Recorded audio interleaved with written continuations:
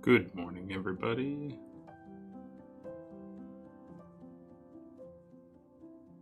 Let's make sure we have the correct microphone selected this time.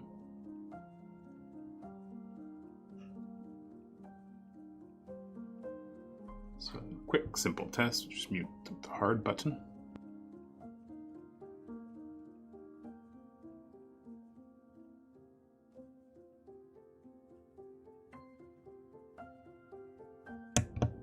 Okay, that's the correct microphone.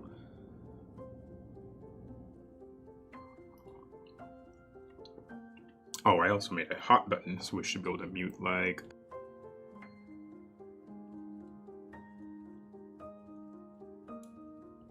Alright, it wasn't supposed to switch to the thanks for watching screen. That's a little bug. How do I fix that? I feel like you need a PhD to properly run OBS.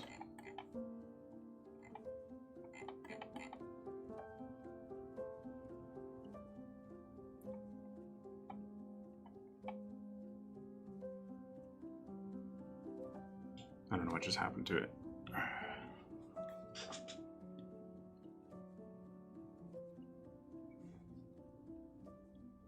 Why did it switch automatically?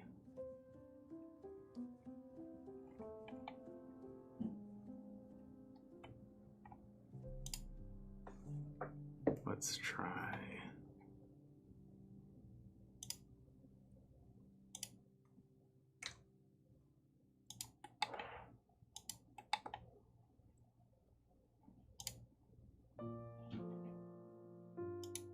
All right, So now it should mute.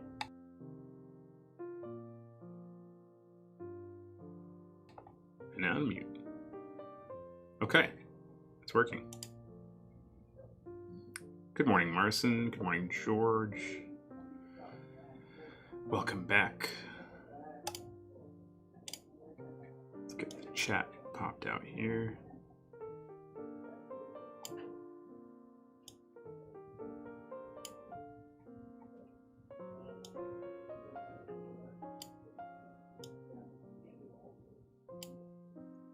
And Max, good morning, Max.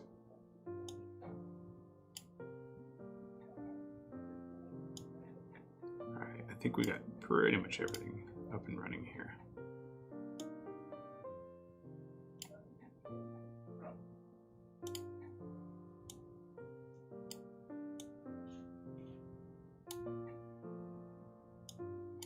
So we are doing our series today. As the title implies, probably some of the most common lenses that we modify.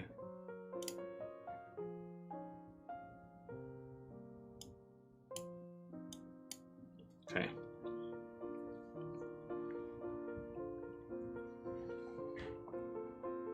I think we're good to go here. Hey, George, hey, so what was the camera lens you used in the outdoor portrait of your daughter? You never revealed it. Which one?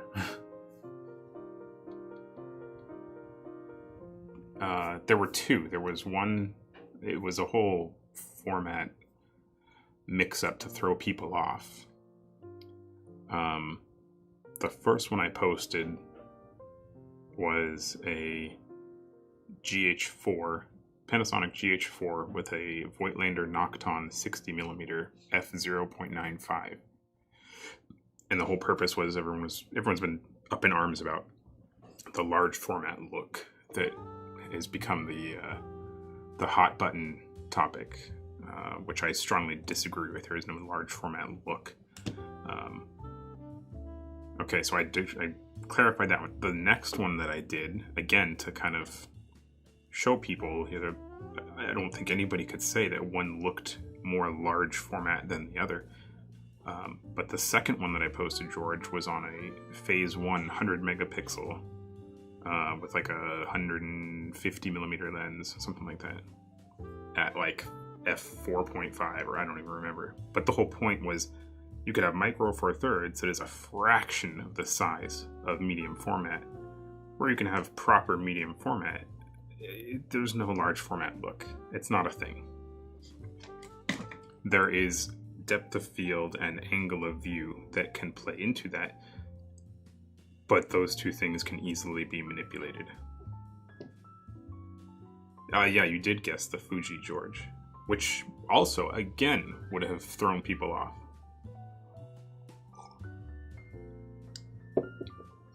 Okay, jumping into the mods here. Got my tools.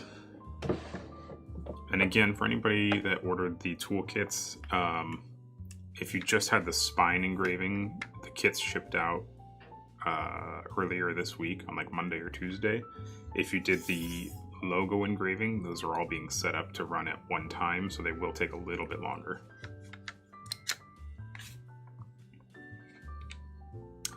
Describe to me the relationship of magnification of optical artifacts on Super 16 versus 70mm IMAX between formats.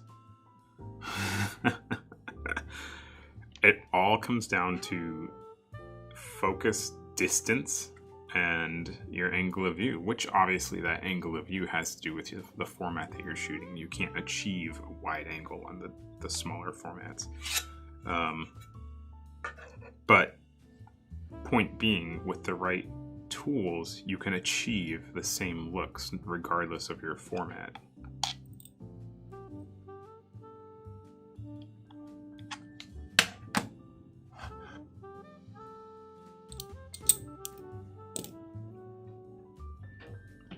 But what Phil mentioned about,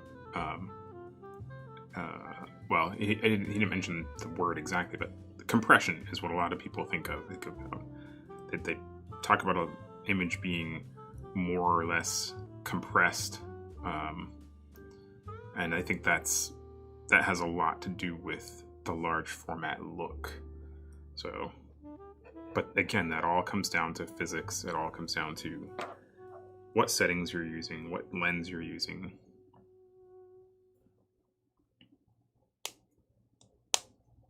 There are differences, but the hard one is meaningful differences. Yeah, I would agree with that, yeah. I think my illustrations showed it pretty clearly that nobody could really definitively say, ah, yes, clearly that has the large format look.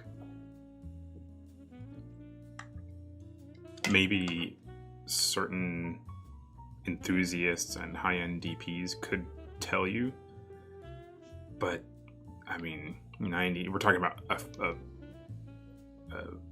fraction of a percentage of the people consuming the content that we're all shooting. We're talking about cinema large format, not like an 8x10 field, Polaroid or whatever, land camera. So our first lens, let me update.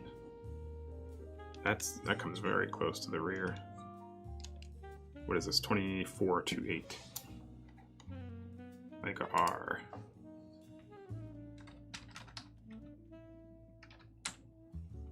Oops.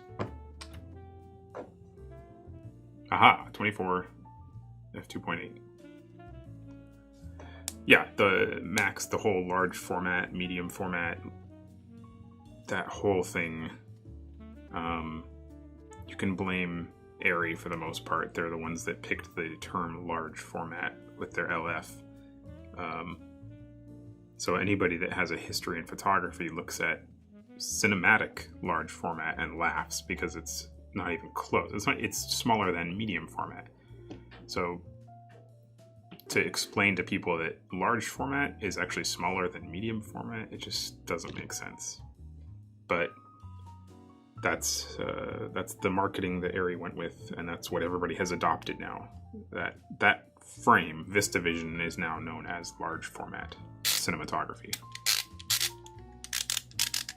That being said, when I was doing some landscape stuff with my 4x5 camera, I found myself complaining about lack of depth of field and almost longing for yeah, you're not going to get you're not going to be able to get that super deep. I mean, unless you stop way down. This is a very hard clicking aperture.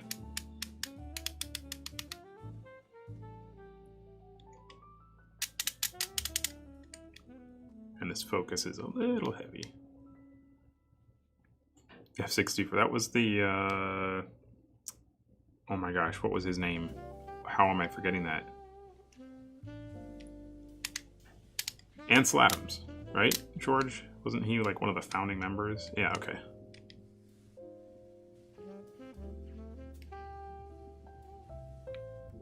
These days, it's all about speed. Gotta have fast lenses.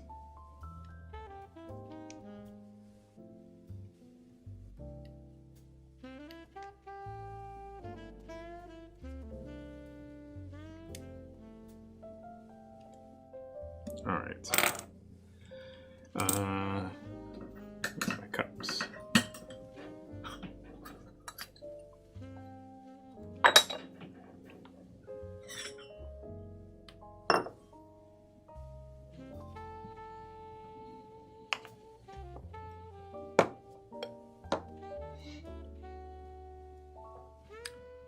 And grease brush.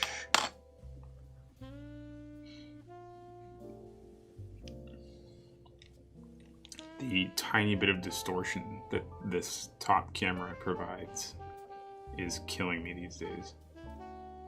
Like this line right here, relative to the frame, how it's just a smidge bowed out.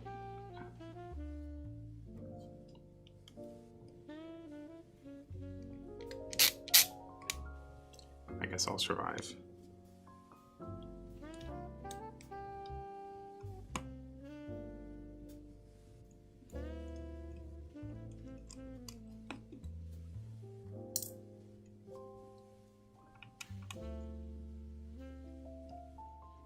Speaking of speed, I like this R set you're doing. I find it not entirely useful having lenses 2.8 myself with this being 1.4.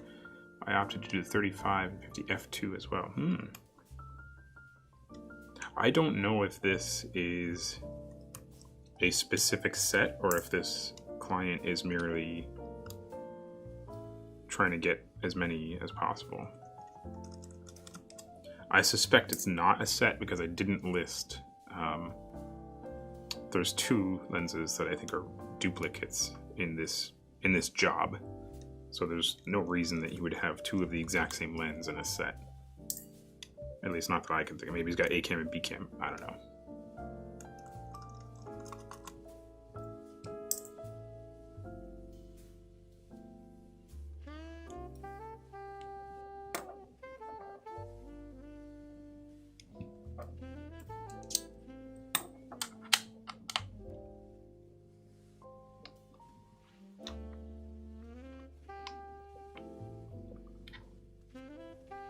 Personally, for me, Leica R's are all about Summoluxes. Or Noct.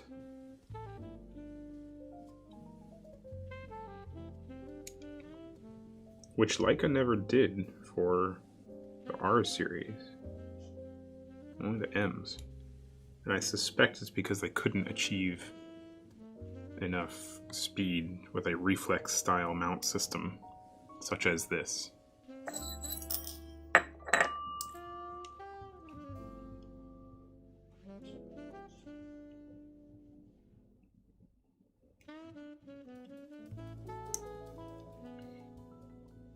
Cron Life. I'm making that a t-shirt. Thanks, Phil.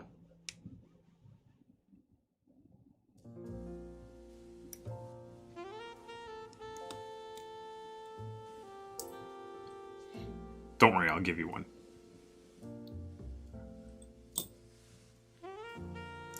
And don't get me wrong, I can certainly appreciate people that choose the Summacrons over Summoluxes, because you do get, a lot of people argue that you can stop it down. You can have a Summolux and you can stop it down to f2 and you still have the same image quality.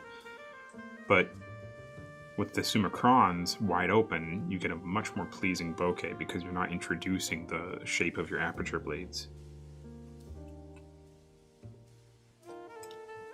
So I can certainly see the appeal and the reason why people prefer the f2s. By the way, I'm firing up my R set for the first time in ages tomorrow. Pickup shot from a film I shot on Cooke S4 with an Ingenue 12x. Ooh. So you're intercutting, you're doing pickup shots that the original content was shot on Cooke S4s and a 12x Optimo. And instead you're shooting same camera with Leica R's instead.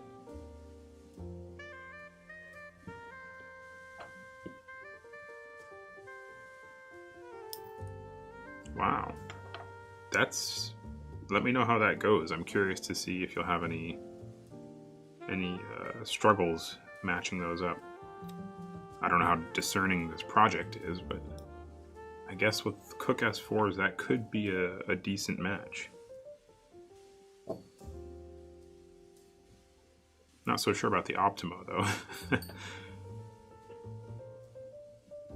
Okay, so it's not like an entire scene where consistency is going to be a factor.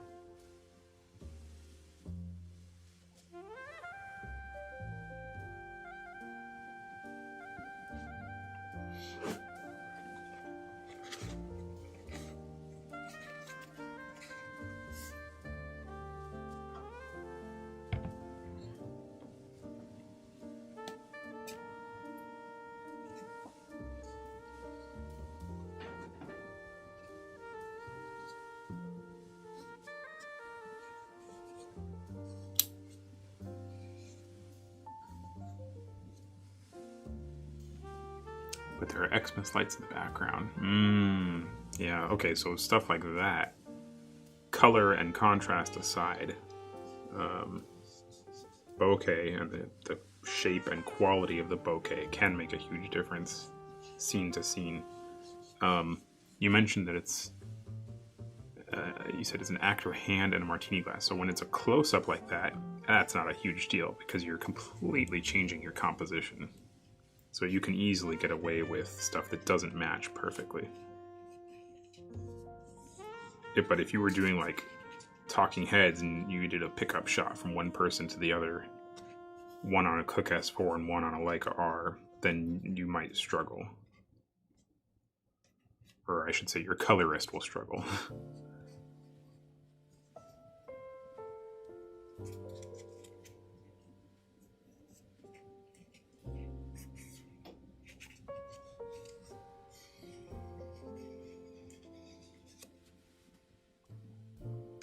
This lens is by no means new, but it is in very good condition.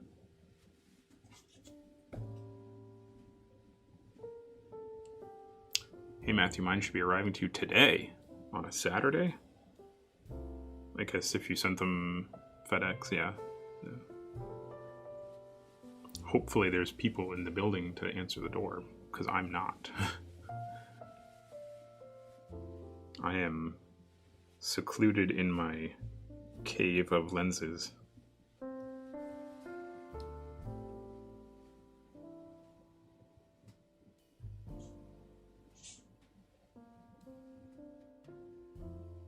If they're arriving today, they'll go to a technician probably Monday, and you'll have a follow-up probably Tuesday or Wednesday. What were the lenses? Jacks.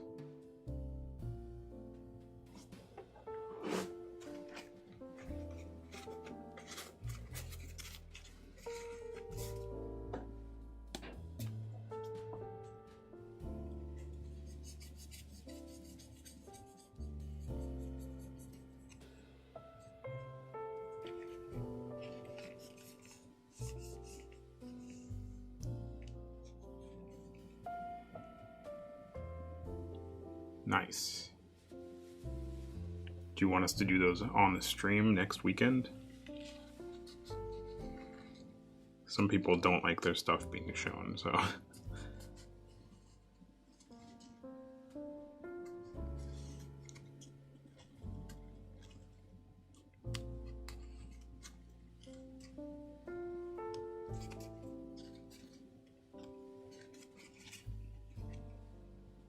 Hello, Imrul.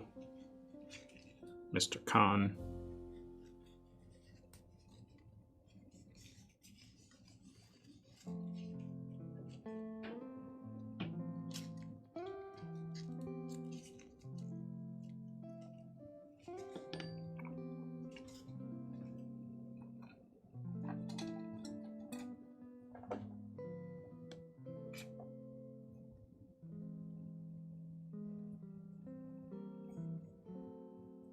Today is going to be a heavy coffee day. I was up quite late getting the finishing touches put on our Fuji MKR project. Oh, speaking of which, Phil, are you still there?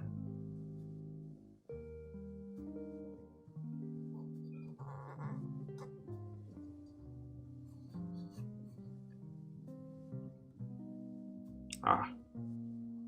So I know I said don't talk about it, but I really meant just publicly. This is sort of private. I mean, I know this video is public, but I feel like everyone here gets a little bit of an inside scoop. But Phil has our pre-production MKR to pair up with his Komodo. Message retracted. Uh-oh. Antonio, your message was retracted. I don't know why. I don't know what kind of filters are set on YouTube by default.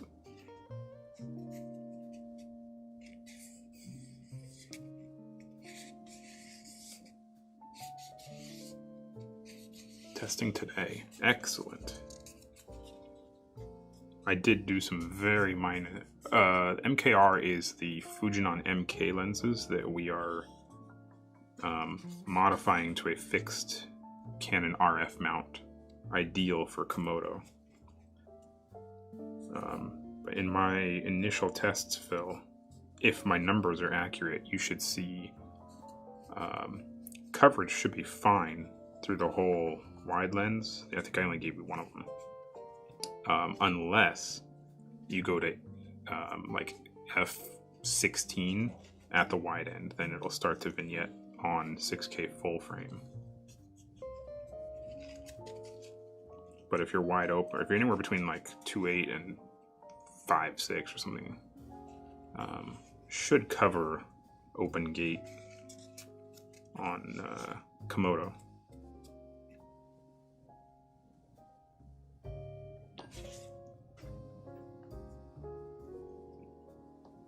We were going to call it the MK RF mount conversion, but that didn't roll off the tongue very well. Hey Matthew, hope all is well. Did you see F1 quali today? I did. My Komodo finally arrived 2 days ago, now waiting for the Zeiss lenses. Very cool. I did watch quali just before I started streaming. I'm pretty happy with the results. I think if you guys have been following the mod stream, you guys know I'm a Max Verstappen fan. And I think he qualified third, if I recall. So can't complain. It's anybody that can come right behind the Mercedes machine is doing well.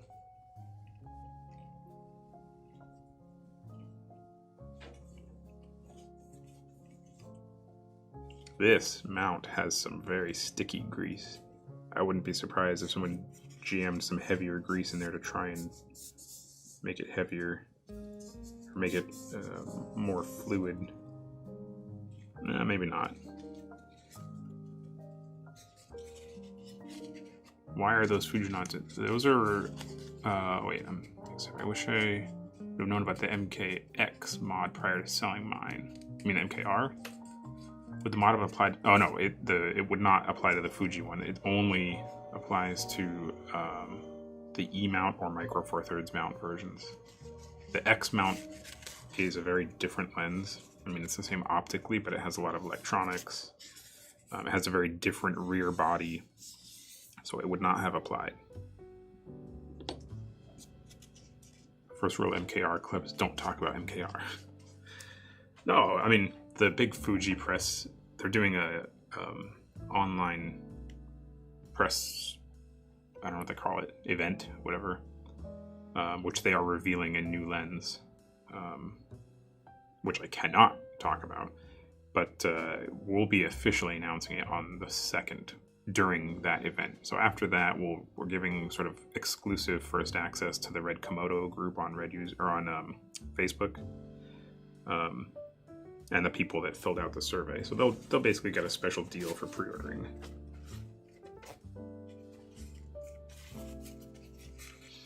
So it's not super private because we've already teased it in those groups.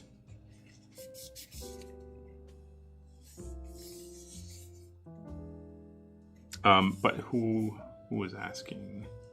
Oh, Max. So the reason the MKs are interesting for Komodo to me is because a lot of people are looking for good zooms to put on Komodo that aren't, a Canon 24-70.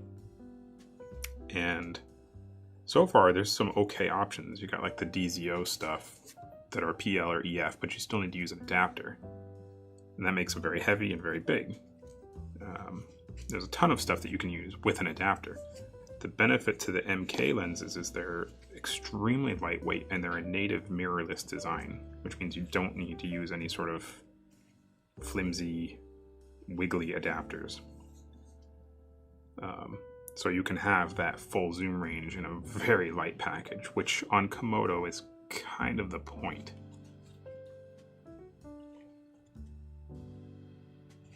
I'm certain that there's going to be people that rig a Komodo up as much as they can, and it's going to be,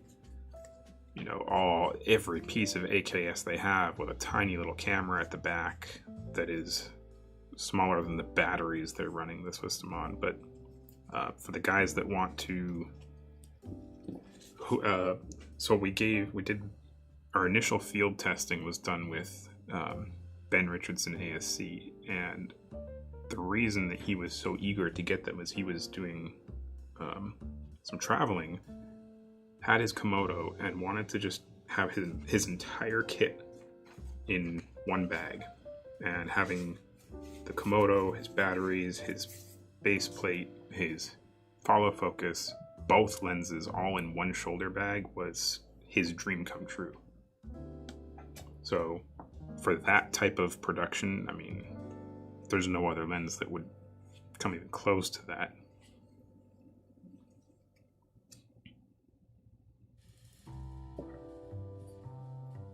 So that's why I find them attractive.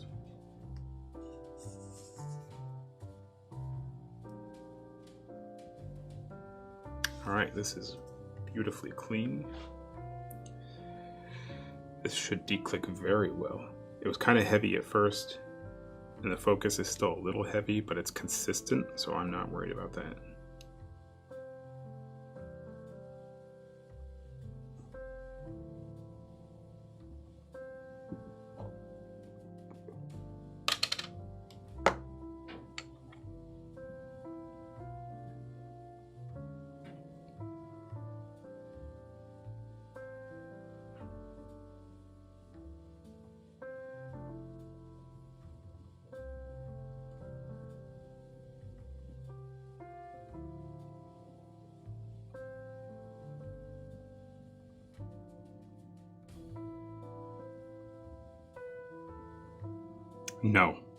No, George, no way.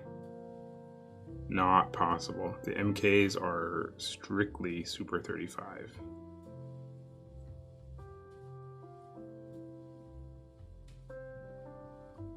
For those lenses to cover GFX, they would be massive.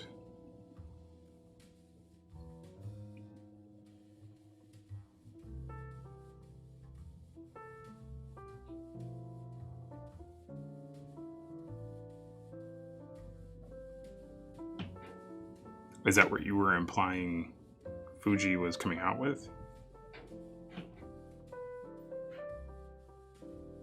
We also put up a teaser for that. Anybody that is familiar with Fujinon's Cine lens lineup, I mean, the teaser image we put up was pretty telling. What was the special you announced in the Facebook Komodo group? How did you miss? Oh, we didn't really announce it yet. I think we're announcing it because I have to get permission from the admins. I think we're putting it in the group on the 2nd, the same day we're doing the press thing with Fuji. But it'll basically be a free mount. So if you're buying the lens from us, we're just tossing in the mount, no charge. So you can buy the lens with the RF mount for the same price that you would buy it in any other mount.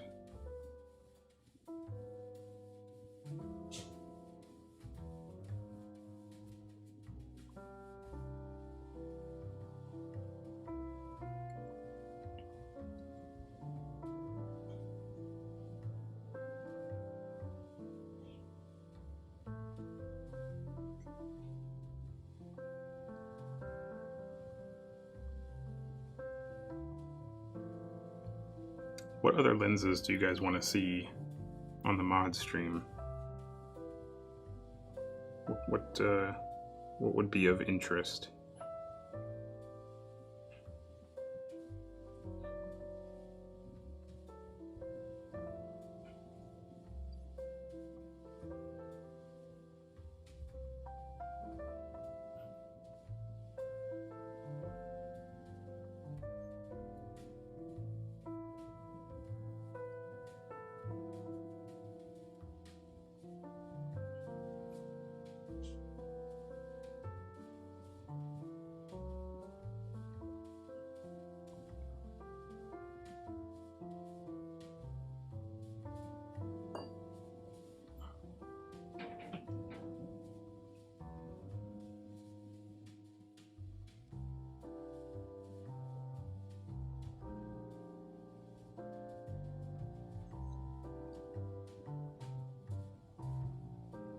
Would it be possible to modify an Atlas lens with an RF mount? Sure.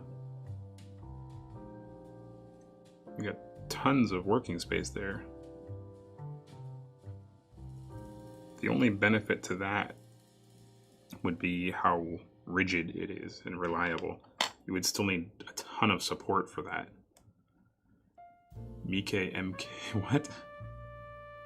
Schneider Tele Xenar PQ180. Oh, thanks, Phil. You're doing a lot of running away. Is that white component something like polish? You mean this stuff? This is grease. This is very, very high grade grease. This is essentially the same type of grease that we would use in like a Master Prime or a high-end Cine lens. So it has very long life. Doesn't outgas. It doesn't break down with heat.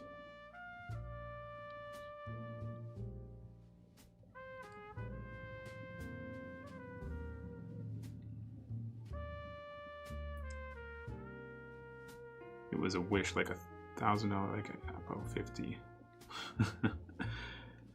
I do want. We consult with all the major manufacturers, and they'll periodically say, what do you guys want? What are your customers looking for?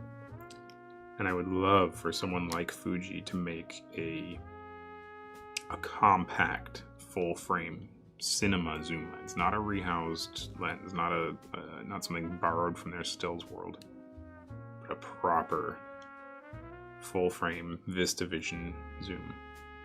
Lightweight. I mean, the Premistas aren't huge, they're pretty compact for what they are, but I'm certain that they could be smaller, maybe sacrifice a tiny bit of image quality.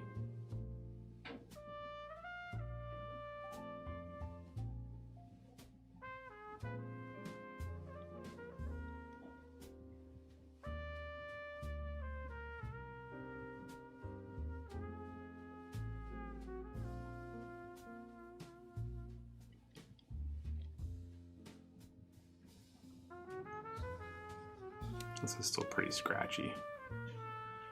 Yeah, well, I mean, the Sigma Cine zooms are really small, but they're Super 35 only, so maybe a little bigger.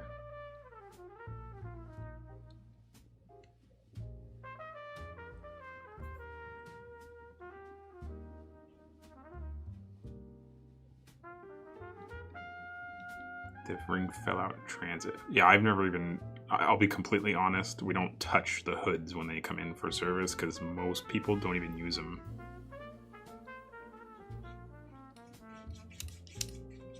This doesn't feel as good as I would like. Where do we need grease?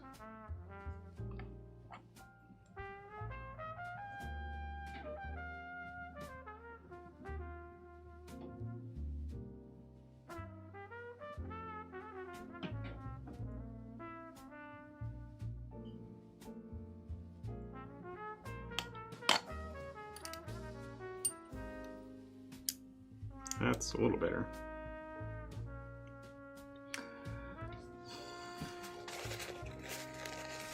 Does the grease help combat iris creep? No, that is an additional modification that we do. The grease, packing it with heavier grease, which is the common recommendation you see on forums and Facebook groups, will not prevent iris creep. Can you do the RF mount on the Leica Rs? Yeah. It's not coming soon from us. I'm sure somebody will have a Leica R. I'm sure like Photo Deox. So that's the reason that we don't do a ton of conversions like that. When there's a cheap solution available, like Leica R to RF from like Photo Deox or Metabones, we try to steer clear of those solutions because we end up getting more questions about why ours is more expensive than the cheap Chinese one. And it's hard to justify it every single time. Well, this is China. The parts are cheaper, the materials are cheaper, the labor is cheaper, the machines are cheaper, etc., etc. So we just let the cheap stuff exist. The reason we did the MK lenses is because there is no E-mount to RF mount adapter. It's not possible. So we did a conversion instead of an adapter. because we know that companies like Metabones and PhotoDiox can't do that.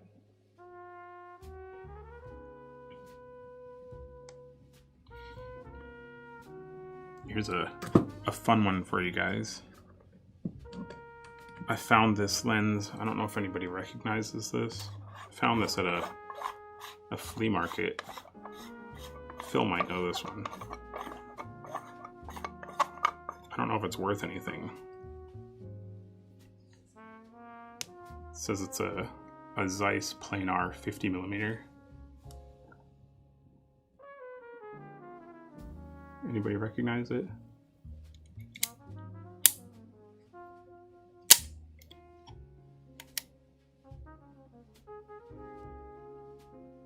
I can give you $700. Yeah, okay. Sure. There you go.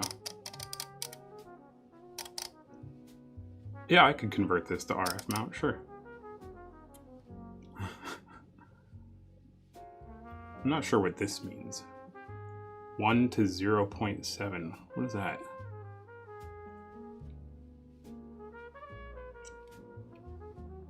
Yeah, I call this lens Stanley, just for funsies. Maybe we'll do a mod on this one next weekend.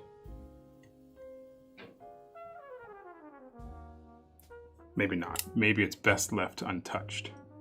Not important, I'll take it. You guys are shady.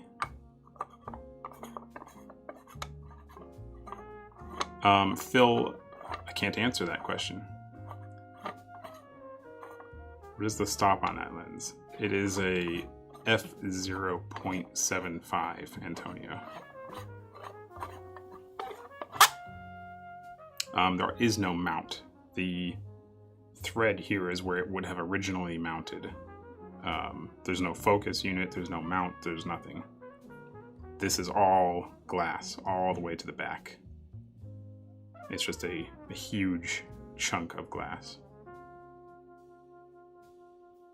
But it is completely original, so that was sarcasm. I will not be modifying it.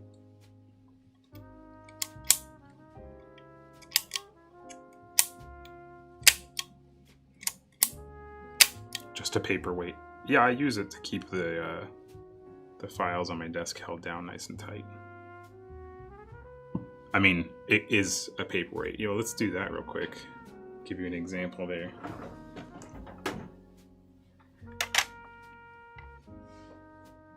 So your average 24 Leica R comes in at 330 grams. This little guy comes in at just under 2,000 grams. It's chunk. Media division. I don't think they have a video with this lens. I think they hobbled together a similar, you know, with speed boosters and whatnot. There are only 10 of these in the world. I don't think Media Division has one. If anybody's not familiar with that story, Zeiss made 10 of them. I think, if I recall correctly, 6 went to NASA and 4 went to Stanley Kubrick. Kubrick modified 3 of them and then kept 1 completely original for parts.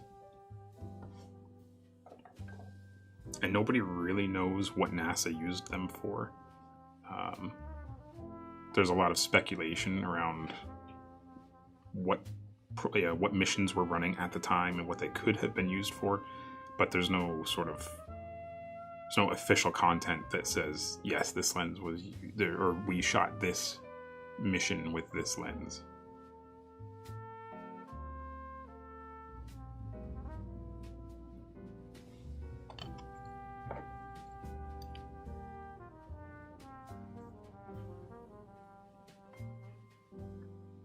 But that is why it's either, I mean, to us, to our group,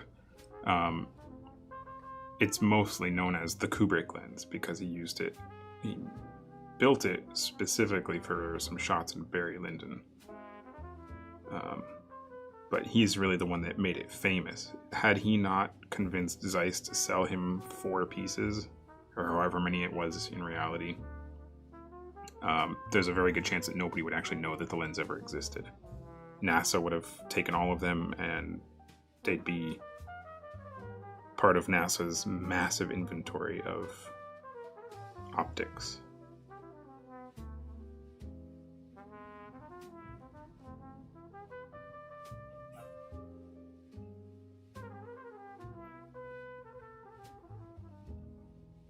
Yeah, there was, they had a couple wide fronts, one of which, I don't know what ended up happening to it. I know that Kubrick didn't like what Cinema Products did. There's too much chromatic aberration, too much distortion, and he scrapped one of them, the wide front, that is. And I can't remember what that focal length was going to be.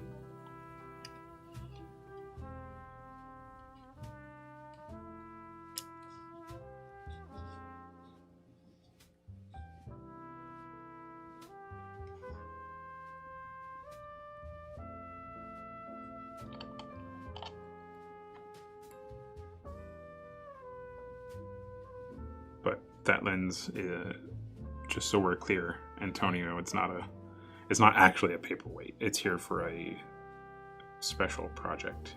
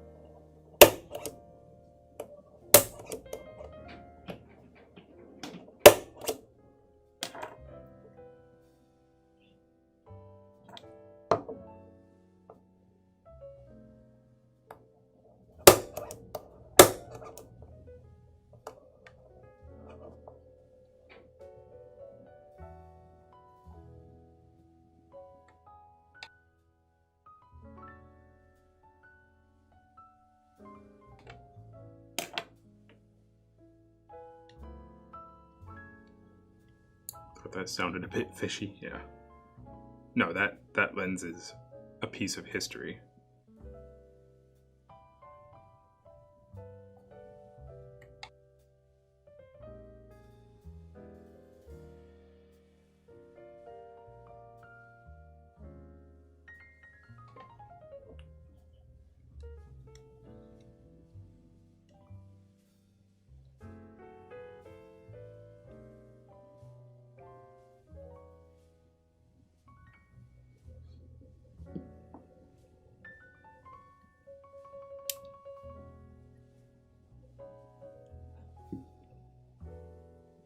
Oops. There we go.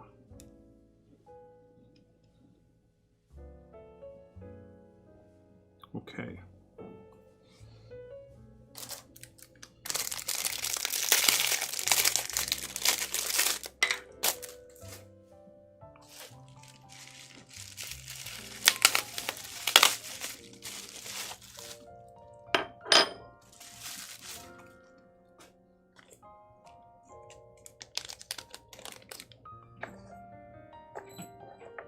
I'm missing another one of my cups.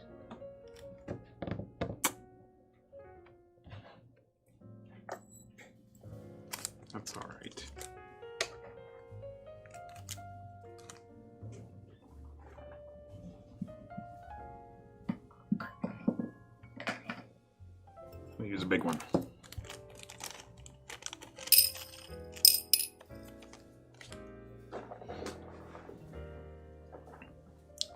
What would be the one you would love to either try or own? Both you and Phil can answer this. What do you mean? I don't understand your question, Jax.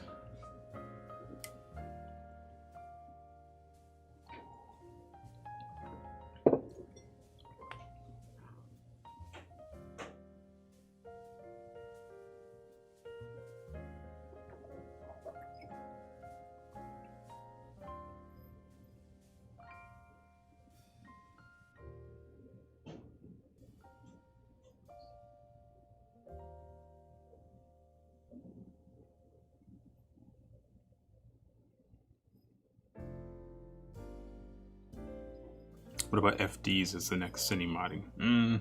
We only do very limited mods to FDs. We don't declick or do mount conversions for them. I would like to do FD mods.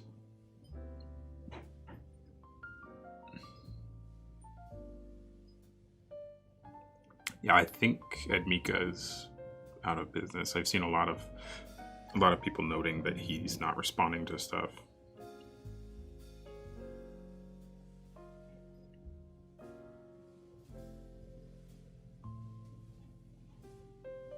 I couldn't possibly pick a favorite, Jax, if that's what you're asking.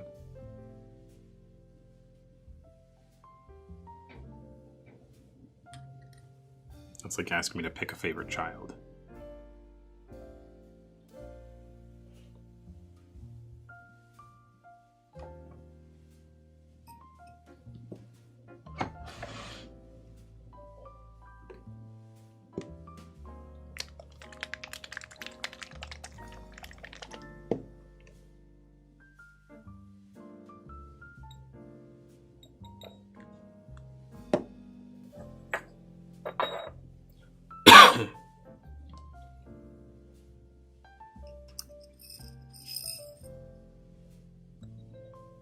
It's also so dependent on the project.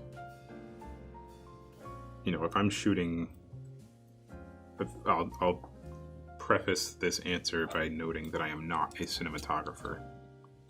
Oh, I can't put this on yet. I need to do the baffle. I've never claimed to be a cinematographer. I have far too much respect for cinematographers and what they do to claim that I am one.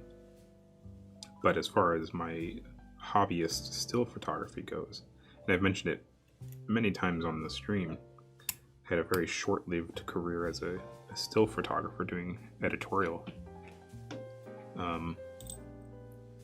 And most of it was whatever the client asked for. There's a lot of magazine stuff, and it would range from the very specific, you know, we want this look and feel, so I'd pick the correct lens for that, to the very, you know, accurate product, almost, you know, borderline product photos.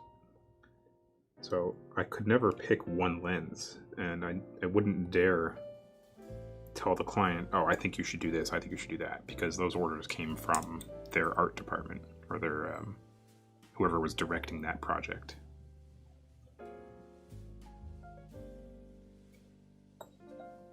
So I really didn't have a favorite as a professional, but now that 99% of my photography is for personal pleasure as a hobbyist, I definitely lean more towards the character-rich vintage style lenses.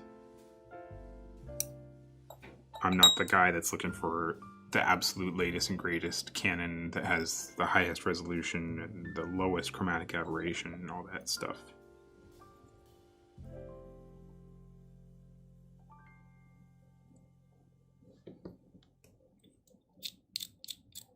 Has there been a lens throughout history that was made that you haven't tried or wanted to? No. Oh, you mean that I haven't been able to try? I mean, there's been like a handful of holy grail lenses, like the Kubrick lens. Obviously, I've tried that. I just showed you guys. There was that crazy super wide fisheye that Roger from Lens Rentals made in partnership with another company. I've tried that. I forget what it was like a 280 degree angle of view or something like that. Insane.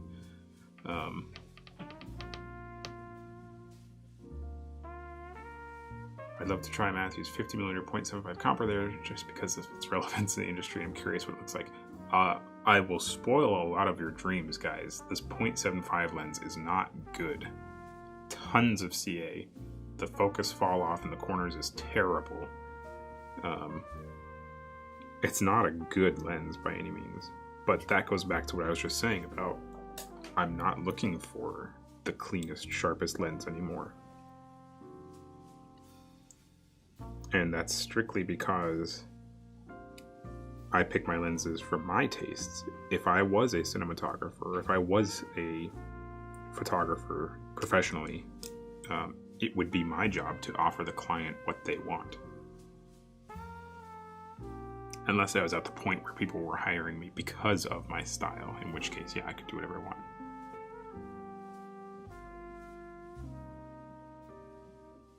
Have you ever Frankensteined any lens together to create something new? I did a long time ago when I was very young, just starting out. There was a box of scrap parts in my dad's office. And there was, I couldn't use any good pieces, but there was the housing from an old Nikkor tele extender, a 2x tele extender, that had been torn apart to use in a Century extender. So I took that housing because it had a fully functional Nikon mount on the back of it. And I hobbled together a bunch of pieces of glass and just got them to fit in there, and it created an image, but it was not a good image at all. No focus, no, it didn't have any focusing threads or anything. It just put an image at the image plane. It was the most crude triplet style lens you could possibly think of, but it made an image. That's about as much as I could hope for back then.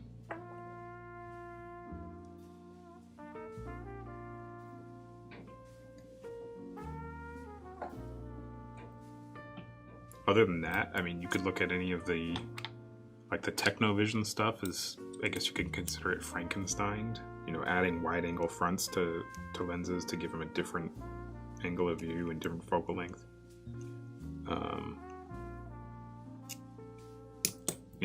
We can throw speed booster optics behind a lot of lenses and consider that Frankenstein.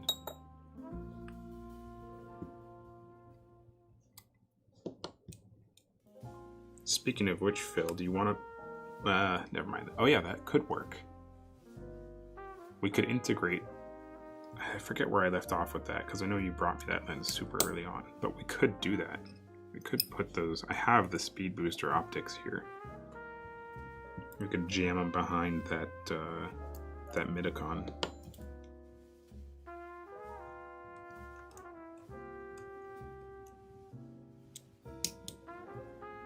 You already did. Who's making I guess that's not difficult. You could just get a EF to RF speed booster.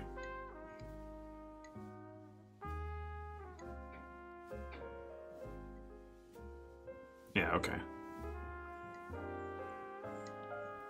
See, that's exactly what I'm talking about. If people said, hey, can you guys integrate a speed booster? Can you Frankenstein this Midicon lens?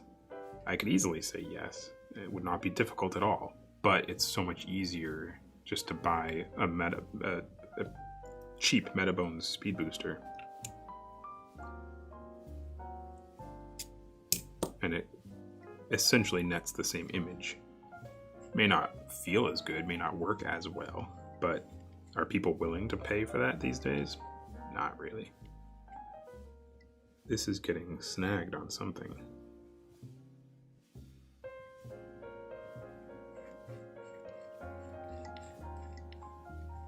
I think it'd be super interesting to have Phil and you on a podcast regularly. Call it Tinker Talk. We do that. We used to do lenses and lattes. We did that, what, like 2 or 3 times, Phil?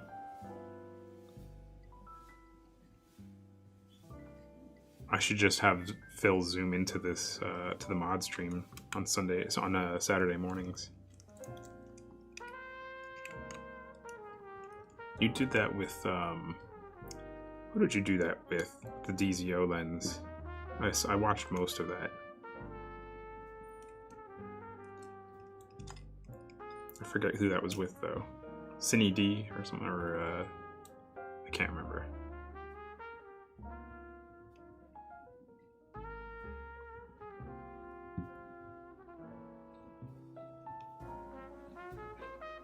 Yeah, this is kind of gritty. I'm not happy with this aperture. I might have to tear it apart more. Give it a deeper clean.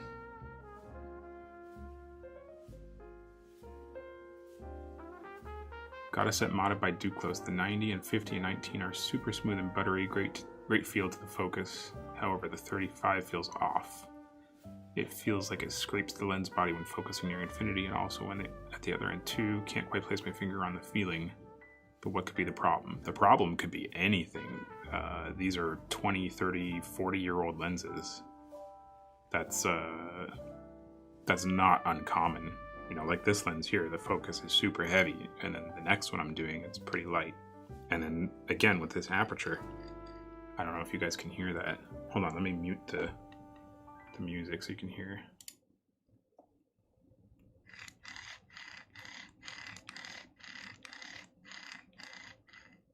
I am not happy with that.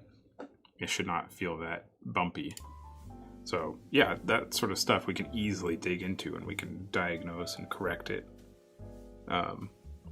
But these lenses are old. They need maintenance.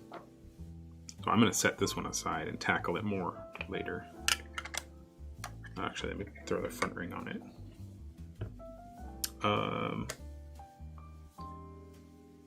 You know what? I'll just keep the mount on for now and finish it up.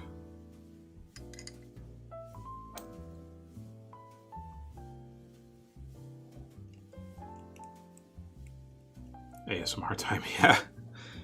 Somebody else joked about that when I first started the mod stream, but I talk too much for it to be ASMR.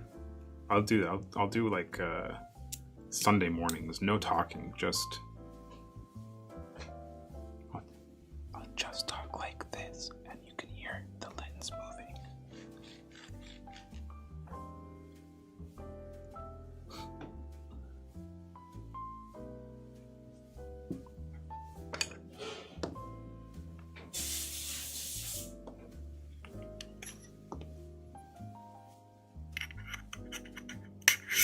ASMR probably wouldn't work on an actual work day like Saturdays because of all the other shop sounds, the air hoses, the machines.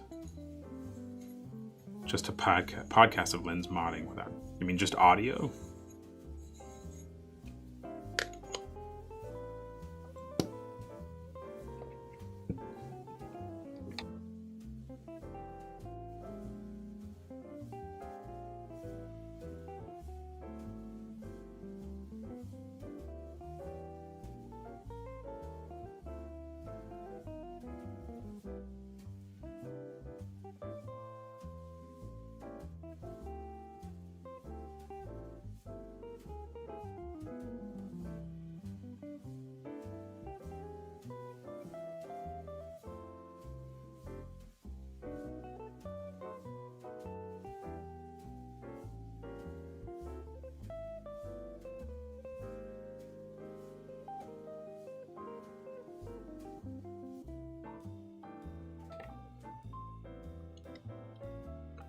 Okay, so that's like 4 people now that have asked for an ASMR version. Maybe I resisted it I thought it was a joke at first, but maybe there's something to that.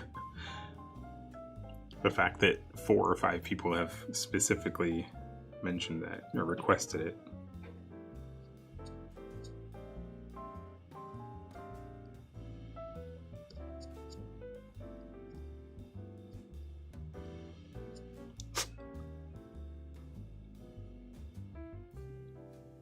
Oh, geez. Okay. That's like 6 people. Maybe we need to do that then. I'll do a separate one. Are we talking video with like super high quality audio or just audio?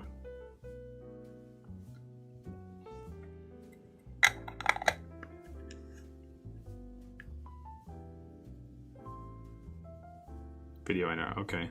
All right. It's so specific though. Like, I listen to ASMR stuff from time to time just to go to sleep, and it's usually just someone talking about history or there's one guy I watched that talks about maps, which is probably exposing how geeky I am. But oh yeah, I do follow it. There's a unintentional ASMR YouTube channel. So, all right, maybe I will do that.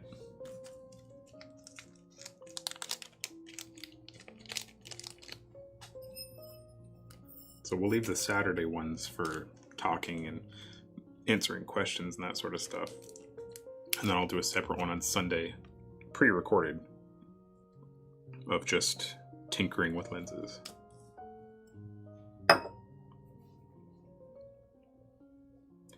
Okay, that one's half done. Actually, I need to make a note.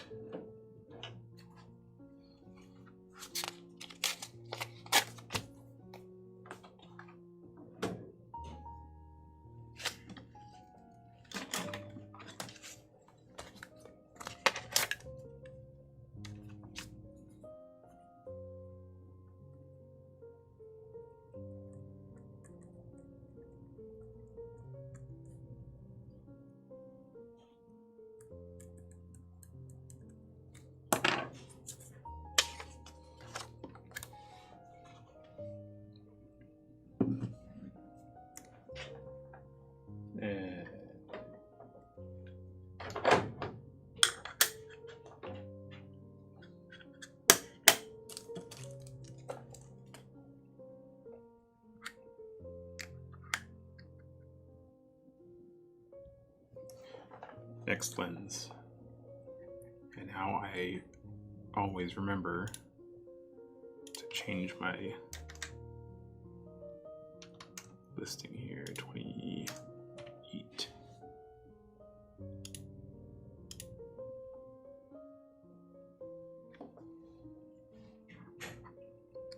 Bob Ross of lens modding. Oh, this is not a 2.0. This is the 2.8 version. It would be a Bob Ross version if I didn't talk so much. Or at least not talk to you guys, if I just talked to myself. Cleaning a really dirty lens. That's difficult. So the reason the mod stream works so well is that I can do 95% of it right here.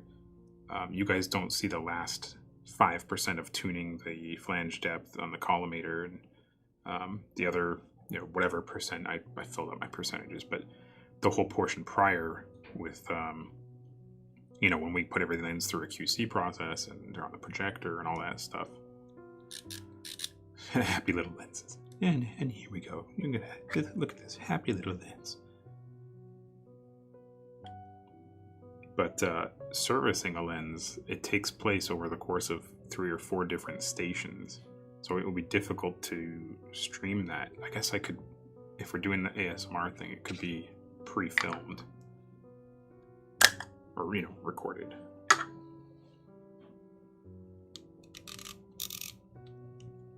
Yes, this focus movement feels a lot more smooth, a lot lighter. It's got a little bit of rasp to it.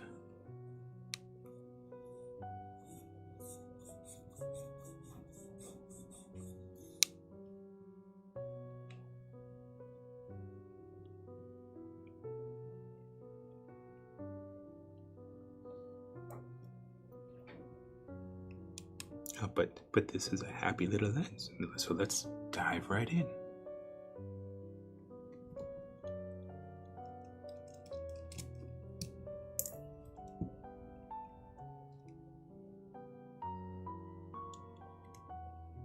There's another channel that I watch all the time on YouTube.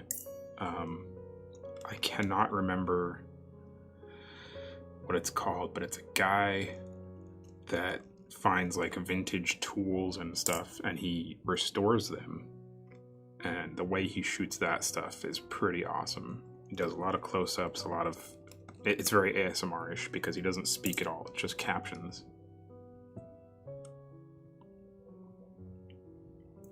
Can you recommend a collimator for a tiny shop, by the way? Something on a budget side. There are Gokoshas. I think that was supposed to say Gecko Cam. And Richter's on eBay. But it's tough choosing one. I mean, the Richter stuff, you can't go wrong. It's old. It's probably going to need some maintenance to get it working correctly or accurately. But the old Richter stuff will work forever. I love Richter's equipment. There's tons of different versions of it. They revised their product over and over. But yeah, if you're looking for a really cheap solution, grab an old Richter with a couple objectives. You can't go wrong.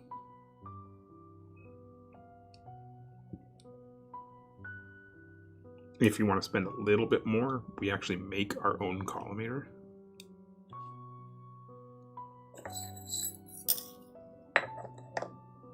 Well, let's do a quick show and tell. Actually, let's see what's on.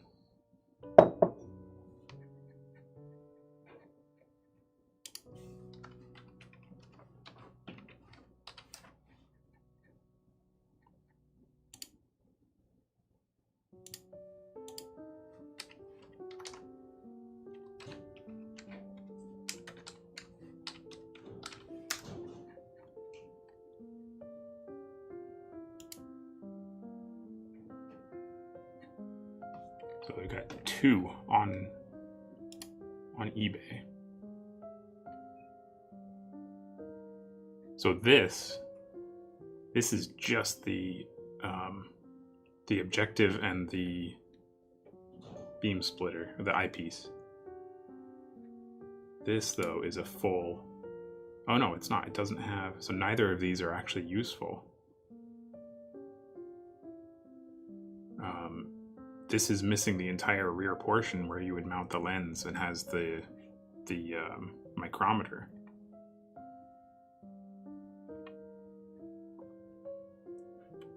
So that, I mean, that's not going to work either. This is incomplete.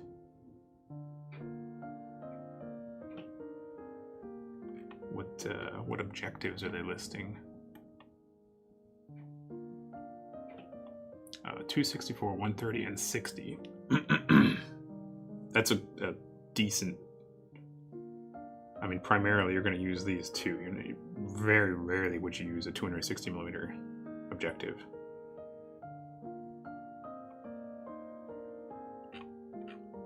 So neither of those are going to give you what you need to properly check a lens.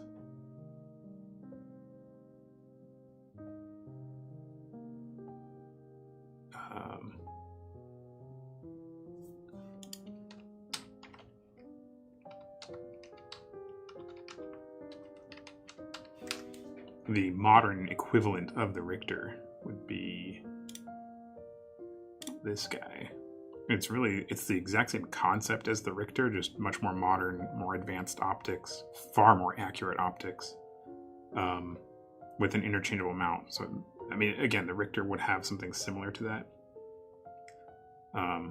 But yeah, that's, I mean, just by looking at it, you can see the layout. It's really just a beefier, higher quality version of a Richter. So same light source, same eyepiece, objective, and then instead of the old Richter style, we've got the actual micrometer, digital micrometer with the interchangeable mount. So yeah, if you can find a Richter, that's definitely, in my opinion, the best way for someone to start. There's really nothing that any other collimator could do that you couldn't do with a Richter. So if you got a Richter and then you found that you couldn't do something correctly, then I would say, yeah, jump up to something like ours or a Gecko Cam. We actually have 3 collimators that we use here on a regular basis. We have our collimator that is very handy because we can put pretty much any mount we want on it. Then we use a Grip Factory Munich, which is the same thing as a Gecko auto collimator with the video assist.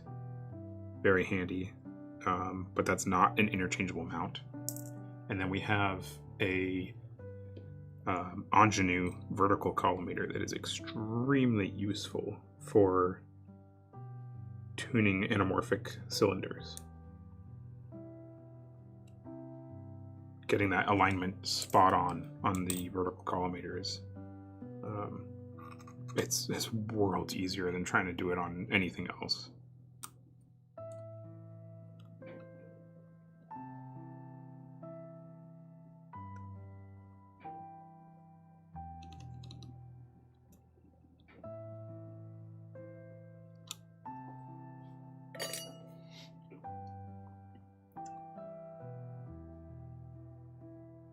My Mechanics is a good channel for restoring vintage tools. I don't remember what it's called. But yeah, I don't know that I actually subscribe. It just pops up constantly in my recommendations because I watch it every time it pops up.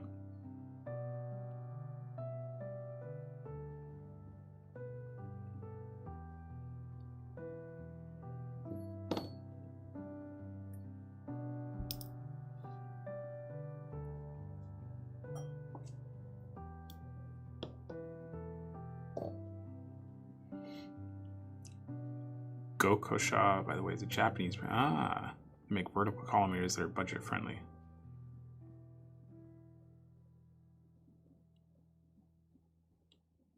Yeah, I would. Victor on eBay may or may not have a good pellicle membrane. Oh, the actual reticle. Yeah, they don't show. Nobody's ever going to show you that, but that's easy to fix. There's tons of Richter parts out there. You can.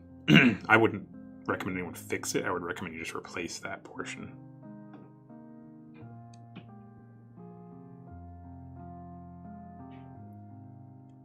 Why is this stuck on here? Oof. Is it just worn out?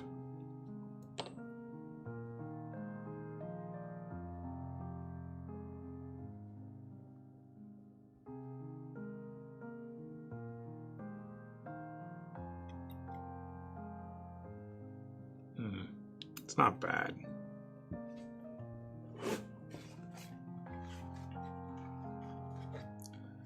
Is there a set/make of lenses you have not modded that you'd like to mod? I would like to come up with a reliable mount conversion for Canon FDs. And maybe I will now that Ed Mika's seems to not be doing his anymore. That again goes back to the same logic. Ed Mika's stuff was 3D printed plastic, and it was very difficult for us to justify charging, if we made them, we're not going to make them out of plastic, we'd make them out of aluminum or even steel, which would obviously be more expensive than 3D printing out of PLA or whatever he was making them out of. And if we do that, obviously the cost would be much higher, but we don't want to have to compete with a product that is a fraction of the price. So if he's not doing his anymore, and that leaves an opening in the market where we don't have to compete like that, then maybe I will put the effort into designing that.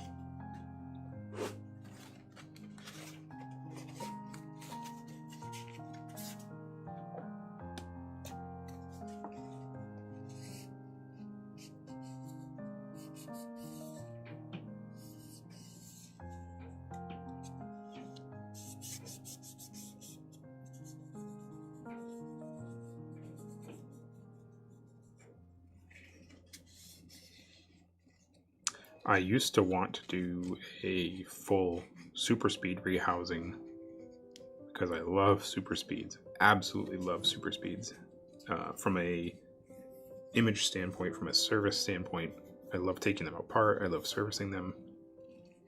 Um, but who was it? I think Gecko Cam is doing that now, and theirs looks really nice. So I have no intention of stepping on anyone's toes.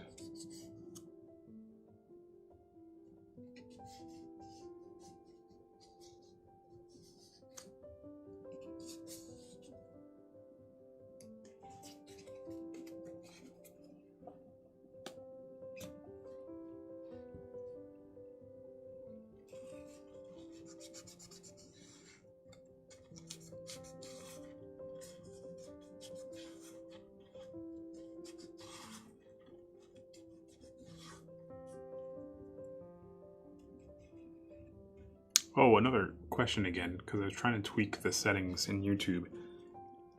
Let's see, there's 19 people watching right now. Have any of you been served an ad during the live video? Because you're not supposed to be.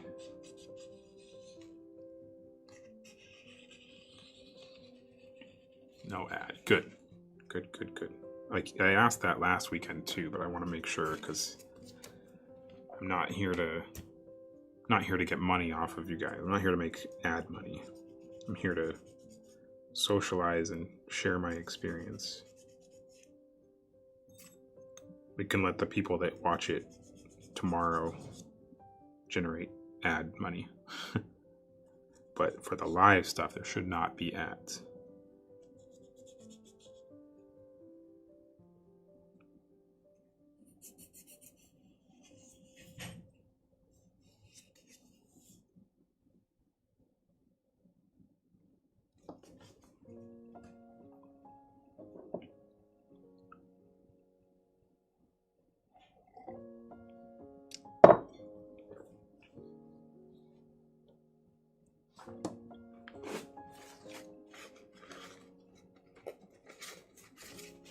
Maybe I will go back to that 24 instead of, or you know what, I'll probably get halfway through this set and see how time is going. It's already 11:20.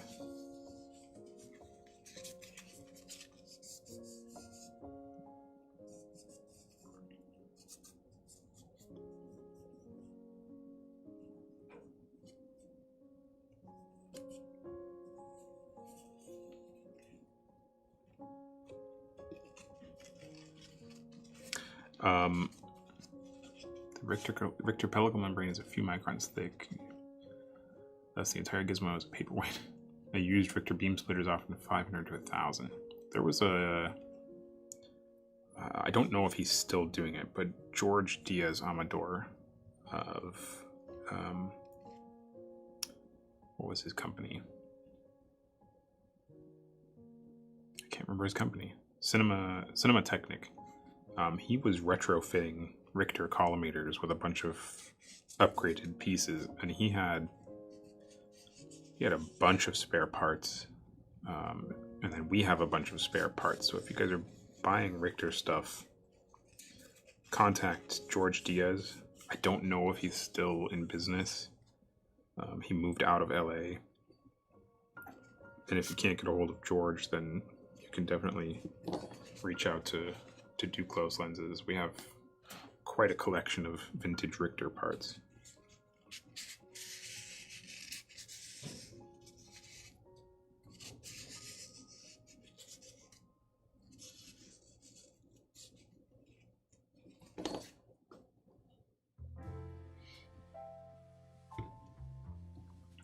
Bought Canon FD set like our set. Nikkor set, got them modded, but I want to use them a bit more than zero optic. What's the best approach to making sure you have a matching set? Good question.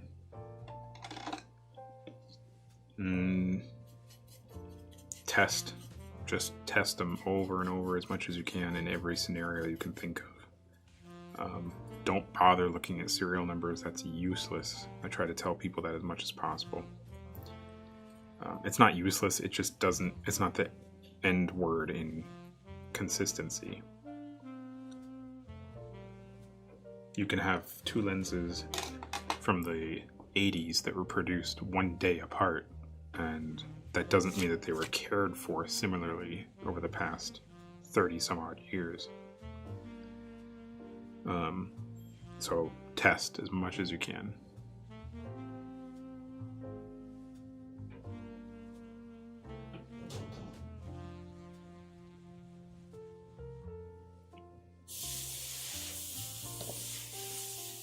All right, that's all good. That's clean. That's clean. Let's get some lubrication on here. Bada beeps. Oh, from George? Yeah, I don't know how he started going down that path, but he started buying up all the old Richter stuff about 2 years ago. I have two FDs that are 3 serial numbers apart that have vastly different coatings. So yeah, that's a perfect example. Everybody focuses on the serial numbers, and people spend extra time and extra money hunting down the serial numbers that are as close as possible, but it's relatively meaningless as far as matching the lenses go.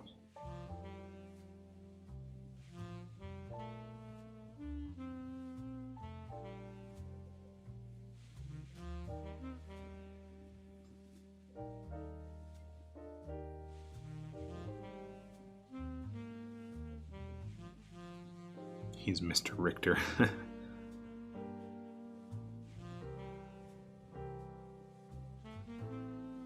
When we were designing ours, the goal was to make a budget-friendly collimator. Kind of like the Richter. We were trying to make the modern Richter. But by the time we were done adding the optics are by far the most expensive part. The metal work and the rods, that sort of stuff is all cheap, or relatively cheap. But the optics, which is really where the whole usability of the tool comes in, that's where you get expensive. He moved to Maine. I thought he was moving to Florida. Or no, he moved from Florida. That's right. When he came to LA, he used to live in Florida.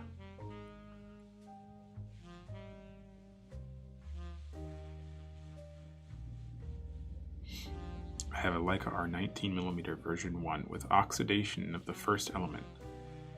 The AX doesn't appear much in the image. I'm afraid to invest money doing the rehousing and the oxidation gets worse. That's a tough one. The version 1, that's a pretty big piece of glass as far as Leica R lenses go. I would recommend you find a Leica R that has been dropped or damaged in some way, and then just harvest the front element and swap it, or have someone else swap it.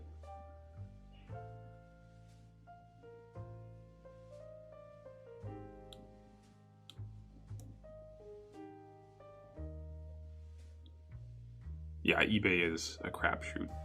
Not just for Richter stuff, for lenses in general. I generally advise people to avoid eBay unless it's a listing from someone they know. I have a heartbreaking problem over here. Yesterday I spent all my money at Leica R Simlex 1.4, and today I noticed that it's do not fit the one. Oh, yes, there is a fix. You send it to us and we modify the rear. It's basically like this, where the housing around the rear element sticks up just a touch. So we remove that group and trim down. We mill down that housing so that it clears the shutter, the mirror. Sorry, not the shutter, the mirror on the Canon camera bodies.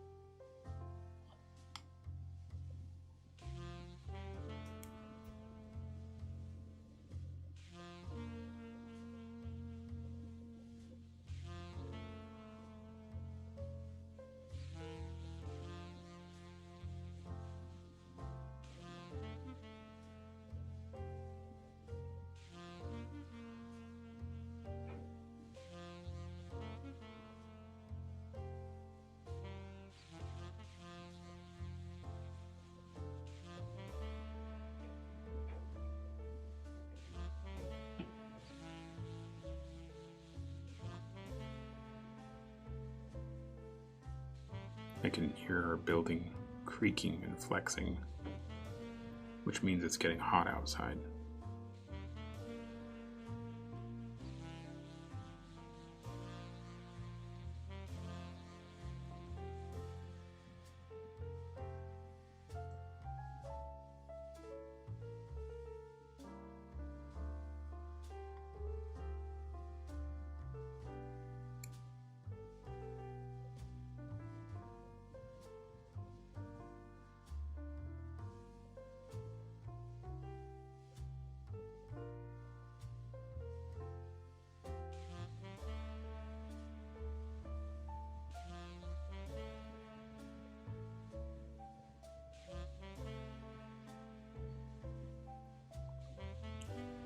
Does the lose some part? Oh, does it lose some part of it?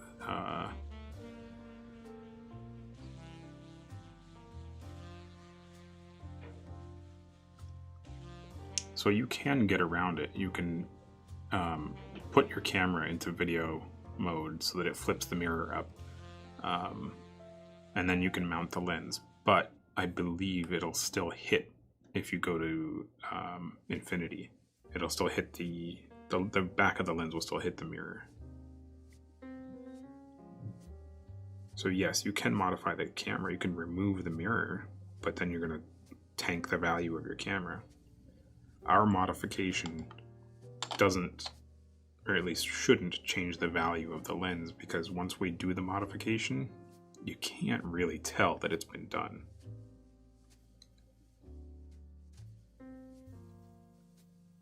Oh, that feels great. That feels so much better than the 24.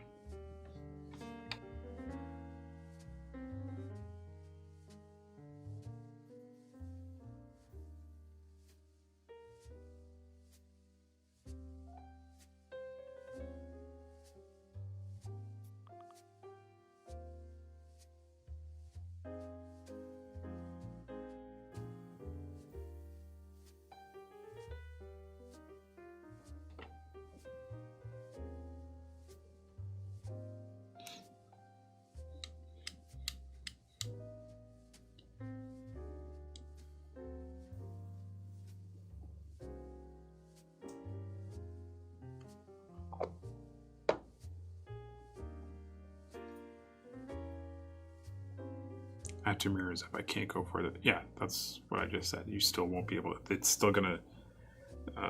The rear of the lens is moving back and forth when you focus, and towards infinity it gets closer and closer to the mirror, and eventually it's gonna hit the mirror.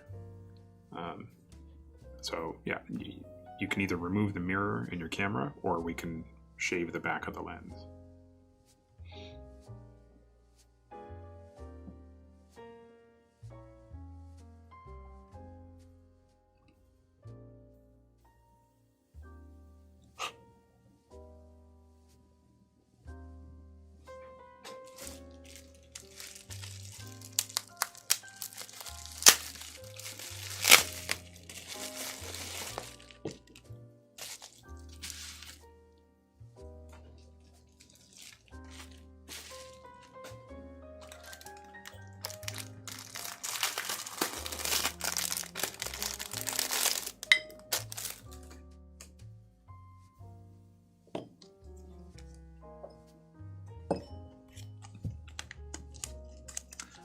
What about Nikon system? This problem happens at Canon.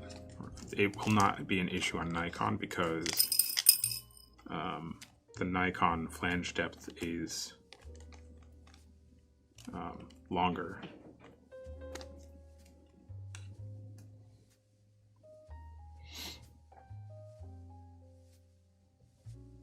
Actually, on the Leica R's, so 3514, I'm sorry, no.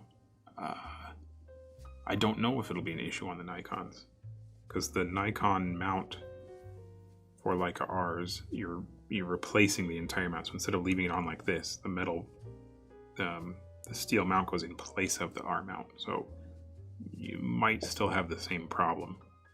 I don't know if Nikon's mirrors are as big.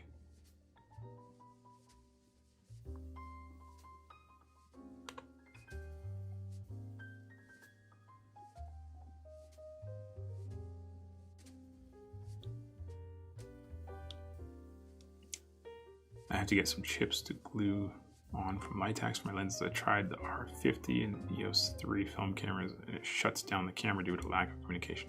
What?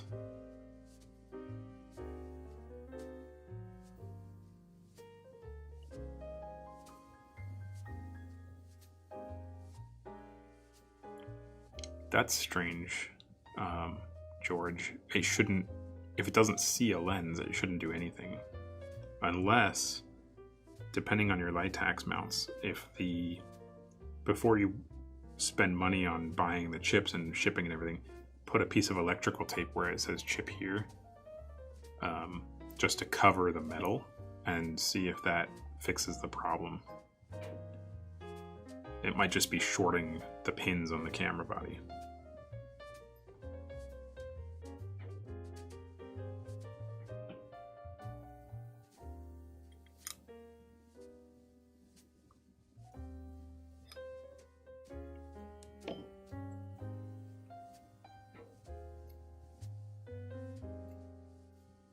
Hey there, Rooks. In the 80s, a goober customer at Frank's Camera in Highland Park was trying different lenses on his SLR. He got a Konica and other brand bayonet stuck on his Nikon. Yeah, well, that happens. You guys would be amazed by how many customers we get that send stuff in because somebody put the mount on, or it's usually like an aftermarket PL adapter. It happens all the time.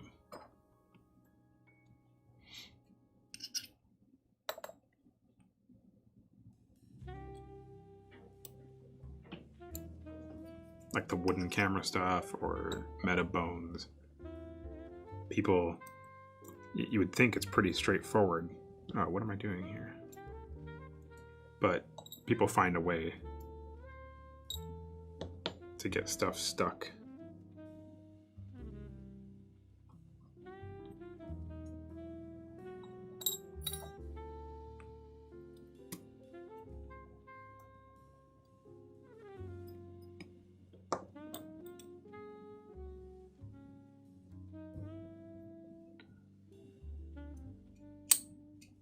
Somehow there's a mechanical pin that tells the camera there should be communication. When engaged, it needs communication. Lens works when the lens is 90% turned toward clicking. That's weird. You sure it's not an option in the camera? Somewhere, something about, release with manual lens, something like that?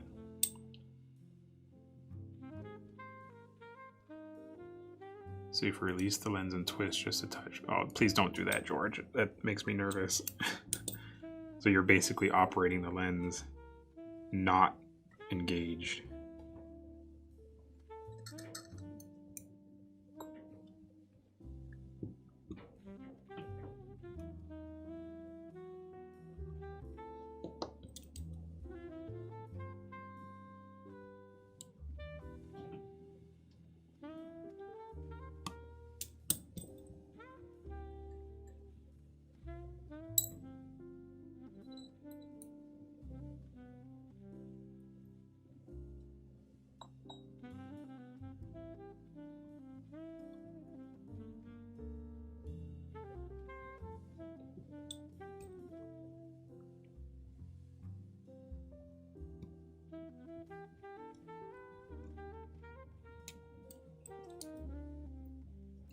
Just wondering, I have a set of Zeiss ZF, but I think I want to build a context set. Would it be smart to keep both or keep one or the other?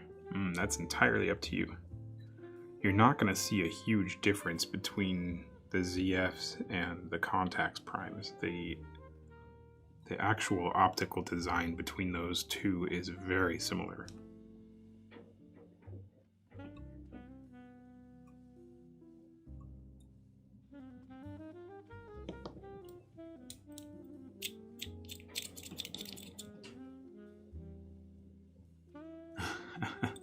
Morse code. How's your film processing setup going, George?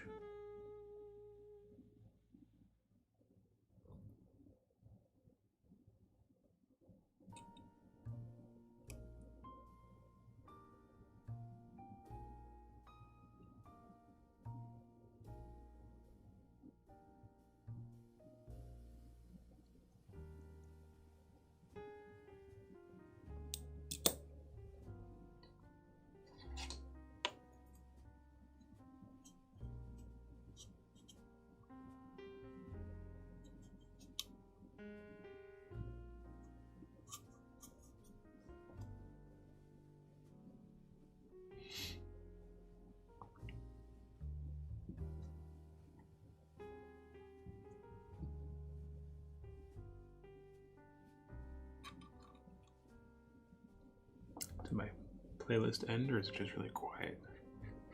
What is happening? Oh, it's going. Okay.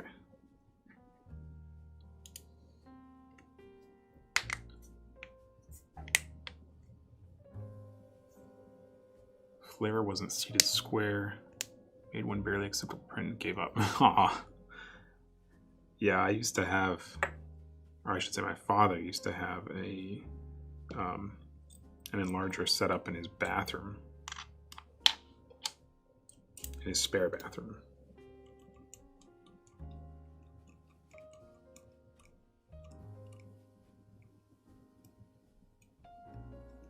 There's really only two places I have left that I send film to.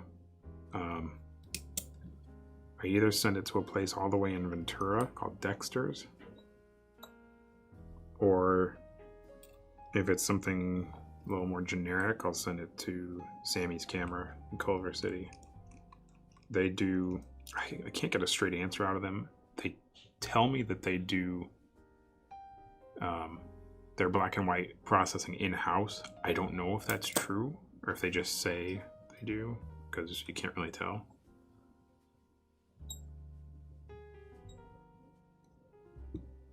But so far, every time I've given them specific instructions about pushing and or any processing instructions, they do it. They have no problem with it. Tell us a good story about Paul from your childhood. Oh, I don't know.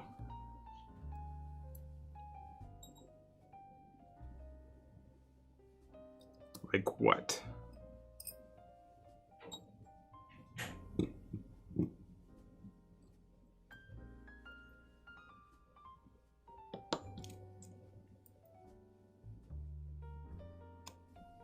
I have fond memories of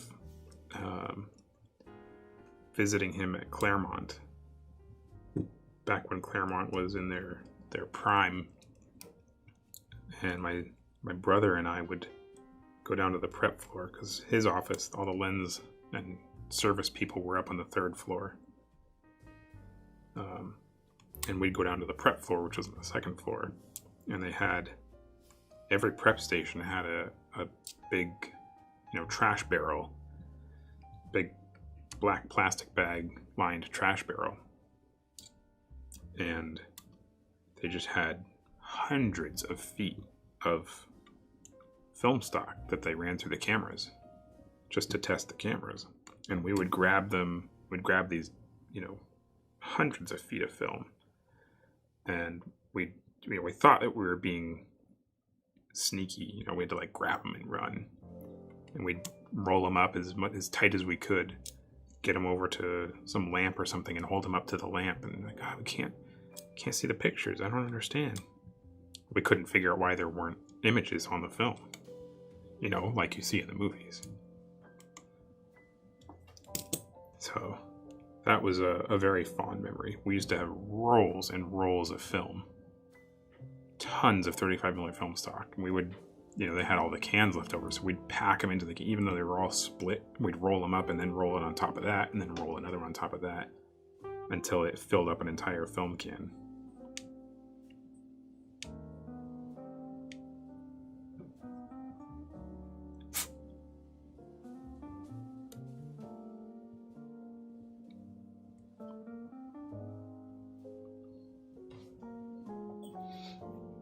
All right. That feels beautiful. That's a little snug. Not super happy with that.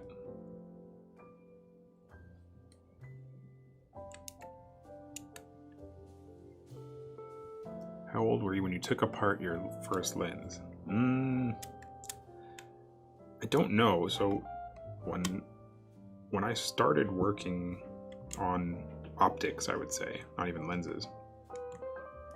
It wasn't even lenses. It would be things like the Kish Ultimate Director's Render. I never touched lenses when my father was at Claremont. I started handling optics when my father was at Kish Optics.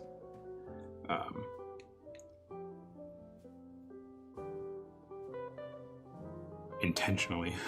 You're adding that to Clint's question, George?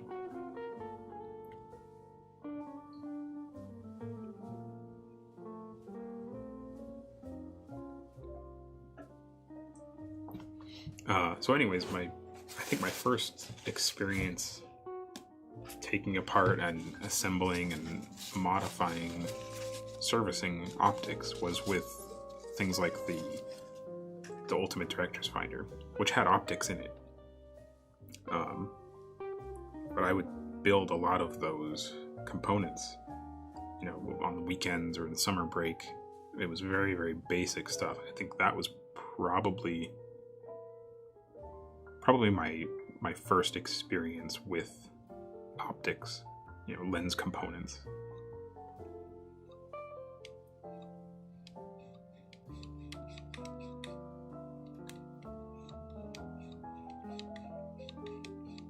Yeah, this feels pretty tight now. Something must have bound up there. Not having a lucky day with aperture movements.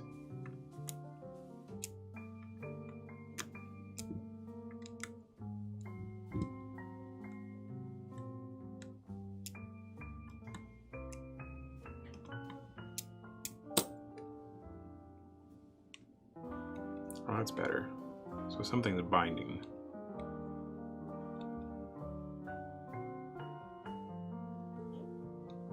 Or maybe it's just because this lens is so small, I can't grip it.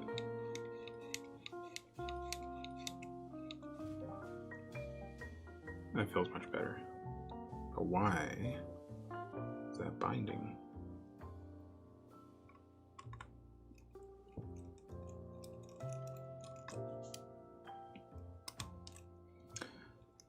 To expand on that, Clint, I think the first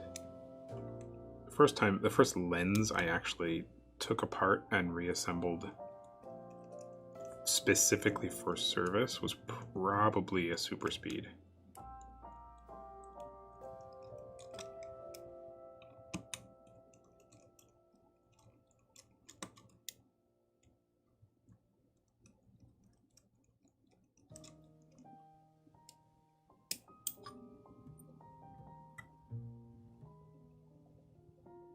How old were you? Oh, when I was doing the Director's Finder stuff in summer, it was probably junior high, and then the Super Speed was probably late high school.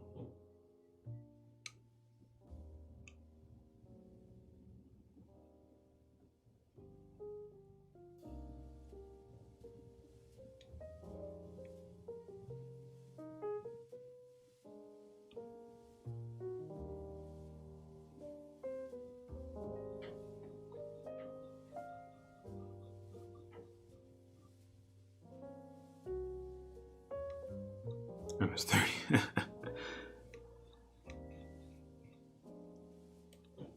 I literally grew up in the darkroom.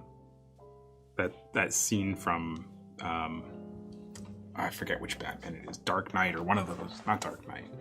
Can't remember.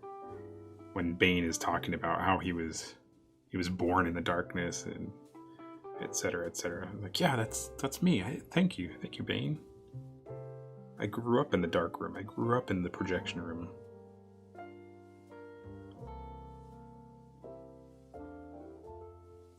That was my childhood.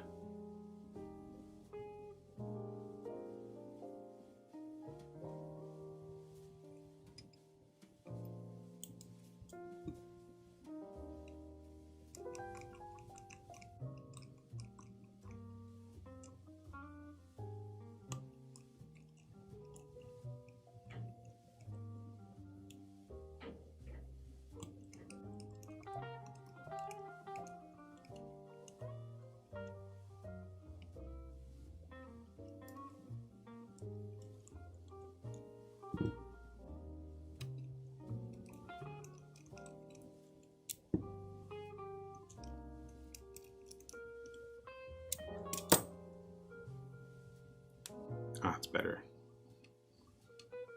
Still could be lighter, but I think that's not bad.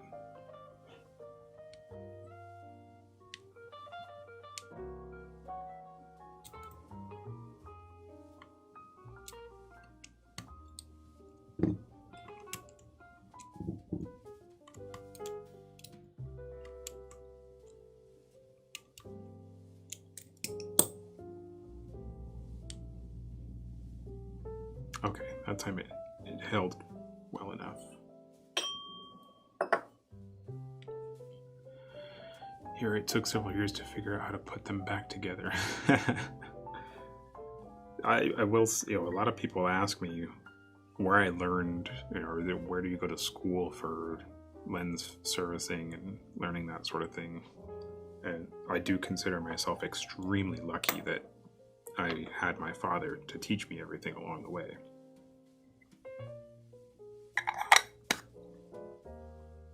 That's really all he and I have ever done. He started as a technician at Ingenue on the East Coast in the 70s, and he's been doing it ever since then. And I started doing this with, informally in junior high and high school, and then formally just after high school.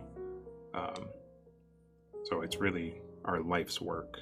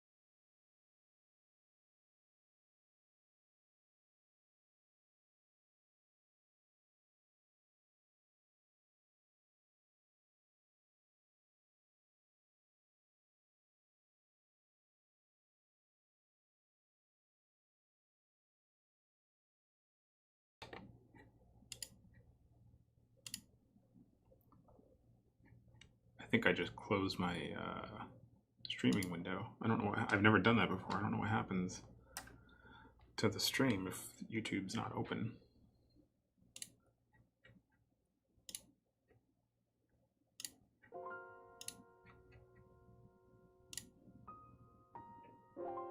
I guess it's still running. I don't know how to get back to... You can still see me. Okay, good. I don't know what happens. I don't want it to kick me off the stream.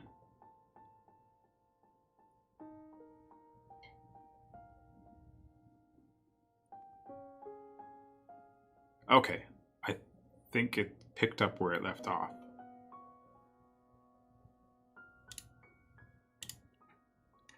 That's weird. I've never closed the window before, and I did not mean to do that.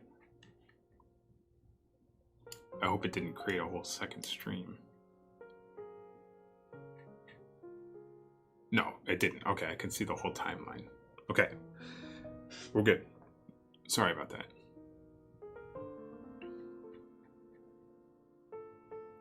Where did my chat go?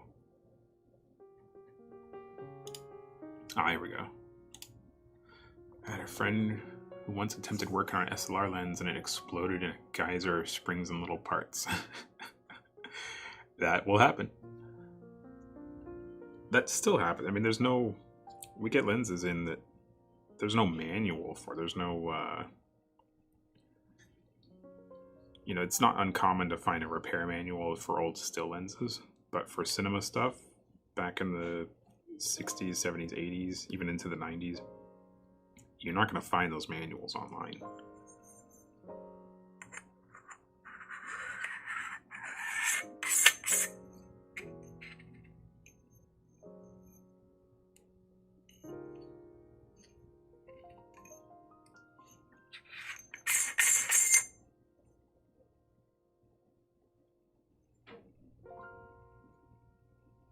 These threads are a little bit chewed up.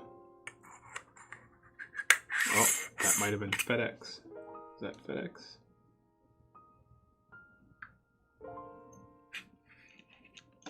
With someone's lenses, who was saying that?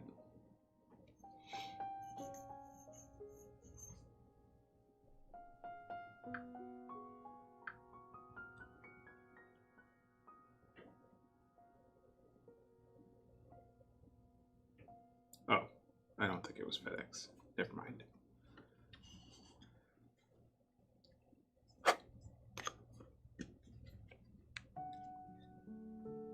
Well, I'm glad to know that this stream persists even if I close the window. That was a risky, hard way to learn that.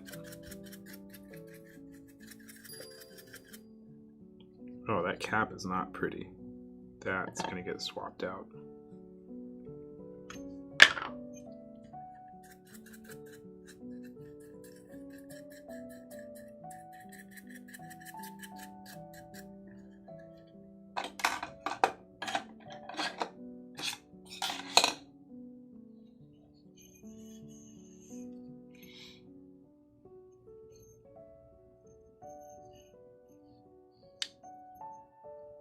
Probably a dumb question. Is there a way to line up the center of a doublet when re-cementing that doesn't involve an expensive machine? Yes, there is. V-blocks. Let me see if I can find it here for you. This is assuming that your doublet has two elements of the same OD.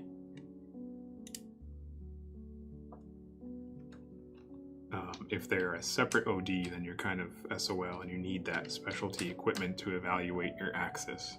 Okay, so what you need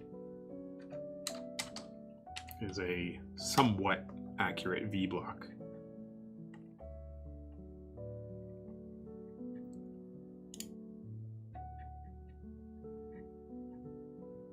So something like this. Obviously you don't want those clamps, but if you just stand those V-blocks up on their end and put two on each side, you'll sort of self-center your your doublet. Again, that's assuming they have the same exact OD, otherwise it won't work. Pretty much any V-block that you can stand up on its end. Yeah, so this would work fine. These would work okay. They look like they're relatively precise. You don't need it to be, it doesn't need to be some super high, you know, calibrated, certified piece of metal. But that'll do ya. Just look up V-block. You can get them on Amazon or any of the machinist websites, that sort of thing. That's the quick and easy way that doesn't involve shooting a laser through it to find your true axis. Alright, that one is good. I'm not super happy with that rubbing though.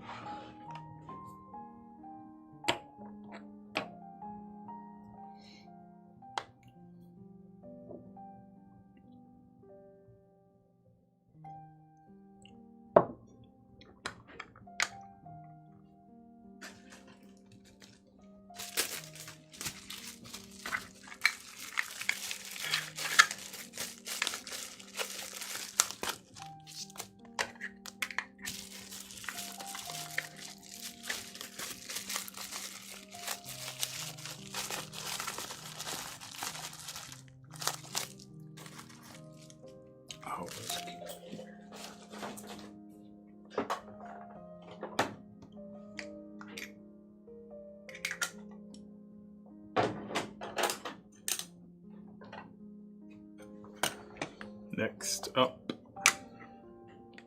one of my favorite Sumiluxes. Oh, this is the lens somebody was asking about. So I can show you exactly what we do.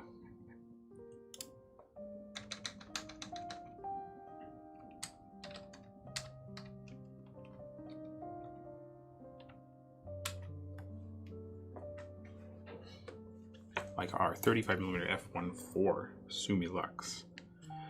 So what that person was asking for, or asking about, so on most of the Leica R's, they don't protrude past the flange here, but the 35-1.4 goes pretty far past.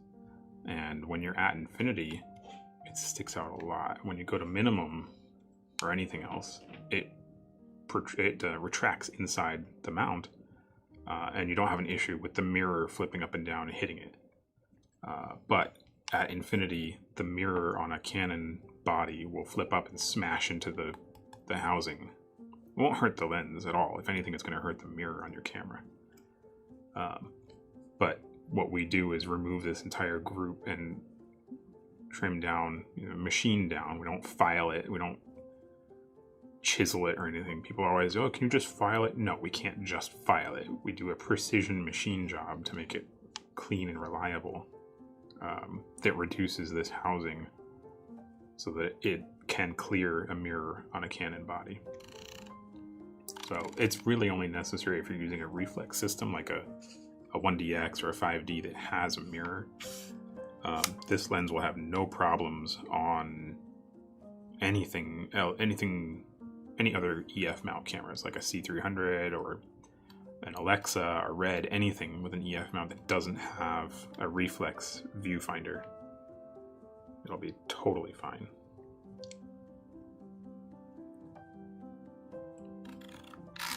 Hello, Cameron.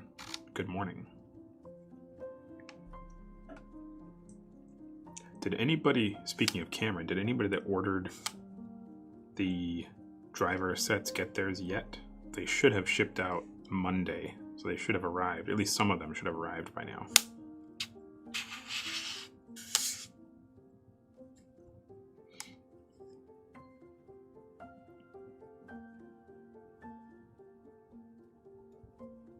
I know some of you guys are here. I have not. Mine is for pickup though. Oh, okay.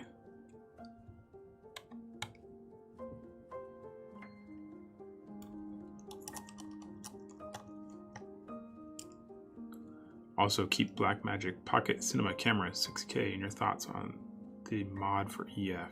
Why?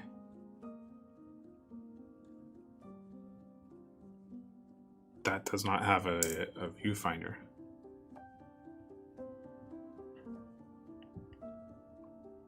That shouldn't be an issue.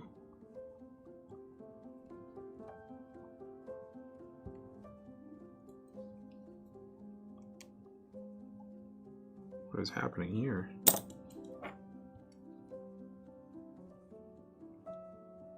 It says something jammed in it. What is that? The remnants of someone's old screwdriver. I don't know if it'll focus that close, but oh, maybe not. Like a tiny shard of steel.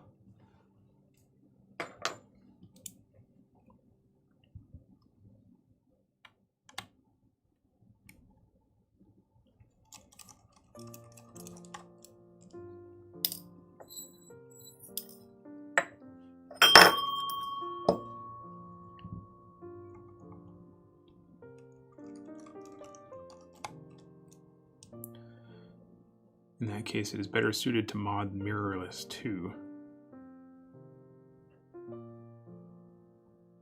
I don't understand your question. This lens will not have any issues on any mirrorless cameras.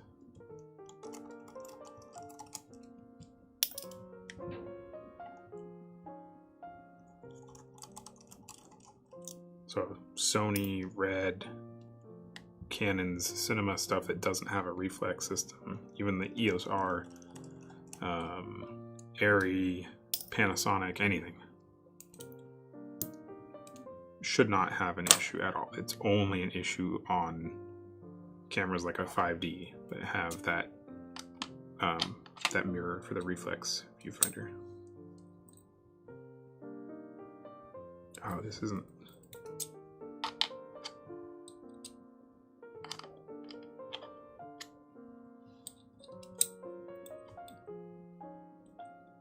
Almost a Noctilux. I mean, it's the same principle. They get the glass as close to the film plane as possible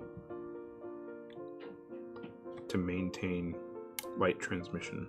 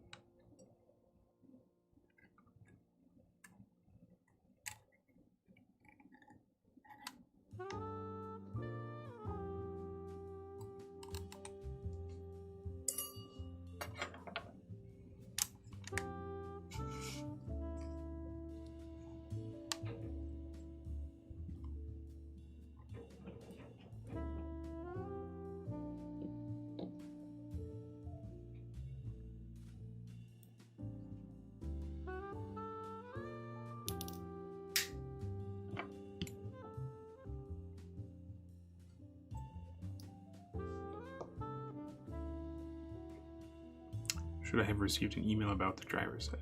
Oh, for pickup? I don't know. That's a good question.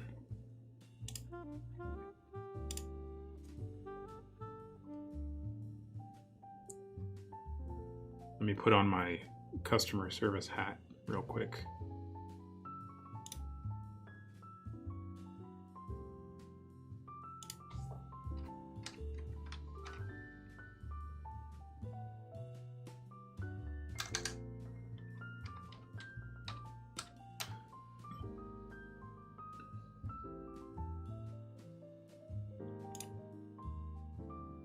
Yeah, you should have gotten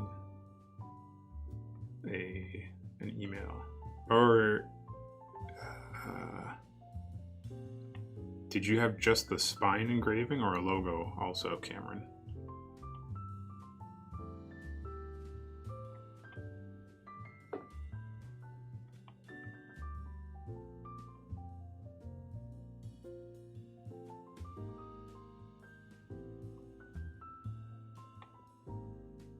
Ah, that's why. Okay. I had mentioned earlier, if anybody that did the logo engraving, we're waiting for everyone to get all their art to us, and then we're going to do them all at once. So if the people that did just the spine engraving, those shipped out earlier this week. And then the people that did the logo also, we're going to probably run those probably Monday, I think. And then I'm looking at yours right now. I don't know why it charged you shipping. I think we had a little glitch in our website. It should have given you the option to pick up. So we'll refund you that shipping.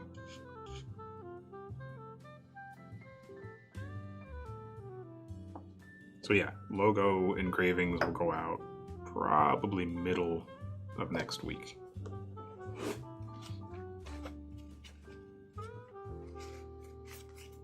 I really like the spine ones though. Those came out really nice.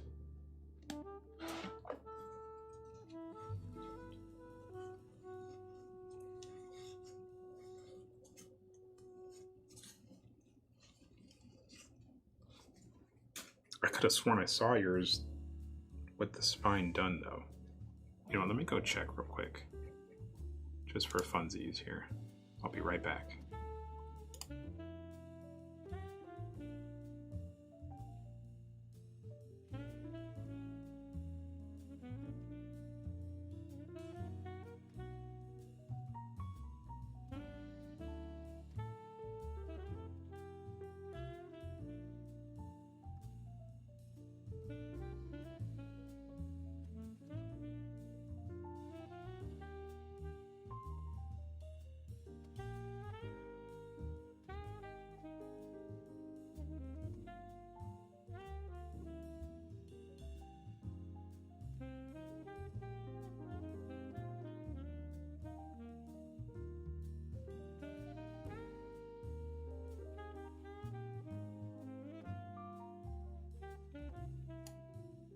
Okay, I did see it, but it wasn't engraved. It's just in the pile to be engraved.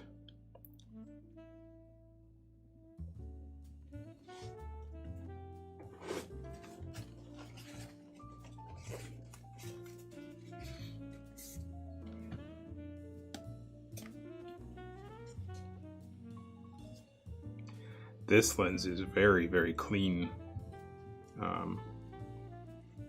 which doesn't surprise me. This was, when it was new, it was very expensive. So in general, the people that owned these took good care of them. The 35-1.4, that is, specifically.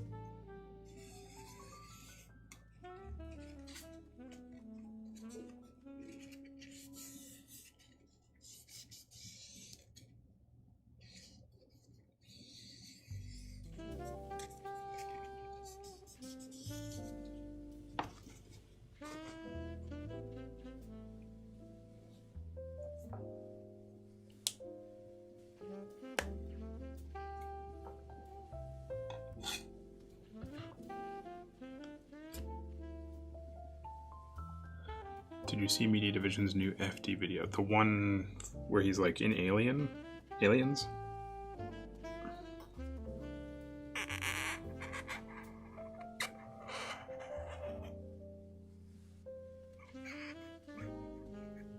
Yeah, I did. He's good at making very controversial videos.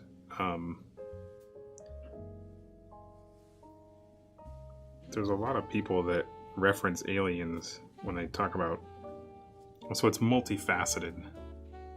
A lot of people relate the FDs to the K35s, and then in turn a lot of people associate the K35s with Aliens. As far as I know, the K35s were not the primary lens used on Aliens. They were used, but for a couple shots here and there. So when you look at Aliens and you think, oh, that's a cool image quality, that's a cool character, you're really not looking at K35s. But I can see why that would be a fun topic, and I absolutely love the way he does those videos. I love the one he did for the Kubrick stuff. I loved what he did for the Contacts, Zeiss. I just don't know that it's entirely accurate. But it's very fun to watch.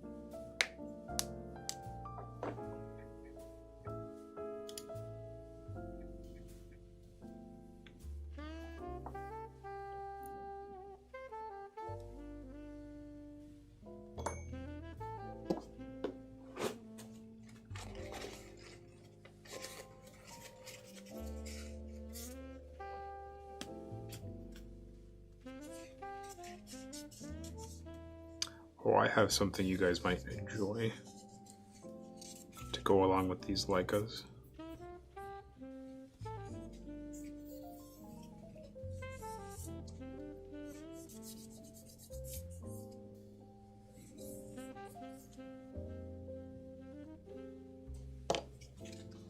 me disappear again for a minute. Don't go nowhere.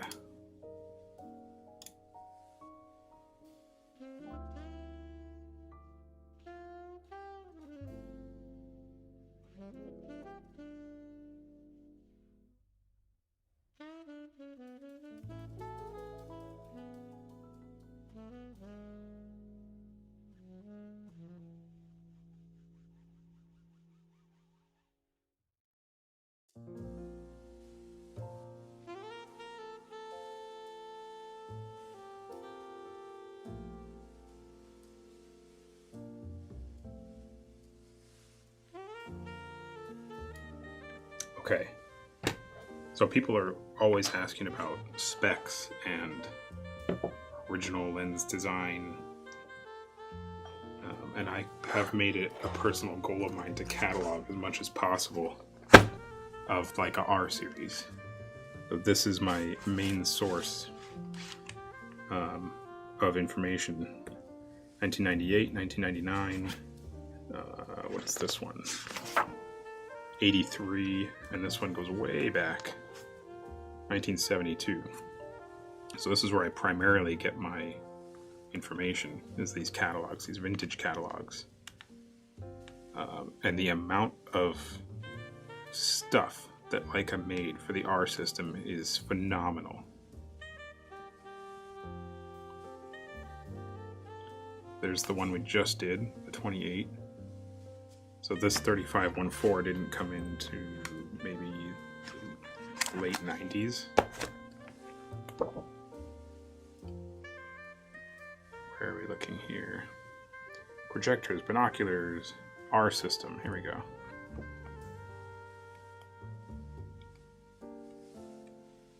So a lot of it talks about the cameras. Oh, that's a cool picture. I love that. I love that cutaway stuff.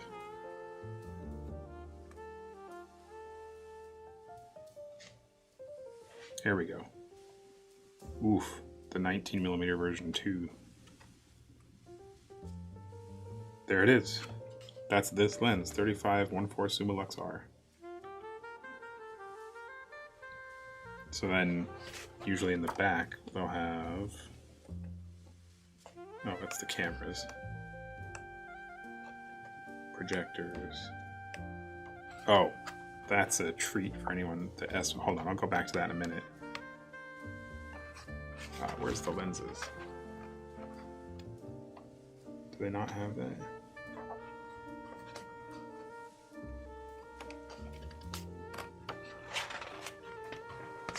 These books must have cost them a fortune.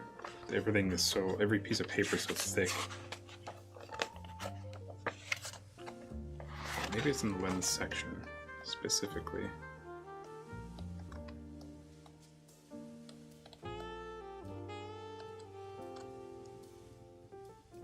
There it is. This is where I get my data, this entire table. And I compare it catalog to catalog so that I keep everything as accurate as possible, because they'll change one tiny thing. And the thing that bothers me is the only way to tell one model to the next, really, without obvious differences, is their order number. So this is essentially their part number. But they don't list this anywhere on the lens. Had the lenses been engraved with this order number or part number, it would make everything so much easier. But the fact that there's 4 50 Summa Luxes and 4 24s and whatever, it's very difficult to keep track of what's what. Oh, the show you the S system here. Where is that? Do they not even... Oh, here we go, page 112. There you go. How's that for a digital camera?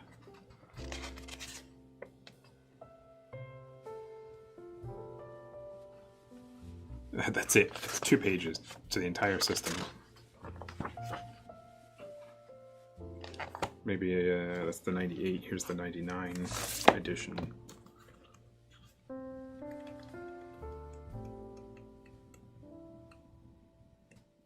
Yeah, same, slightly different. I've got it set up as a, I forget what you call this. Phase 1 has an entire division dedicated to it, like historic preservation. So yeah, that was Leica's attempt at a digital camera back in the 90s.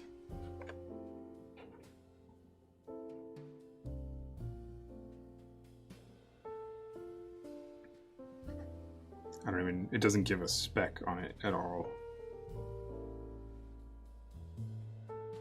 Anyways, fun stuff. So I collect these catalogs. I have a whole bunch more that I haven't even opened yet, so that I can cross-reference all of my data.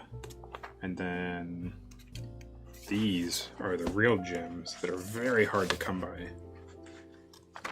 The original price list. So this is the consumer price list from 1999. So for example, this 3514, where is it? Reflex lens is 3514, $3,000.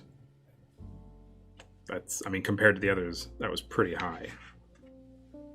So you had, on average, you're between 1 and 2,000 for the others. Maybe a little higher for some of the oddballs like the 16. So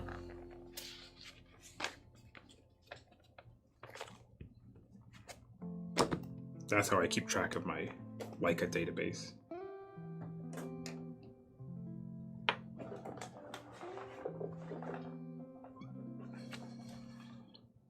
All right, back to this lens. We are on to lubrication.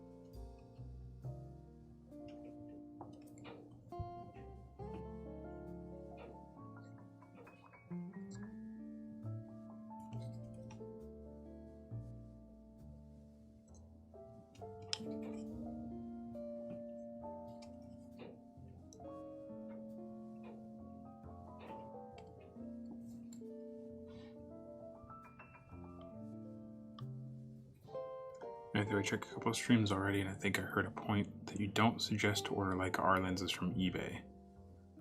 It's not that I don't suggest it, it's that if you're ordering them from eBay, you need to be extra careful.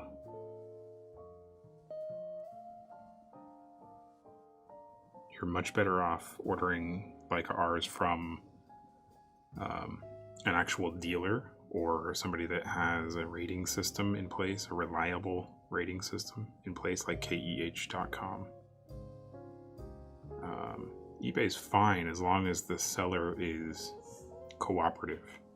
You know, if you ask for additional photos or a return period, in some cases I can see why a seller wouldn't want that, because people can be difficult to deal with as far as returns go.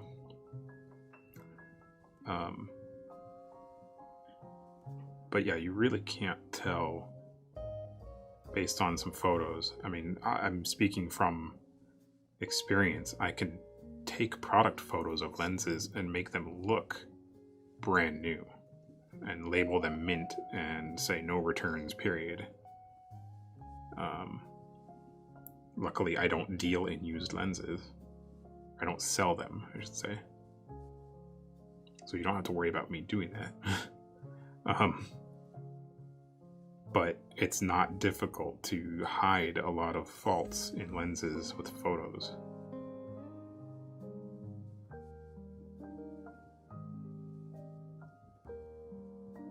So if the seller is honest and cooperative and willing to provide as many photos as you want, and has some sort of guarantee that what the listing says is accurate, then there's no problem. But the rating system that KEH has in place is very reliable. They're very honest. If you get a lens and it doesn't match the rating that they gave it, they stand behind the sale. They will take it back. They'll give you your money back. I have no affiliation with KEH. I just really like the service they provide.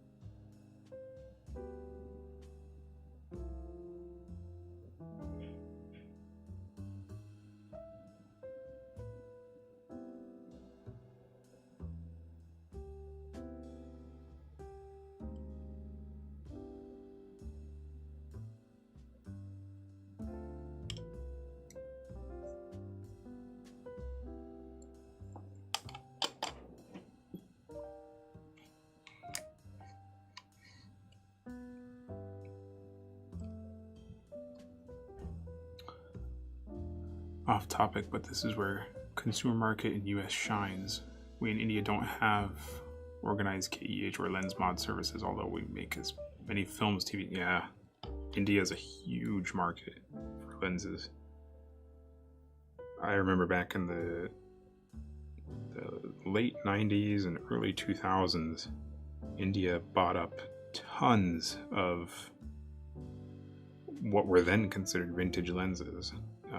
And now they're super desirable again, and India got a lot of them for really cheap. For example, the HR, the Angenu HR, when Angenu introduced the 12 times Optimo, the 24 to 290, every rental house wanted to get rid of their HR, and it was still a perfectly good lens, and tons of them went to Indian customers. And now all of a sudden they're desirable again.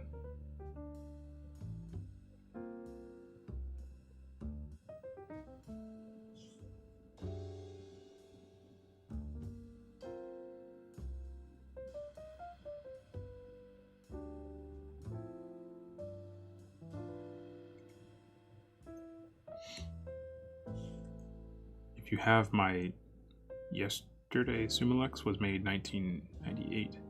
I don't understand that question. According to serial number, what maximum year spread should be in a lens is from future cine set? I don't understand your question. If you're asking about matching the serial number, don't bother. The serial number maybe had something to do with it back when they were new, but the fact that they've been sitting around or used for 20 some odd years, the serial number means practically nothing as far as color matching goes.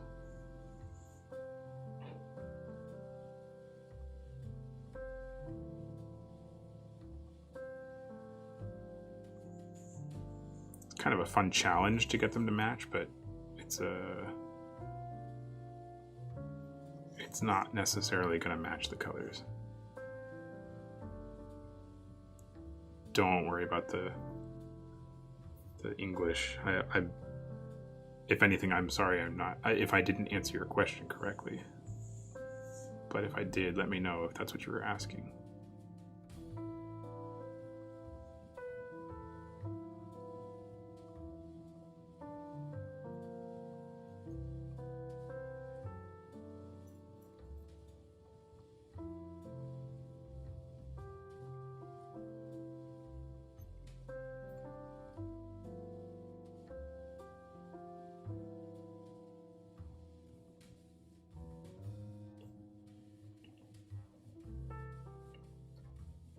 Joe Denton told me that he had a set of 1.5 anamorphics, but they look flat. So he sent them to India. They were based on K35s, so they're probably worth over 100 grand.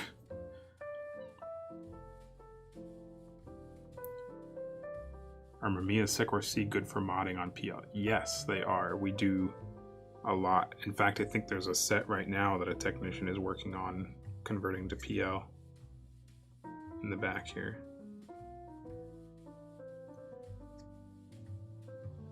There's almost always a set of Mamiyas in here for mods, either whether it's regular Cine-Mods or the conversion to PL.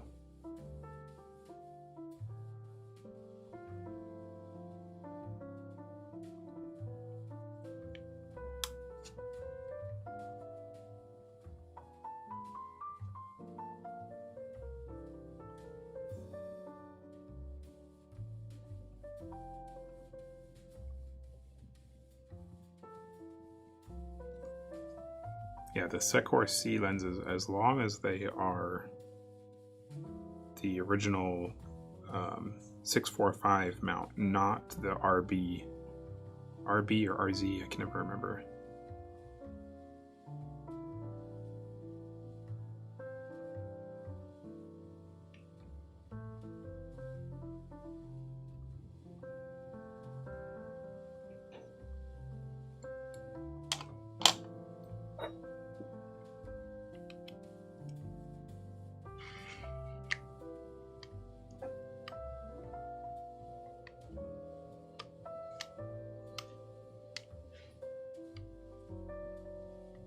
Yes, we can fully service those. So if you sent them in for the mods and we felt they were too heavy, or even if you just wanted us to do it, even if we didn't, yeah, we can do that. No problem.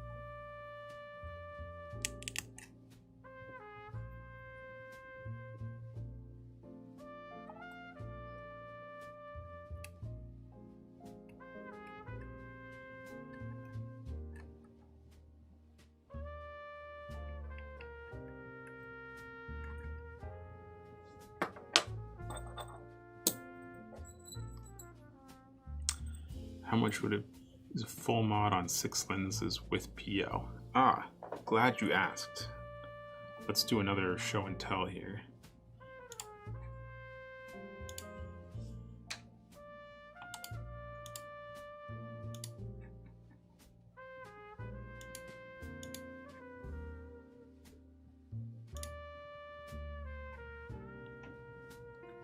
If you go to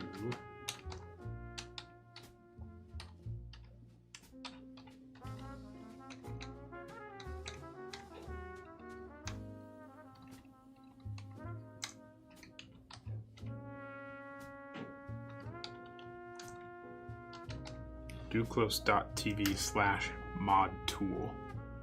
it will take you here.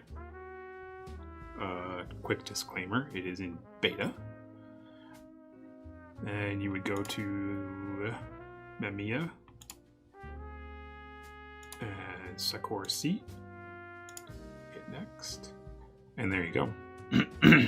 You want the 80mm fronts, the focus gear, aperture declick, and mount conversion. That will run you $710 per lens. And if you want to break up the pricing, you just select one at a time and it'll show you. So the mount conversion itself is $495, declicking is $50, focus gear is $90, and the front ring is $75. The front ring is actually $55, and the cap that comes with it is $20. So all in, $710 per lens. And then you can say all my lenses, and it takes you here, you fill out the form, and send them to us. So we try to do that with most of the lenses that we do, but you know, like the FDs, because we get that question a lot. So you go to FD, or actually here, well, yeah, FD is good. And it just won't even give you the option, and it'll explain. We do not offer declicking or mount conversions for FD primes at this time. So for what we do offer, it'll give you the pricing. Pretty handy. It's fun.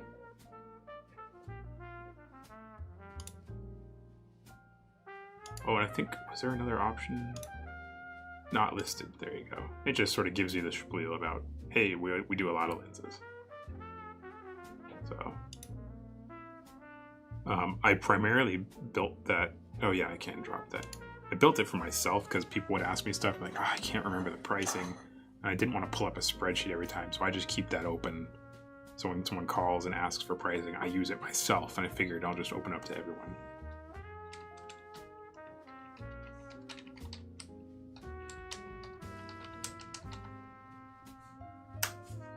There you go.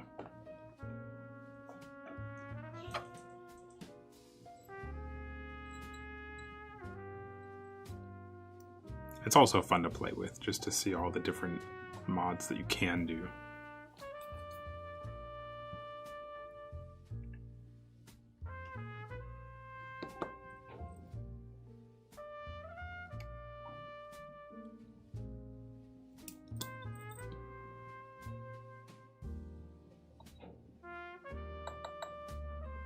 I do have to say though, I don't know if Phil is still here, but we get requests. People will say all the time like, oh, I saw the mods you did on Phil's Mamiyas.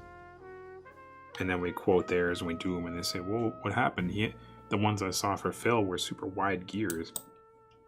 And that was a very specific request from Phil that cost a lot more.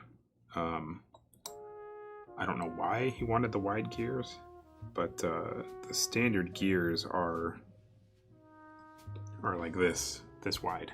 Just enough for the follow focus to grab on. You don't need the wide ones. Yeah, but why, Phil?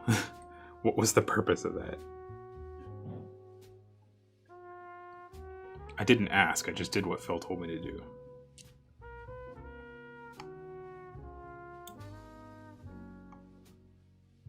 Follow focus related, okay. Fair enough. Very vague, but okay.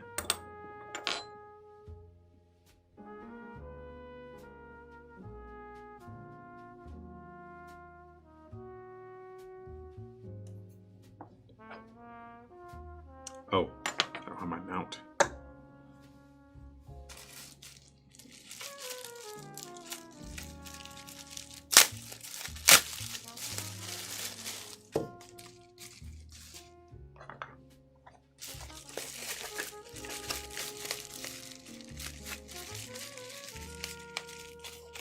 Because the gearing positions are different on each lens, it helps keep the follow focus at approximately the same rod position. Okay, that makes sense.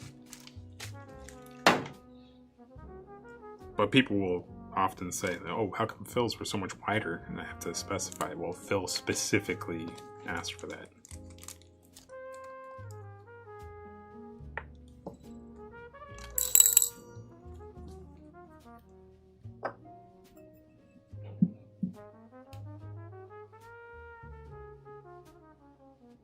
The ends are generally considered better image quality.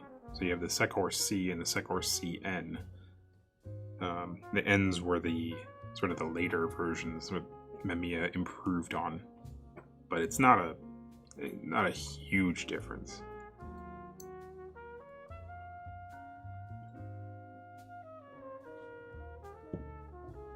It is noticeable, but it's not going to be. You can't. It's not going to be to the extent where you can't intercut them.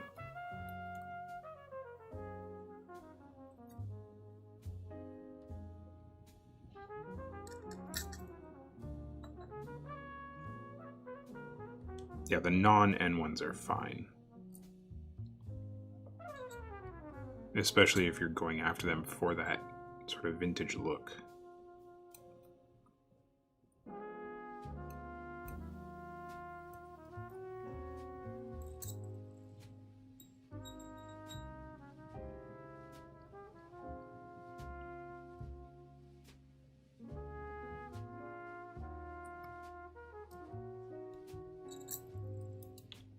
Phil, I think yours, in the case that there was a N version, you have those.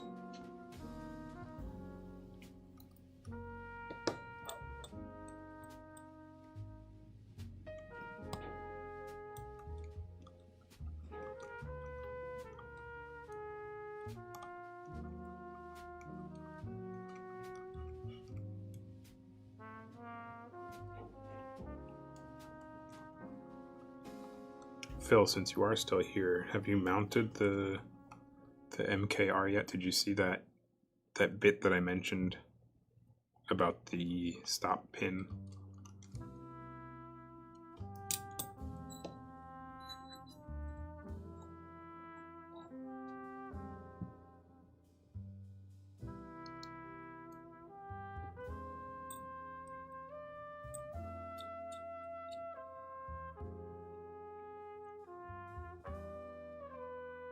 You're going to do it right now. Okay. It's not putting it on. It's only when you're taking it off that you'll notice that pin.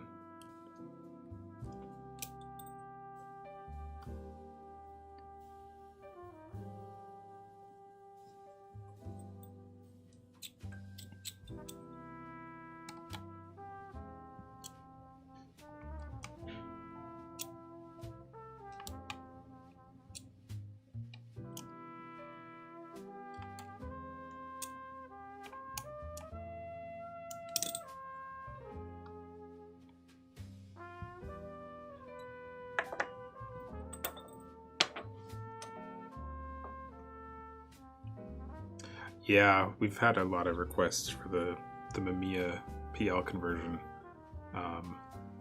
I should do that. If that set that's here right now isn't done, then maybe I'll see if I can save it for next weekend.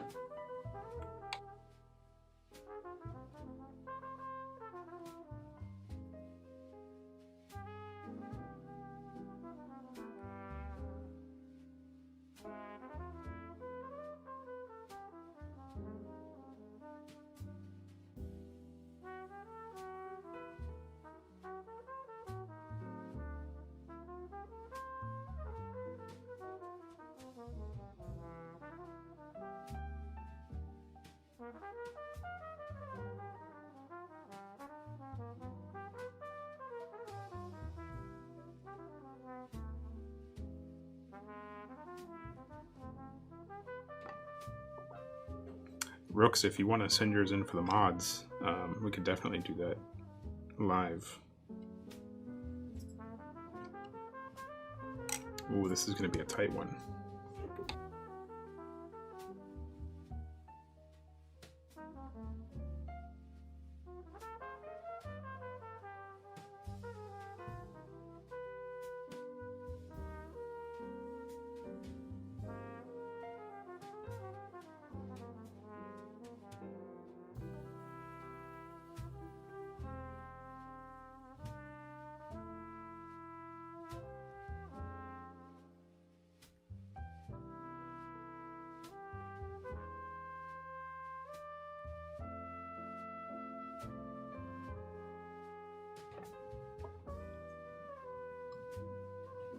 Build quality of classics versus Milvis.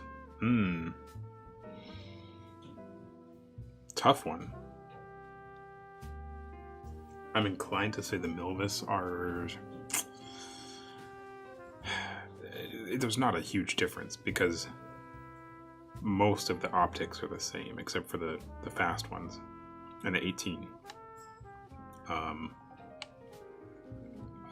They're comparable. I wouldn't say that either is built better than the other. The Milvis, if anything, are slightly more complex than the classic. But either is more or less reliable than the other.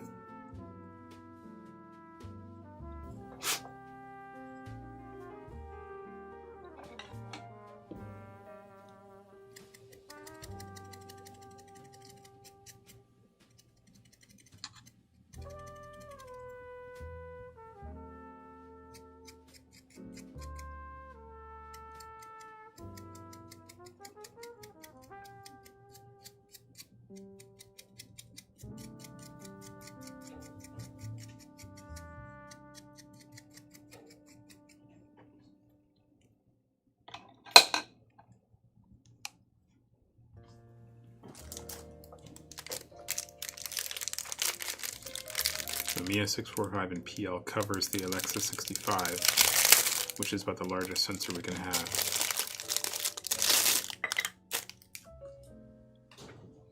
That's not possible, Phil. Ari says that you need LPL to cover full frame, never mind 65. What on earth could they be saying?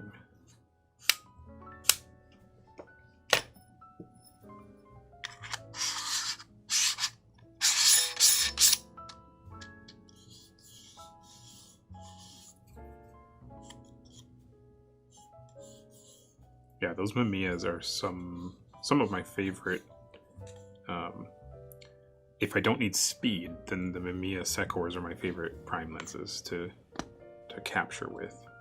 I have a couple, not a complete set. I have a couple here that I use from time to time that are in PL, but not because I want to shoot with them in PL.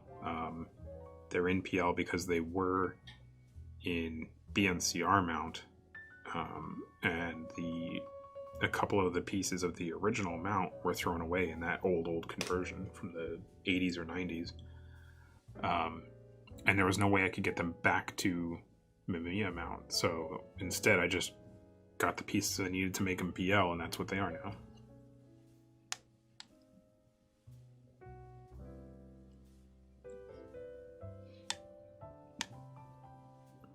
Okay.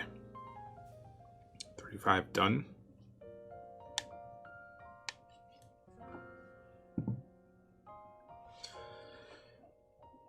It's almost Red Bull time.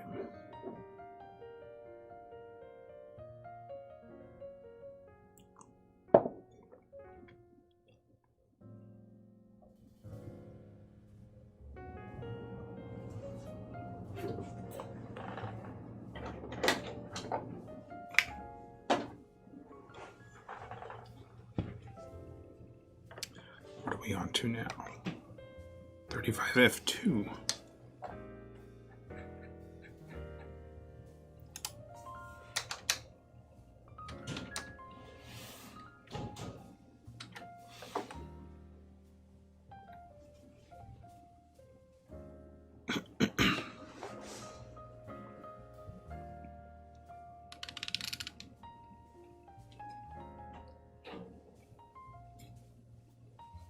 Very minor signs of wear and tear, little blemishes on the anodizing.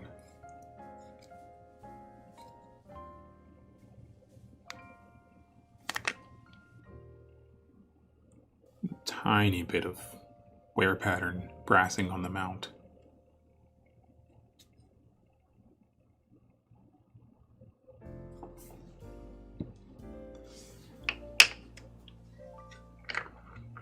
By the way, don't find on your site the calculator price for fixing Sumilux 3514.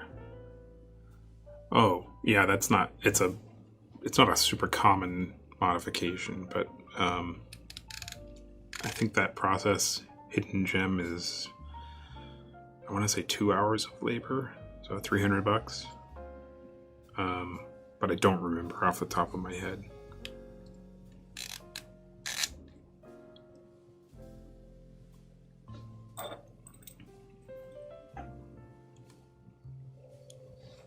This screw is chewed up. Let's try the close-up view.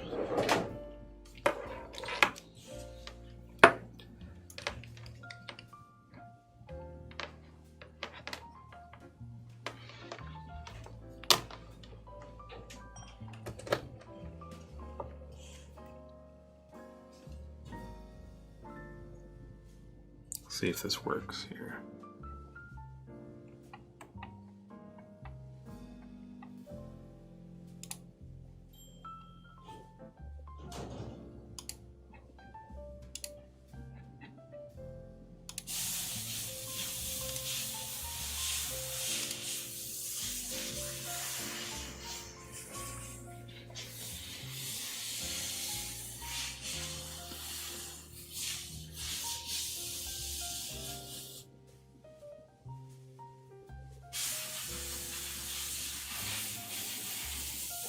Pretty chewed up. I need to get this piece off here. There we go.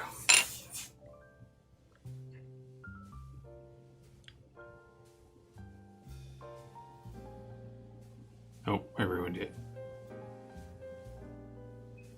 I can't even find it now. There it is. Yeah, that screw has been chewed up. I can't do that because now it's too shaky.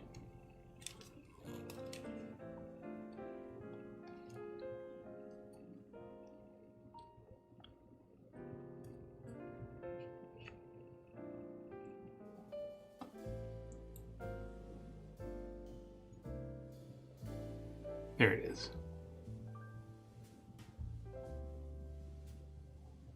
That's what happens when you don't use the right screwdriver on a screw. Or the wrong technique.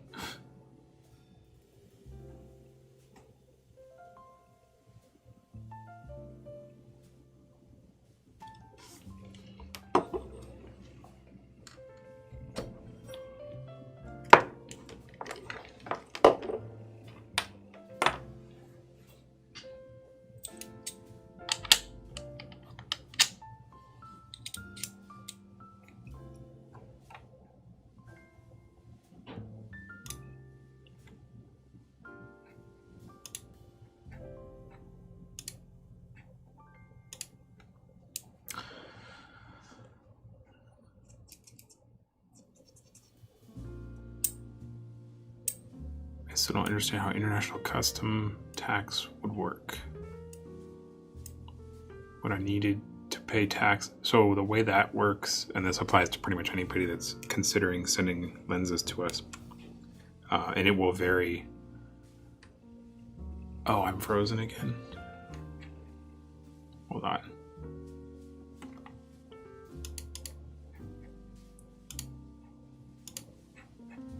There we go. I think it happens when it sees too many cameras. The way customs works for sending us lenses, you have to work with your country's shipper, so FedEx or whoever, somebody local to that country.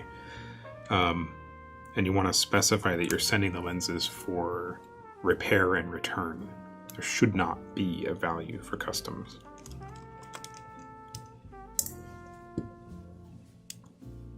And it can be tricky. It's sometimes difficult to explain why you have to send something to a whole other country to be repaired.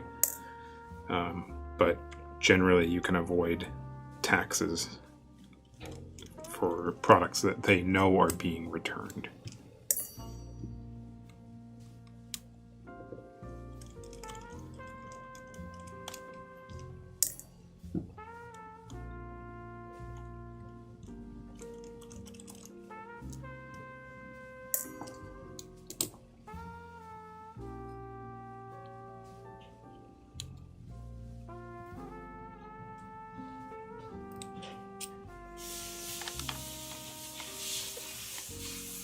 They will charge on the value of the repair. Yeah, which is way lower than what the lenses are worth.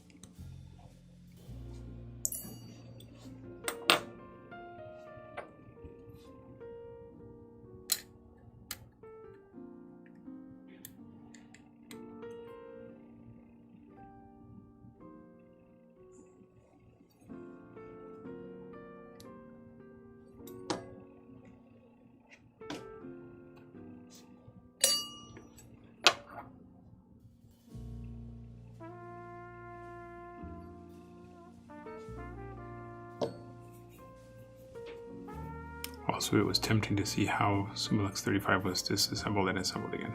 I did it. It was live, but I didn't go anywhere near deep enough to show what would be needed to modify the rear housing to clear the mirror.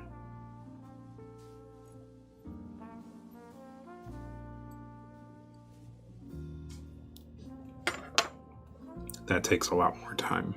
A lot more time and is a lot more sensitive.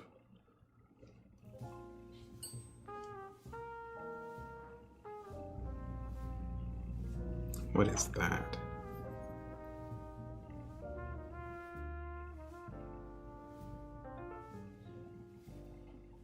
Somebody apparently left this lens in their pocket. It's a bunch of fibers.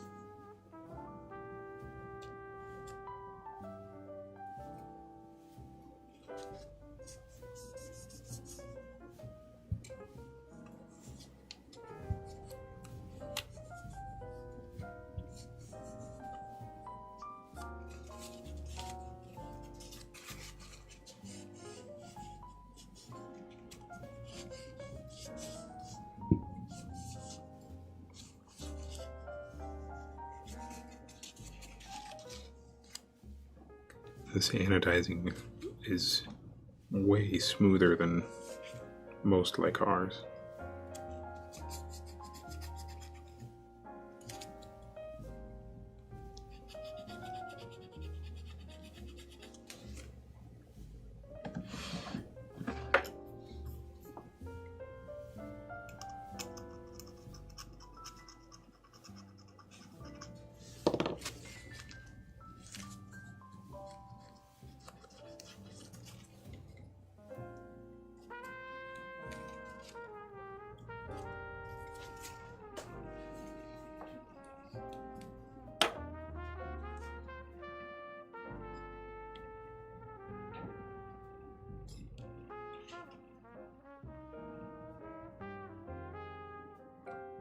See, this is the iris drift that most people refer to. This spring is particularly strong.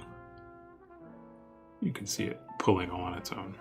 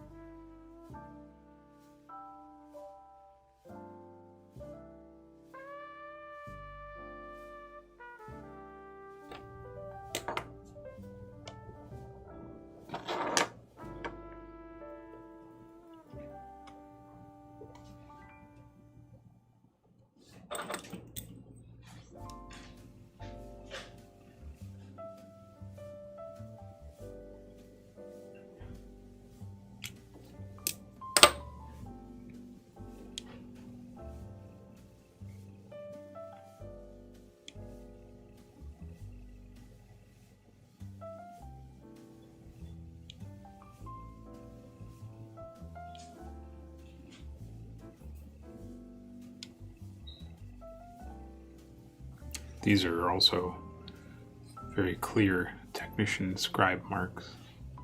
It's kind of hard to show on camera.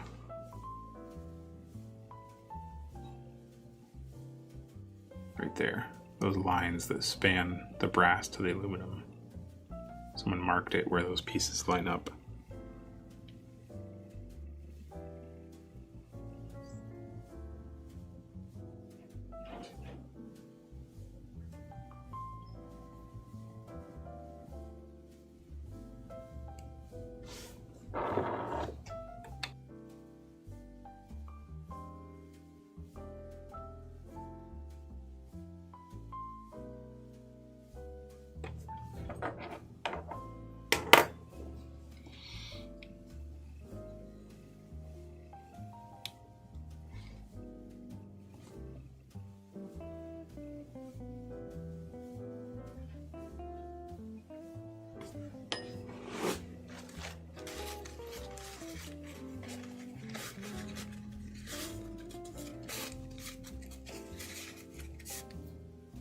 Maybe it's a stupid question, but why such big amount of Leica R lenses rehoused nowadays?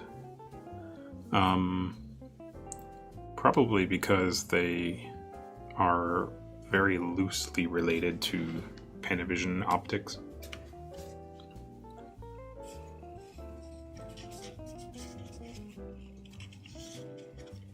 Hey Matt, so glad to find you. Is there a way to convert an f-stop lens to t-stop? You mean just the engravings?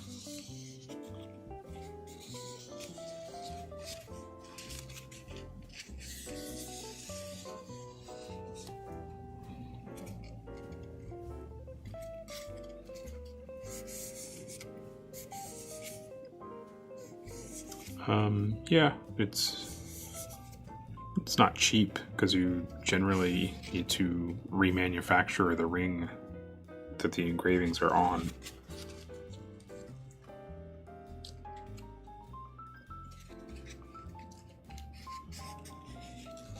Sometimes the original manufacturer, if it's a newer lens, will allow us to purchase a blank scale. But if you're talking about an older lens, then yeah, we would have to design, manufacture, and then engrave a whole new lens, which when you're doing one of something, the cost is astronomical. So usually it's cost prohibitive.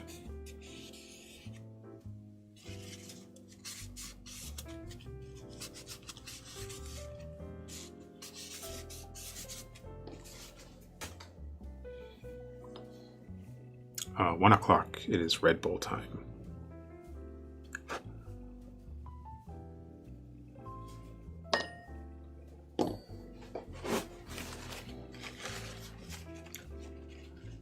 For a ZF2 set?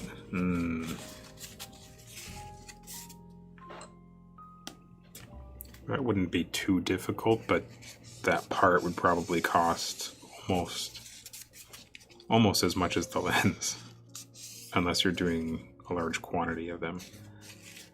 I think at that point I'd rather design and engineer a replacement ring. Yeah, maybe that's not a bad idea. Because people ask us all the time to put gears on the ZF2s. There's no room for it without covering the engravings. So if we design a new ring that has the gear and the T-stops instead of f-stops, maybe not a bad idea.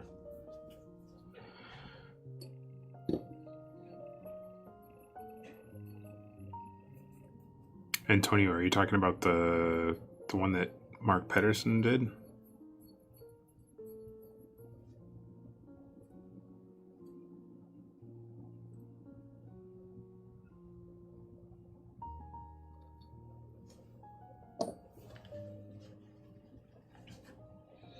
Alright, I'll be right back. I'm gonna grab my Red Bull.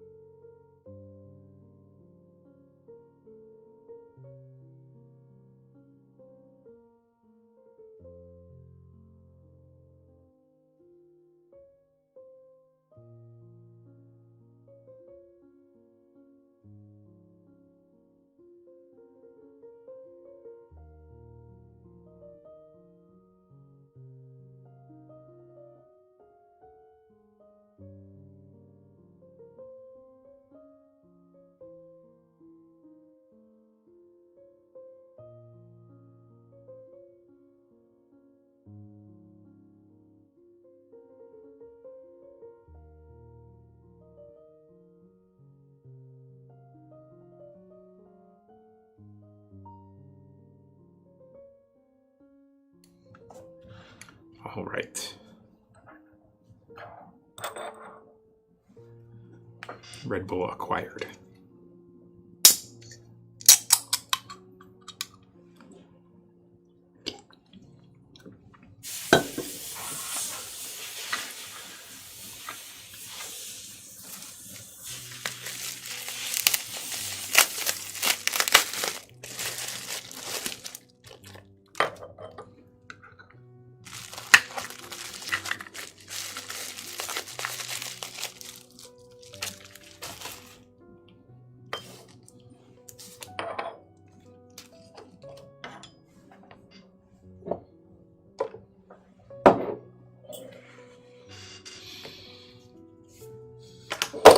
Whoa, almost dropped my microscope.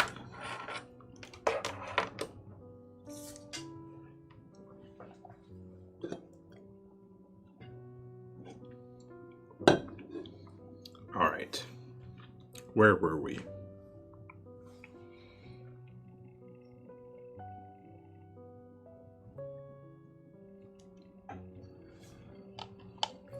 Moving on to our happy little lens.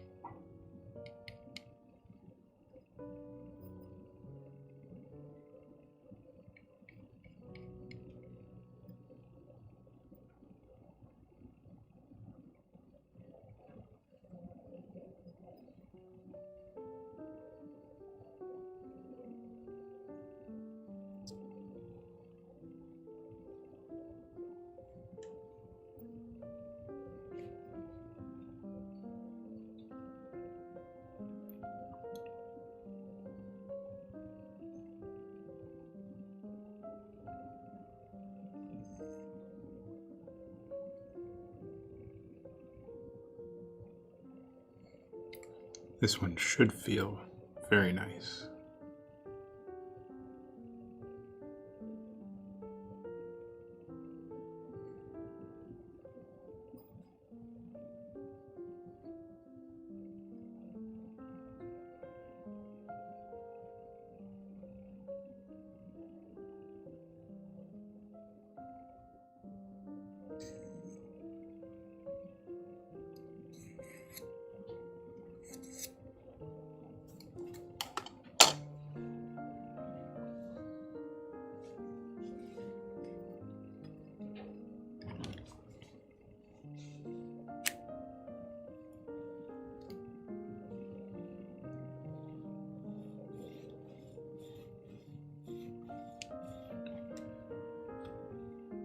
Yeah, that's very nice.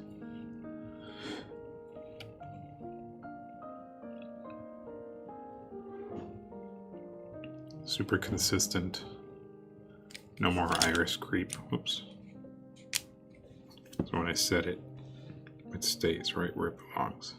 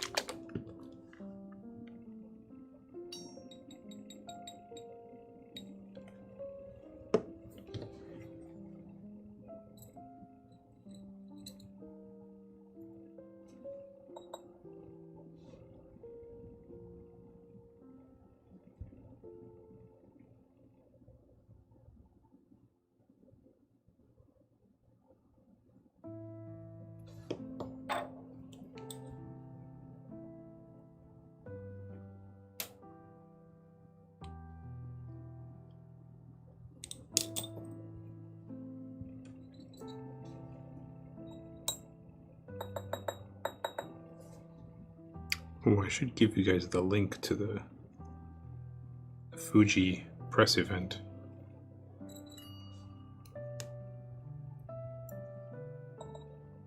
In case you're interested in the new Fuji lens or the Komodo portion that I'm giving.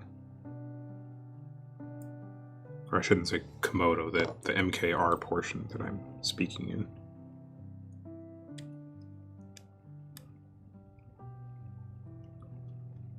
Actually, there's a short link. I do love my short links.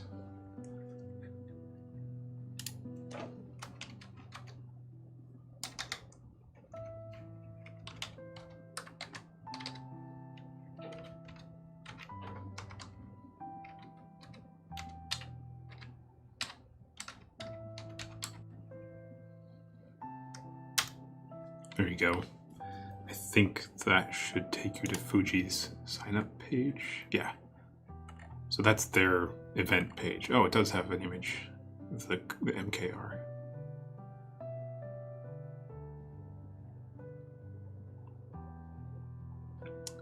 So yeah, that's their sort of virtual press conference.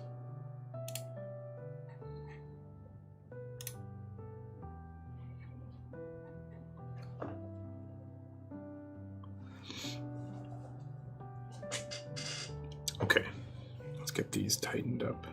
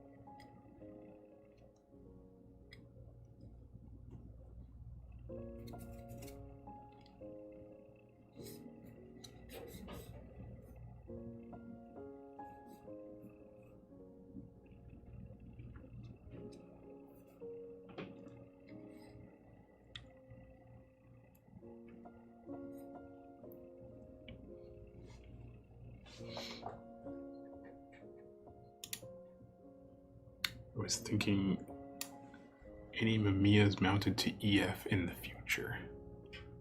We've not done an EF mount for the Mamiyas, but it's certainly possible.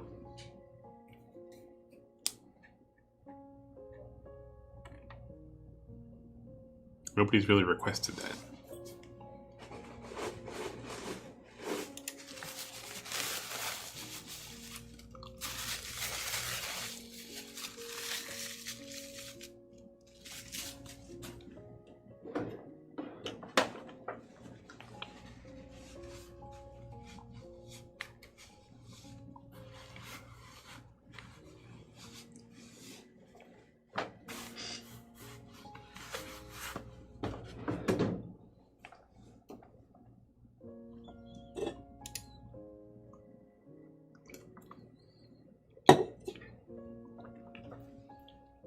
I forgot the cap.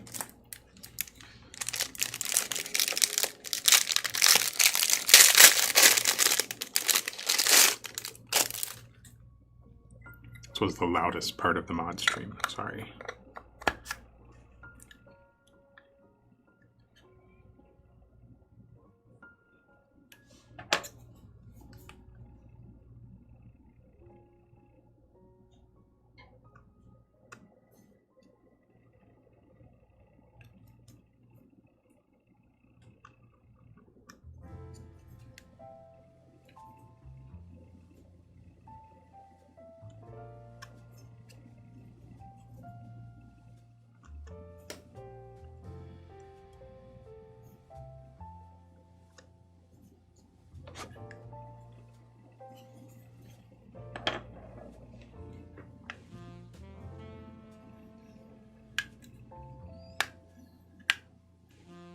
Very nice.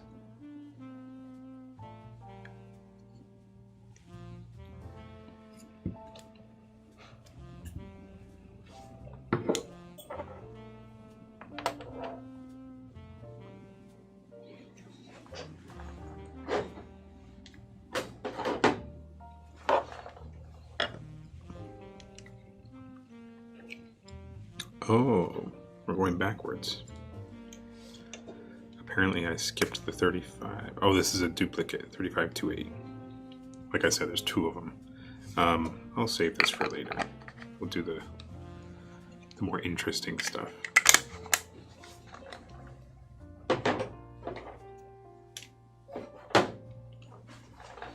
The 90.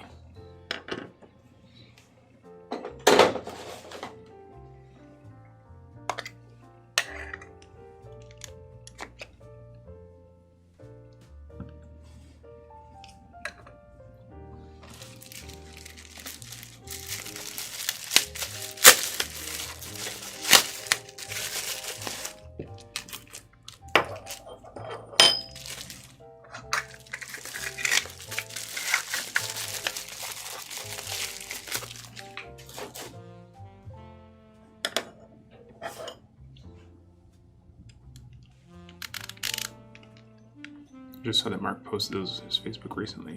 Oh, I'm so bummed. I told him I recommended he call it the Komodo crown, but I guess that's too much alliteration for some people. Horseshoe, yeah, I don't like that. Komodo crown sounds so much cooler.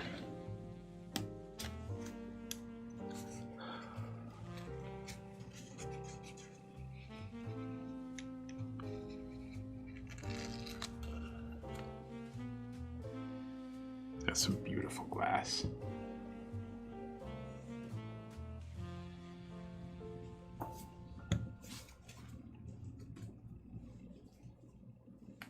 I named my camera Pandora the No, it's gotta be Pandora the Explorer.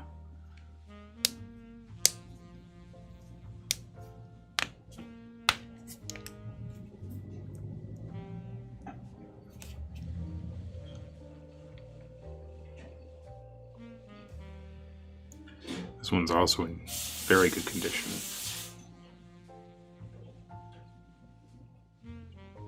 A tiny bit of dodgy repaint. I'm going to try to touch it up.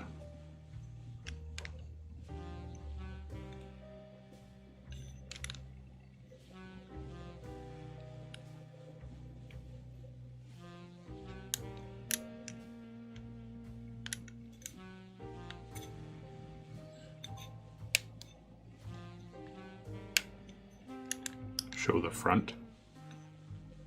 Front's not as interesting. I mean, it's still super clean. But the rear has a really nice coating color to it.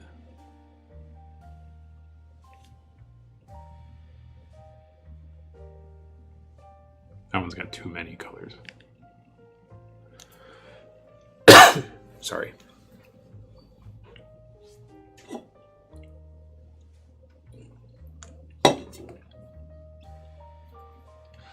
Shall we?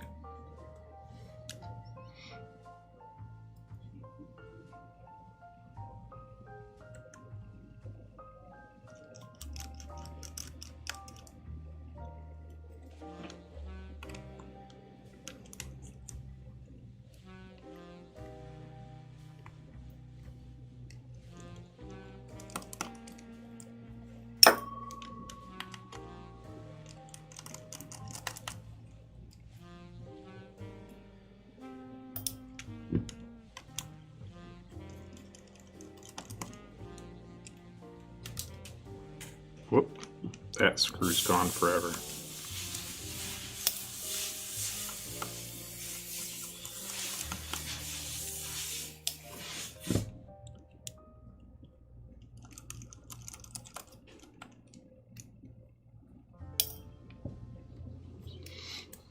$85.84. Let's check your material fill.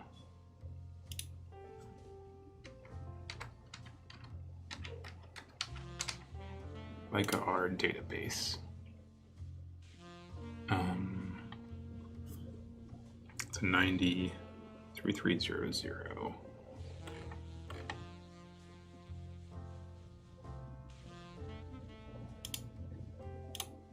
Yeah, that adds up. This specific generation was produced between 1983 and 1986.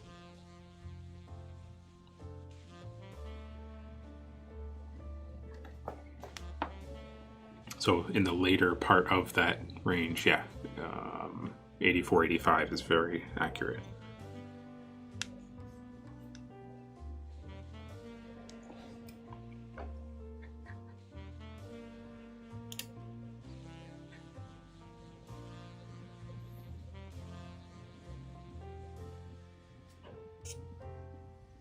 Yeah, this is very clean considering its age.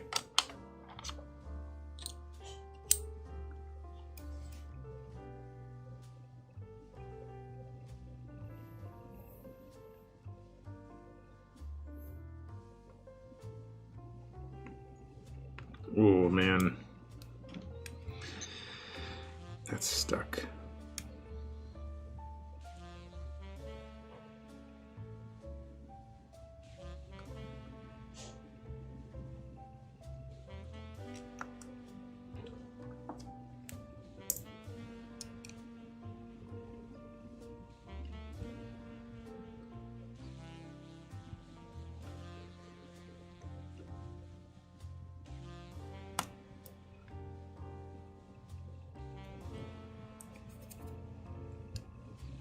Lots of paint on these screw heads.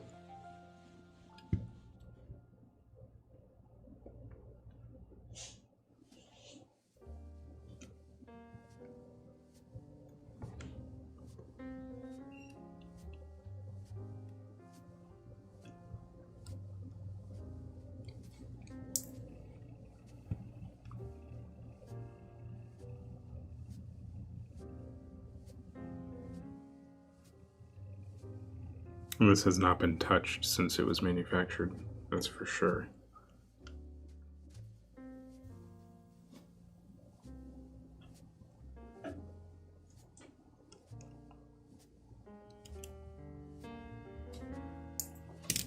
So those can sit in soak.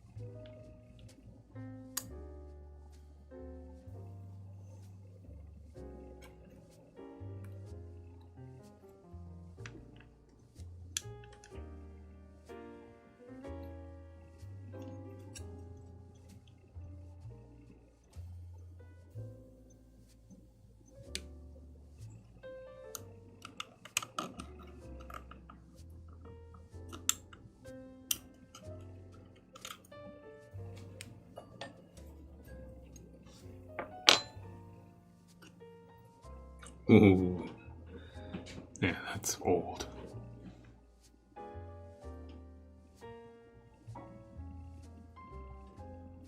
Pretty worn out.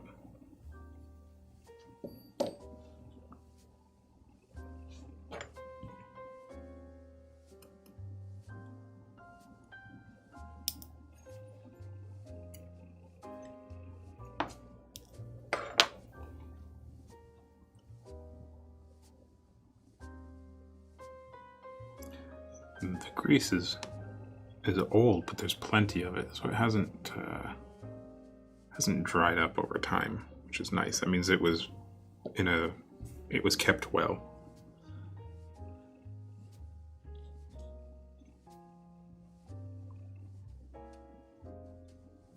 The focus feels excellent, nice and smooth and consistent.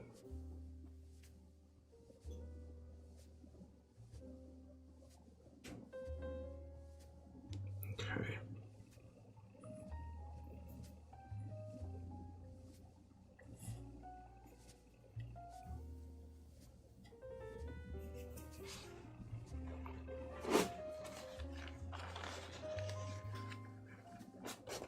The person who assembled that was watching MTV.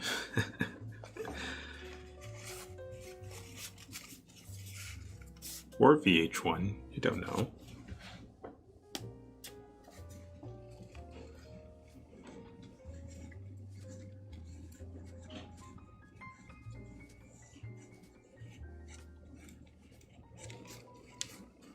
Now I can just imagine the older guy in the Leica factory watching TRL off in the corner of the assembly area.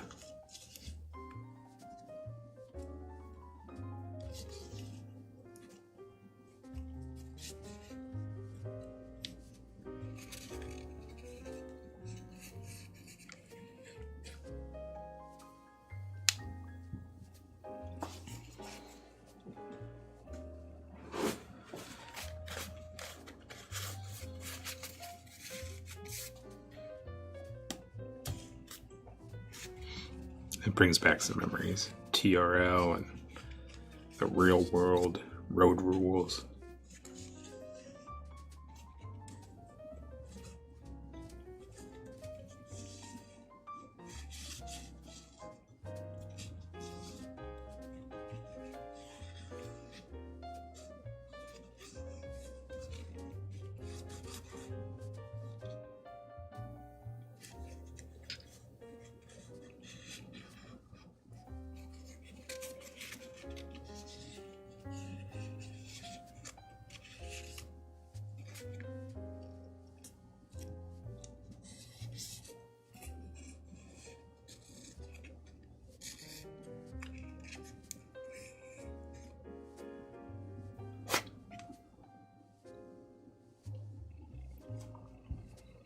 This lens smells like a vintage camera shop.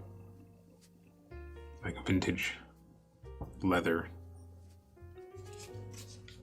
Or leatherette.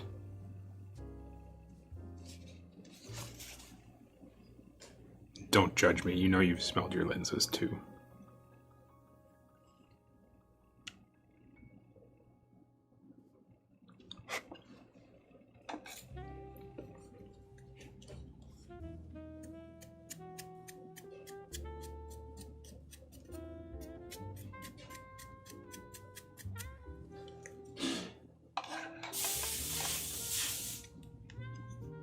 Headbanger's ball, there you go. In your opinion, how many lenses like that would they have made? You know, I couldn't tell you, Antonio. If you had asked me 10 years ago, I would have thought they made maybe a couple hundred. But the fact that we've modified so many of these over the last 10 years, it's gotta be in the thousands, and they keep coming.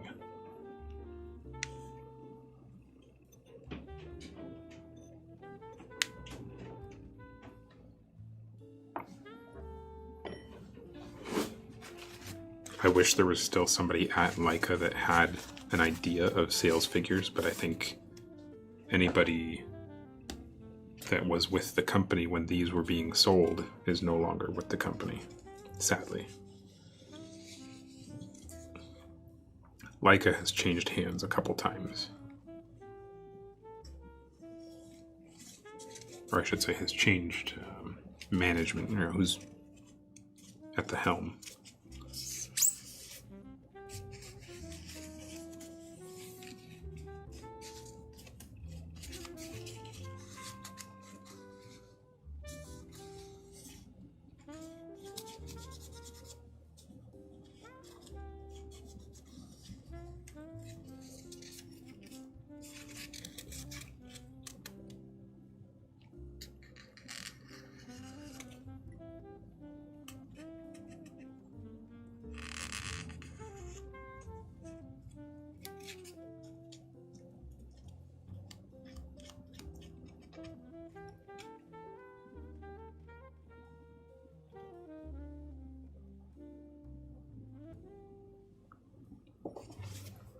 This is a very interesting pattern in the anodizing here.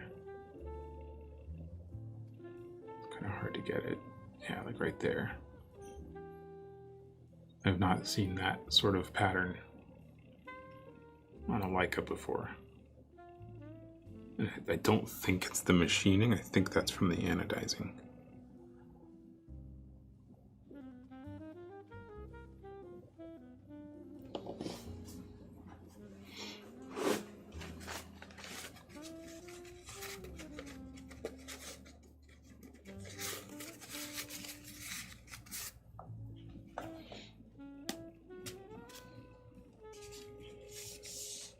I know Andre de Winter had his hand in designing a lot of these, but I don't think he would understand, or I don't think he would have any impressions of sales numbers necessarily.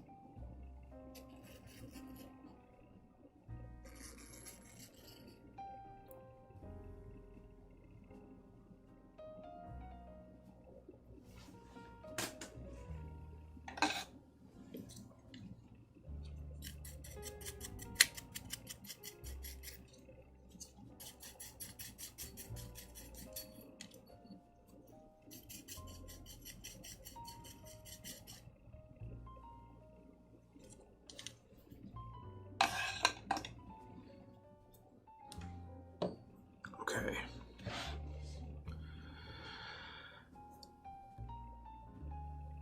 Yeah, this one is in very good shape.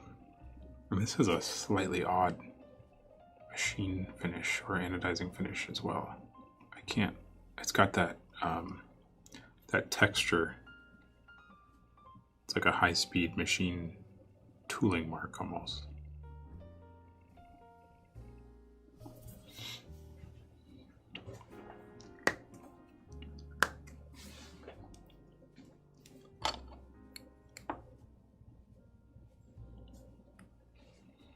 In the pure film 35mm era, a Nikon school teacher said the sales of 50mm plus 135 plus 35mm lenses was more than all the other lenses combined.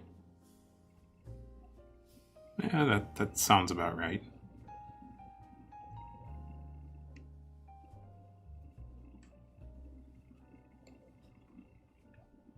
I mean, those are the foundation of prime lenses, so that makes perfect sense. Everything else was, especially in the film time, the film era, they were specialty lenses.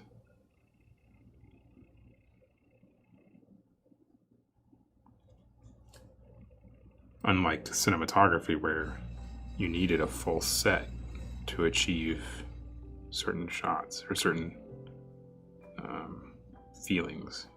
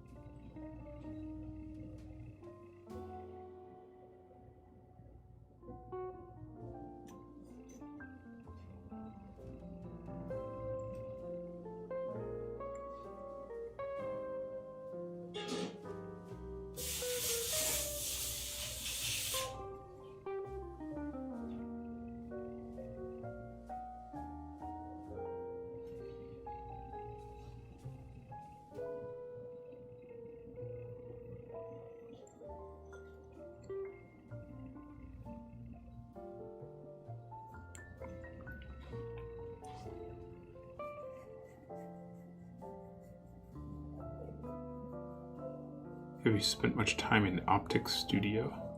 No. I don't know if that question was for me. For film, we usually need a full set to tell our story. Yeah, exactly.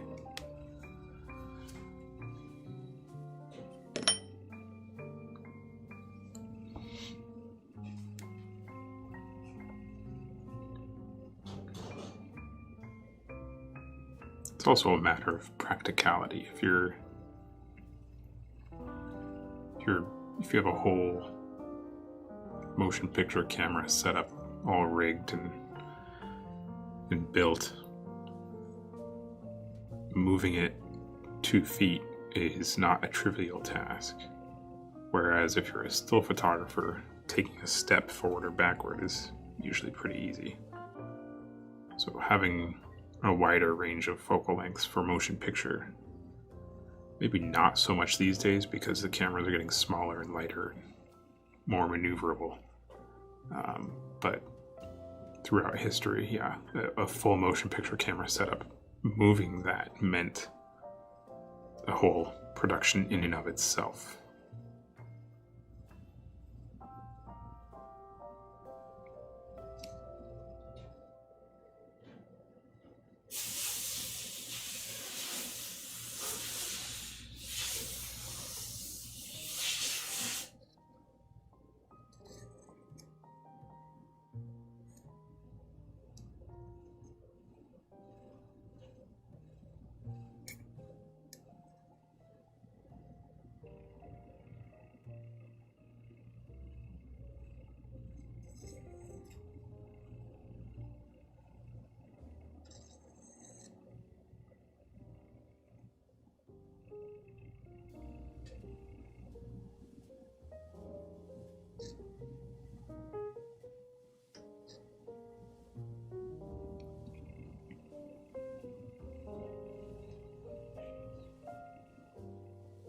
Eons ago I shot 8mm Cine with D-mount lenses, both a C-mount to D-mount adapter.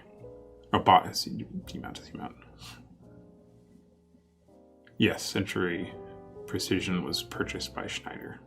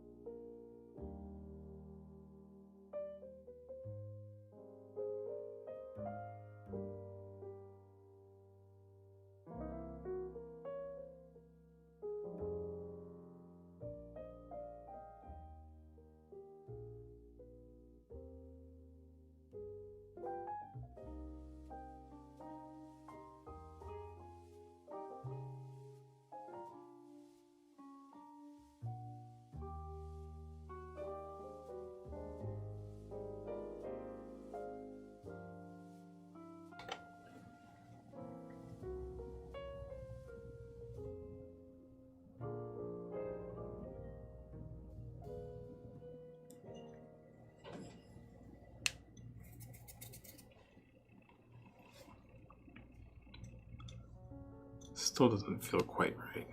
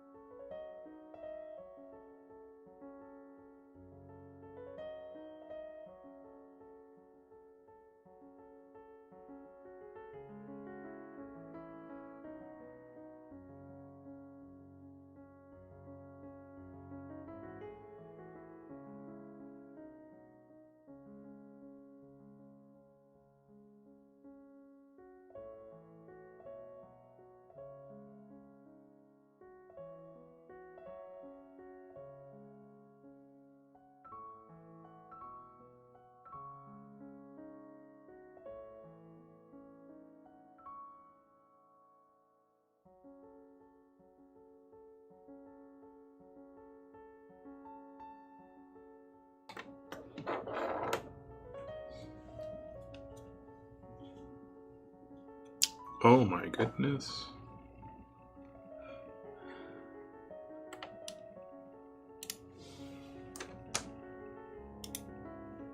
This is not a 35mm. This whole time. 90mm 2.8. It's 2.8, right? Yeah, 2.8.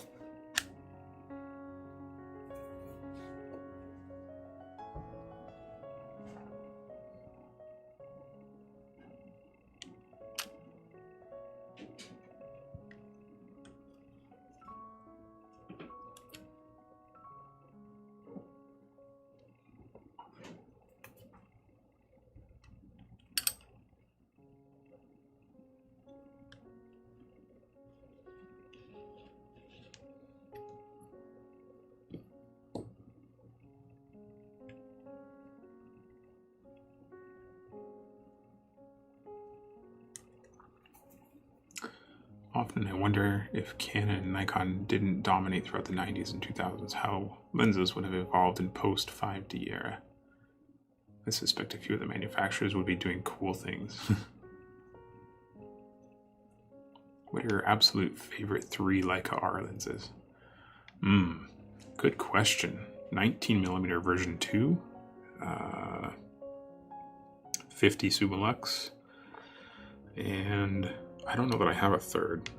Oh, the 70 to 180, definitely.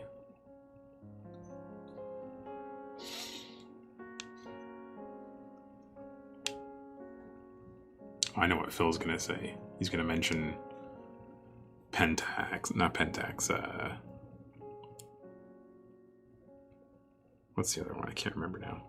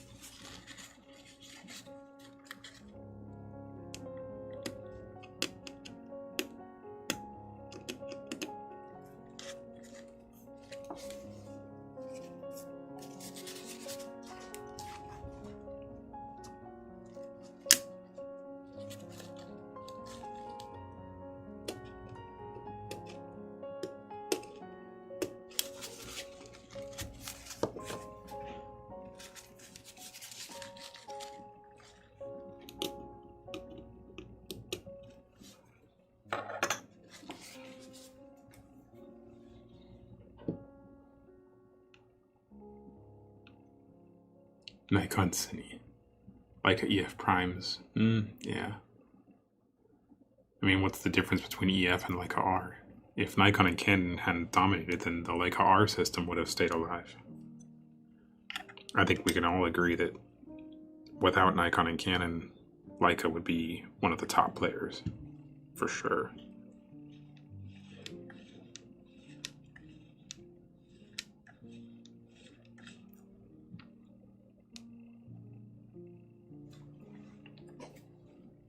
Olympus, that's what I was trying to think of.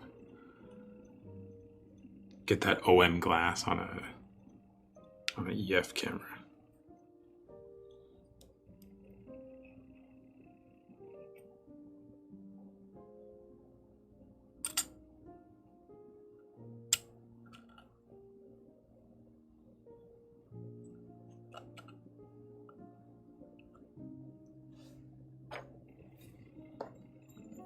I forgot about these guys.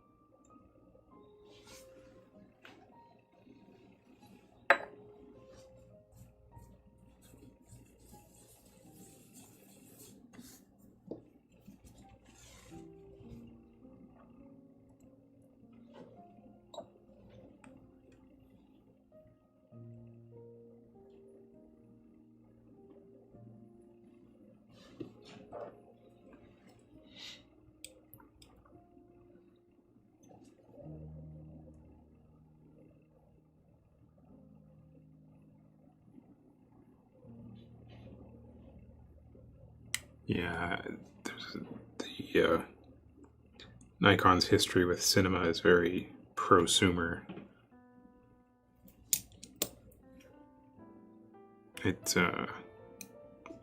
has a giant gap. It goes from prosumer straight to industrial. It's a lot of repurposed stuff. The reason you see a lot of Nikon C-mount stuff is from their industrial, like security cameras and machine vision. Got repurposed to sort of the cheap home cinema C-mount stuff, like Bolex or whatever.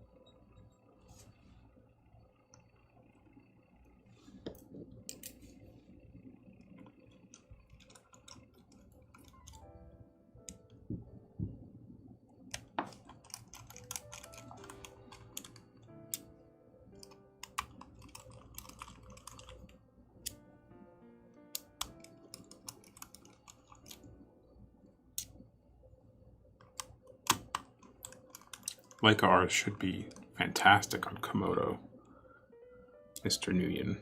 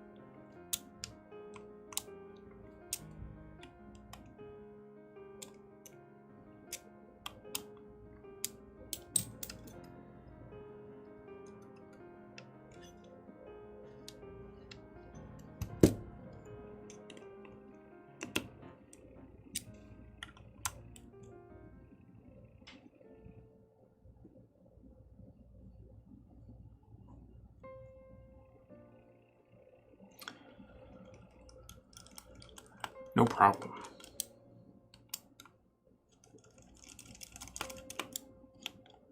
I'm not super happy with the way this aperture feels.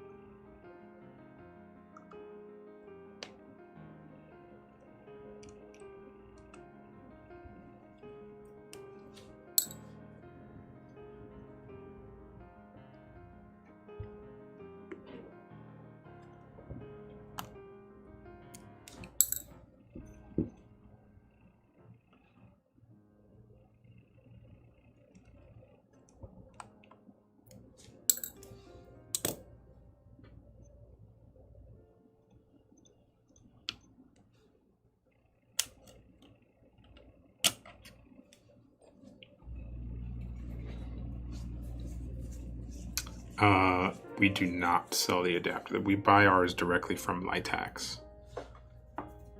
So you can definitely buy them. Just go to litax.com. But we don't sell the mounts themselves because we don't have any support system for it. We're literally just buying and installing them.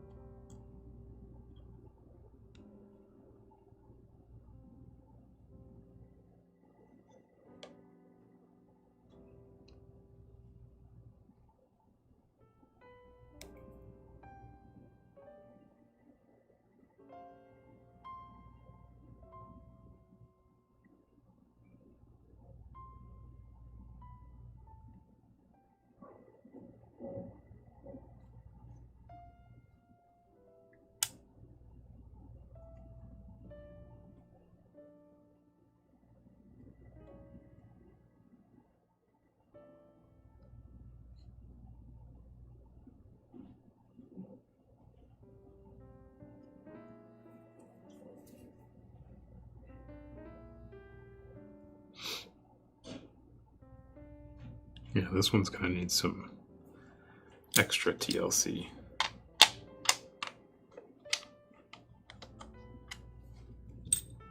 This one in the 24. Oh, that was completely loose. Why would that be so loose? That one too. Jeez.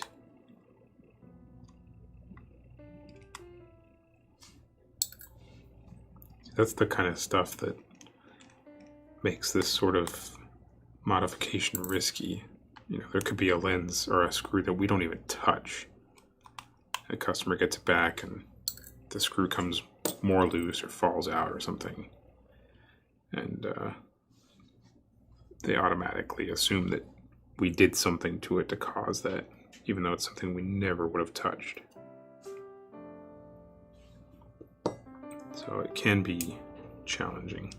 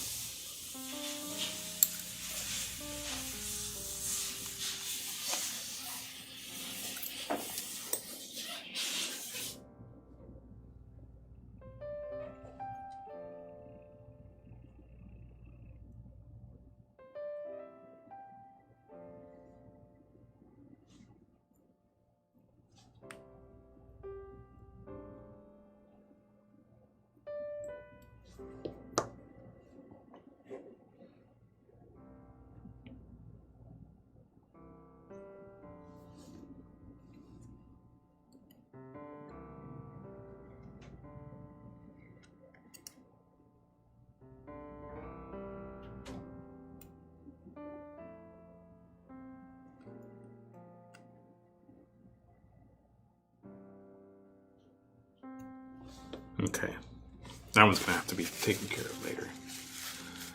There's so many Leica R versions of a lens. Some of them are good, some of them are bad. What would be your guide for choosing a set of Leica R? Hard to say. Everybody's got different needs. Depends on what you're shooting and how you're shooting it. Personally, I prefer the Summoluxes, but as several people have made clear here, there's a pretty big following of the Summicrons, the f2 versions. So if you need that low light ability, then yeah, the Summoluxes are a fantastic choice.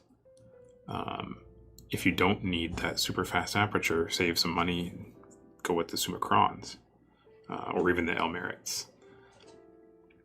So there's really no bad choice, like you said. There's just different choices. The only bad choices I would say would be zooms. I would avoid the zoom lenses from the Leica R series. Generally, they don't lend themselves well to motion picture work.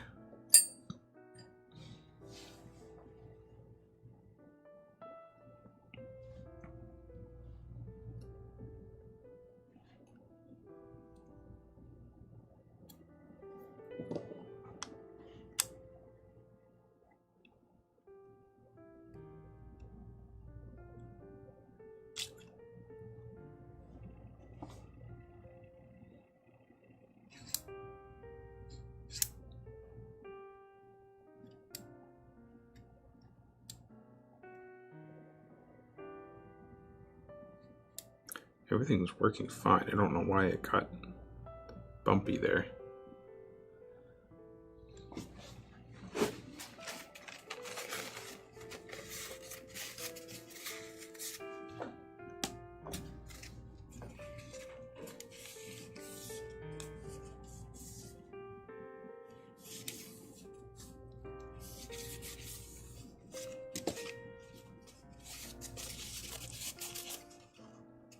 This is a typical lens technician problem.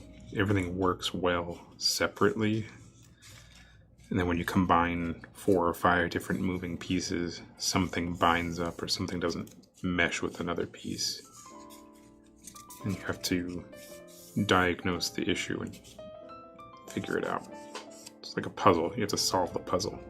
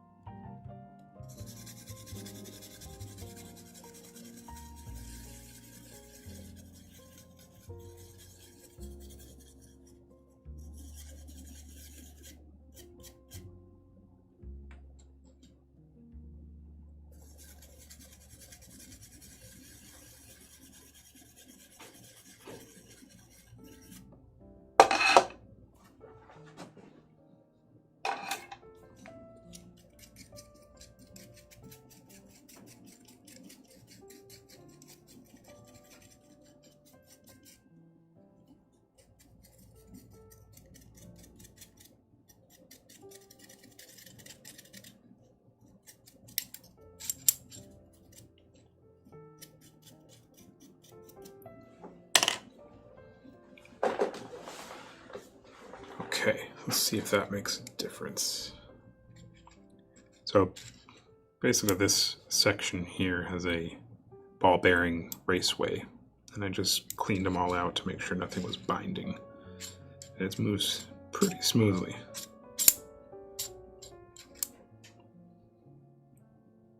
So let's get that back together.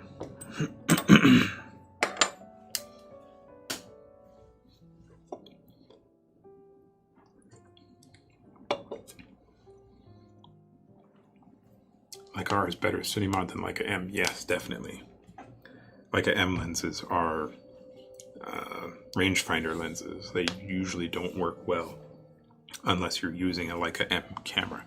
And even then, they're very challenging to declick. They require almost a complete disassembly.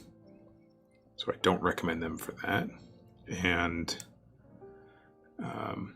they usually have a little thumb groove on the focus. And our thumb, your finger. which prevents us from putting a gear on it unless we make a very specific type of gear. So the Leica Rs, they're not unusable, but the Leica Rs are definitely more desirable than the Ms.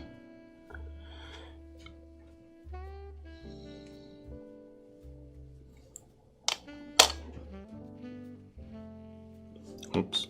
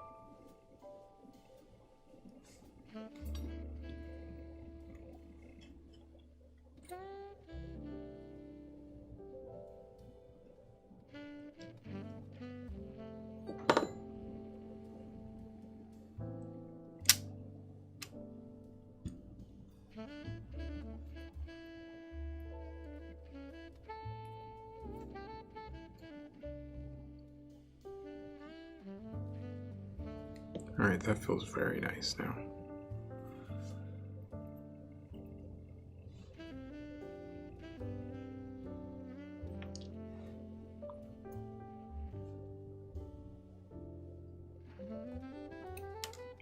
Oof.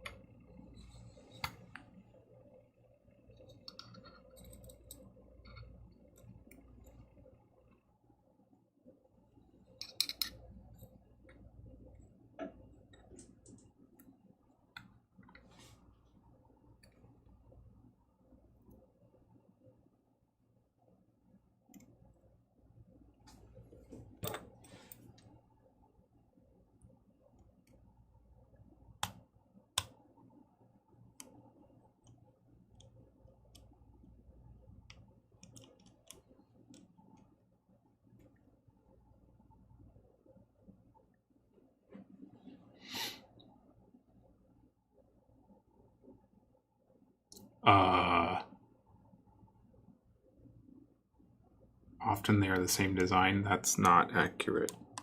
Or if you're talking about Leica R to Leica M, they're very different.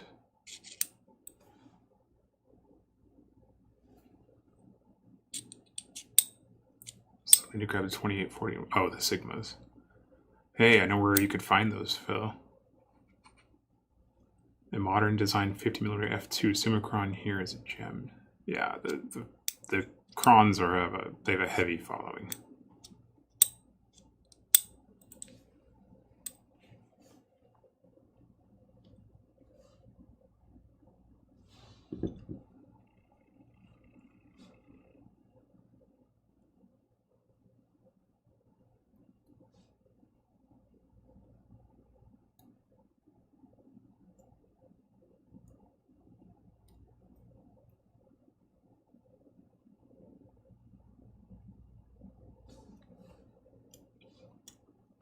Gotta hit start on my playlist again.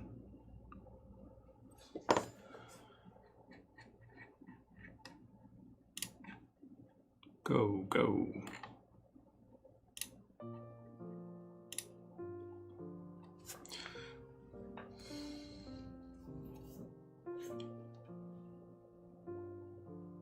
Vazen seems missing in your radar. They're not. Ah. It's show and tell time. Hold on, that just died. So let's switch to right ear.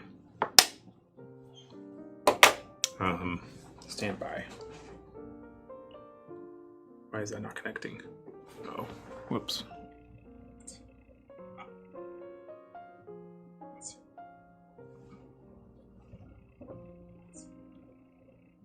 There it goes. I think. There it goes. Nope.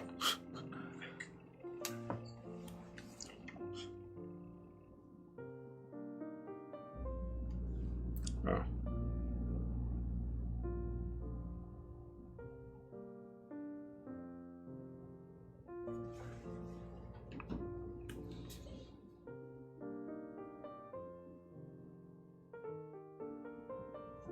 Okay.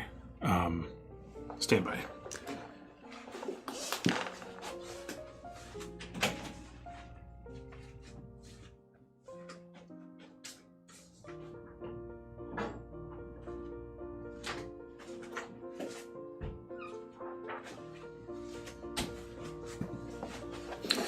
This showed up. Oh, you can't even see it. A couple days ago. So let's finish up this lens, and I'll crack that open and give you guys a first impression. I have not touched it yet. It's literally just shown up in my office. So that'll be, when I open that case, is the first time I'm seeing that lens.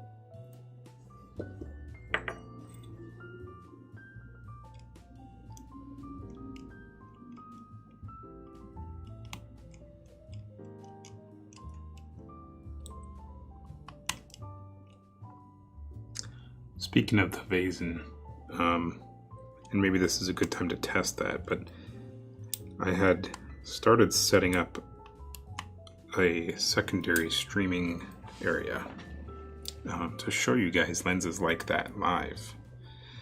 But I don't know if YouTube is going to give enough quality to really determine anything. But I figure it can't hurt to try.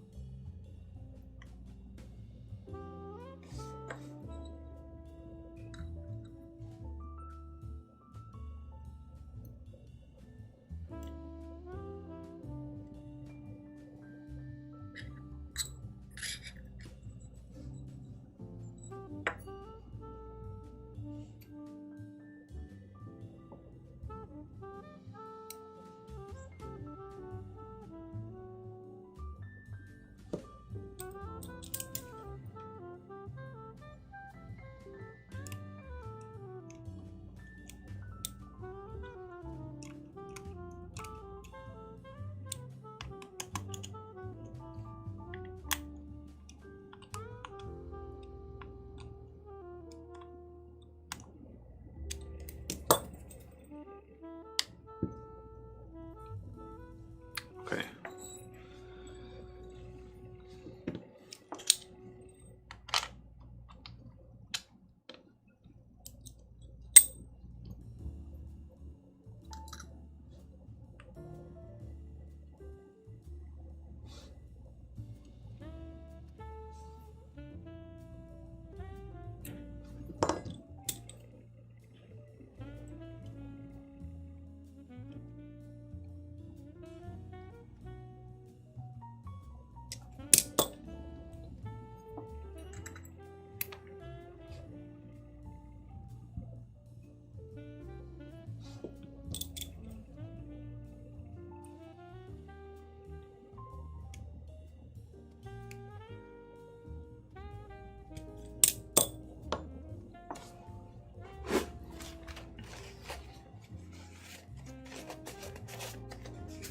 Oh, is that the same lens I have, Phil? I don't even know what they sent me.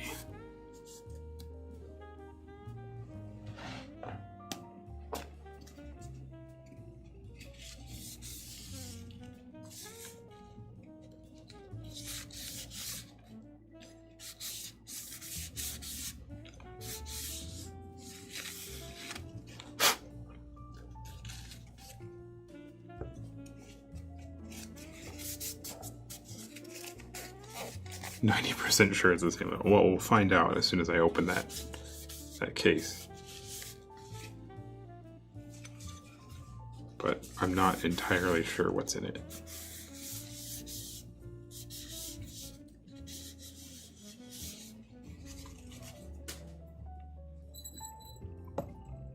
Okay, back to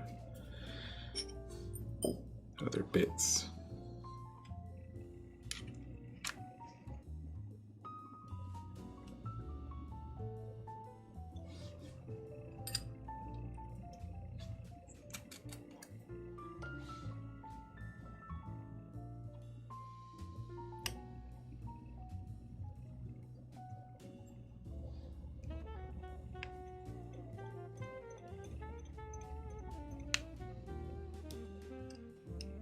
If it is the same thing, what are your thoughts, Phil? And also, I'll put that question to you. Would you detest a live lens preview on YouTube, or could you gather any information assuming you didn't have access to the lens otherwise?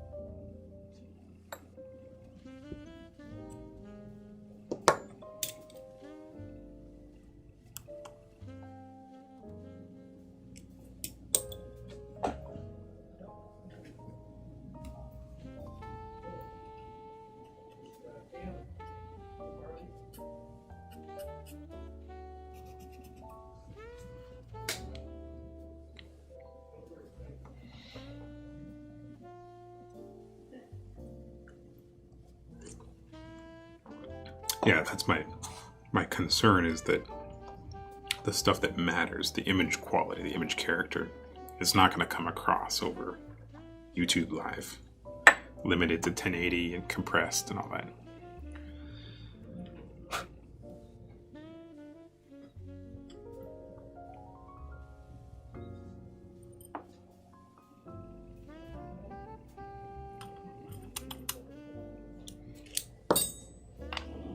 All right, moment of truth. Let's see how this feels.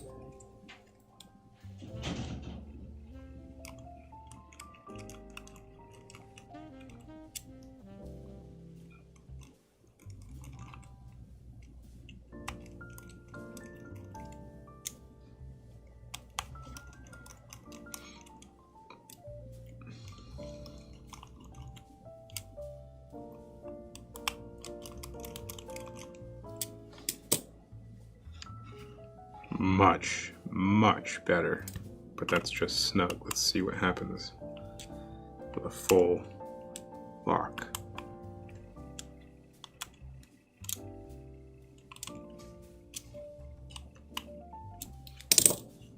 Oh, that's worlds better.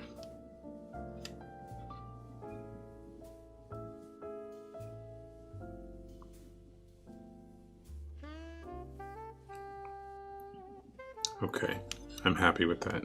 Very happy.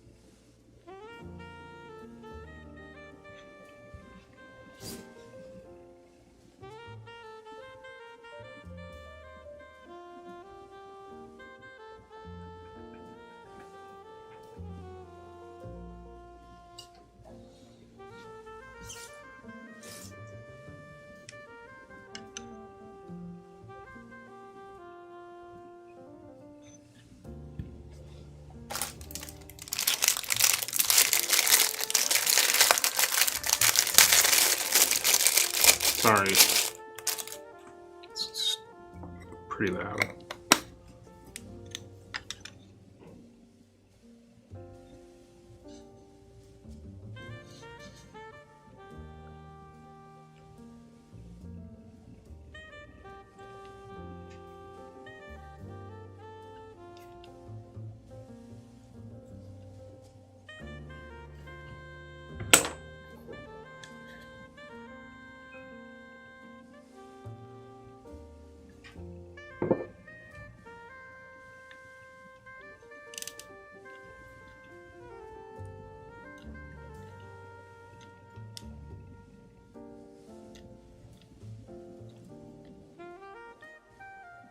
Okay.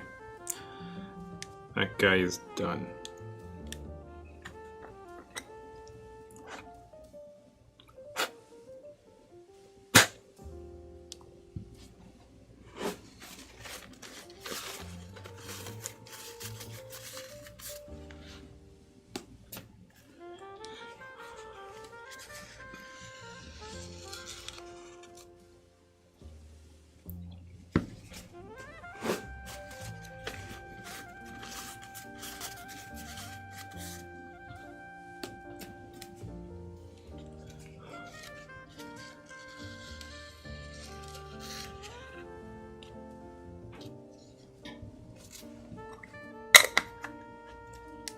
We'll give it the Bob Ross completion. Okay, and that's another happy little lens all finished up.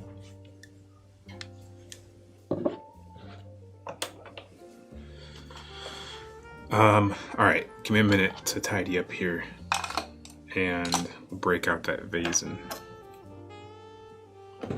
get some initial thoughts.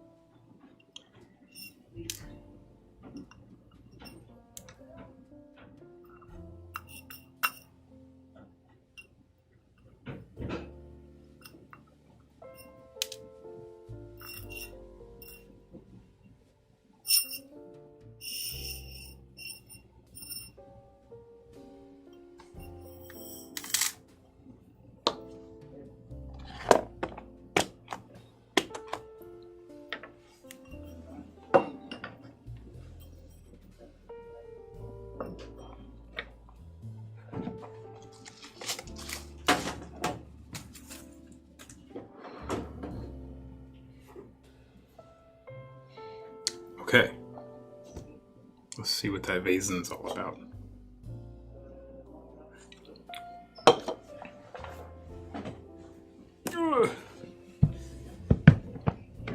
This is not the correct setup for this.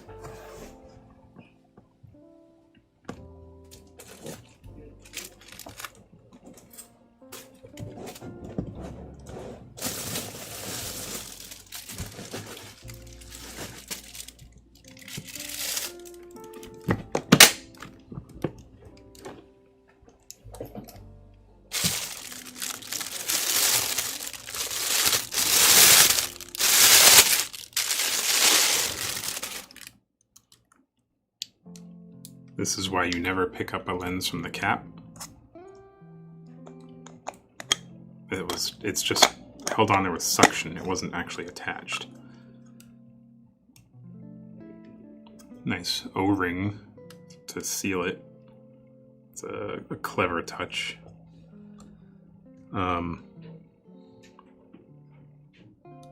This is terrible machining on the steel mount. I mean, I'm glad that they have a stainless steel mount, but that machining is not great. There's another O-ring here.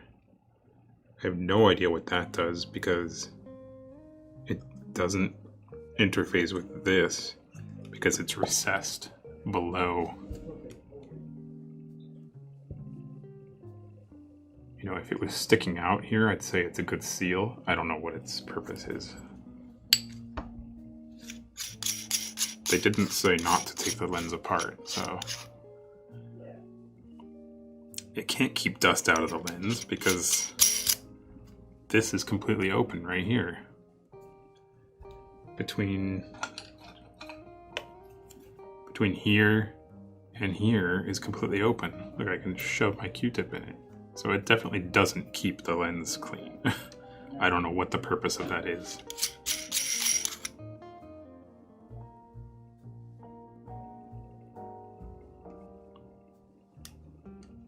I don't know.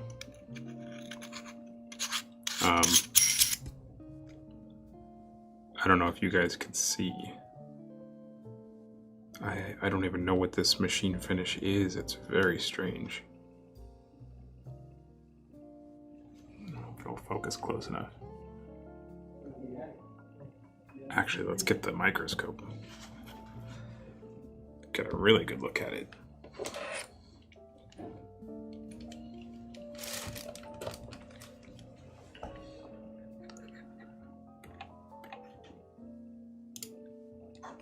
Is it working? No, it's not.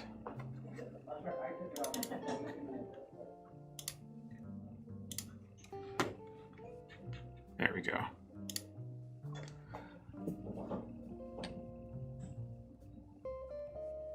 It's a very strange finish.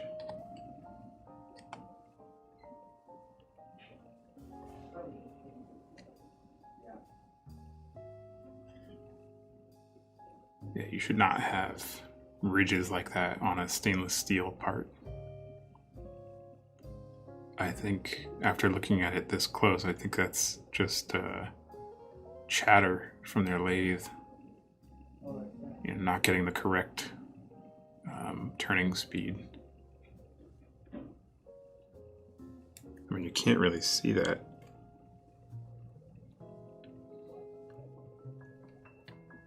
Otherwise. Yeah, see that? It's almost like it's a microscopic thread. I don't think that's a bad thing, it's just very odd.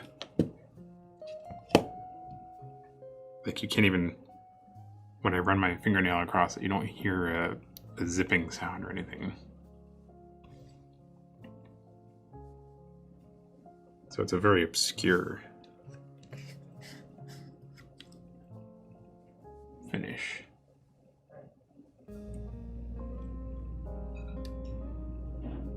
See that pattern?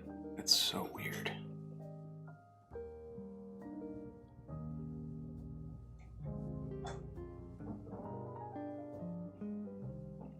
It's just a very odd finish. It's not bad. It just doesn't instill a whole lot of confidence.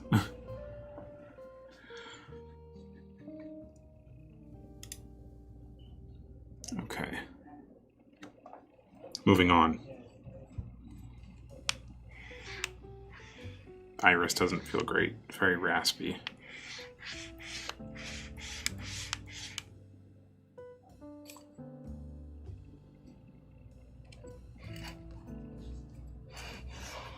Same with focus. Oh no.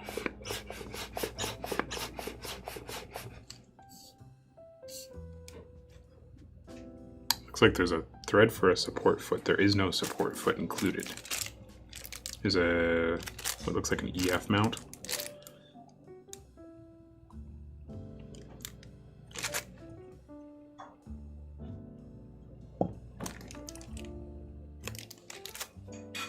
Couple shims. No labels on the thickness, but it looks like one is thick, one is thin. Nice cap. Aluminum.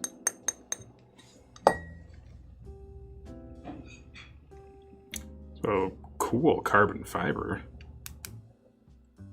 I think that's real carbon fiber. Oh, we don't have it on.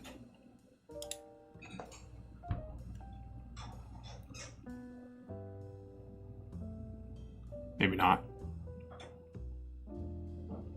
That might be a sticker. It's hard to tell because we're getting a reflection off the surface.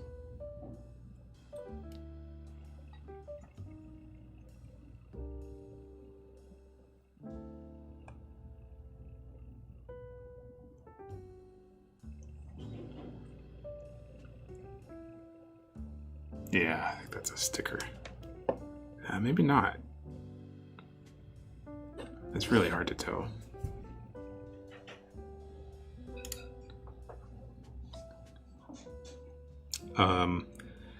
So looking at the focus group, the cylinder group,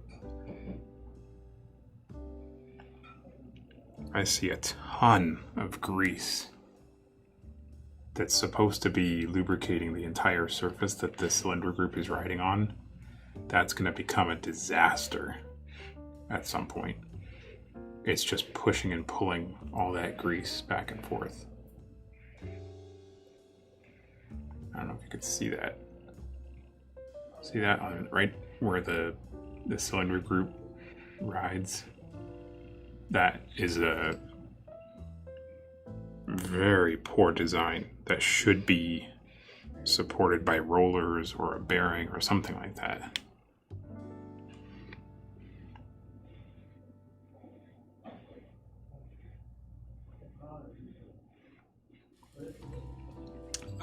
These marks are useless.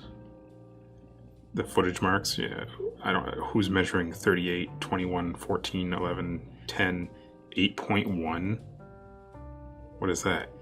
6.9, 6. These are terrible marks. I mean, they're engraved nicely, but the actual distances are useless.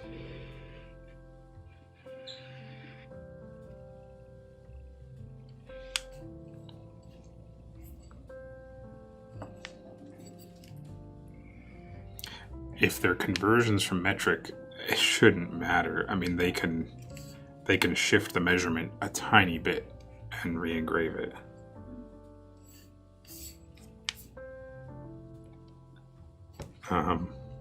It looks like they have, these are a nice traditional engraving, mechanical engraving with a paint fill, and then this FT for feet is just a laser etching, so maybe it's an afterthought. The paint itself is well done.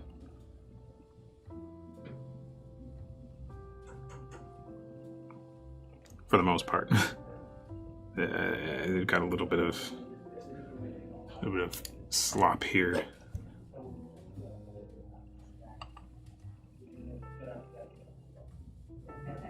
See that? That's a poorly filled and poorly cleaned paint job.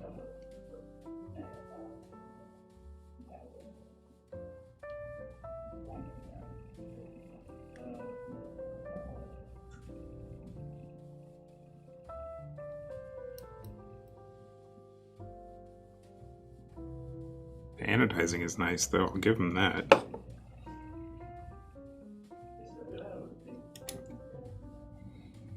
It's consistent. It's a nice, deep, rich black. That iris is just too noisy.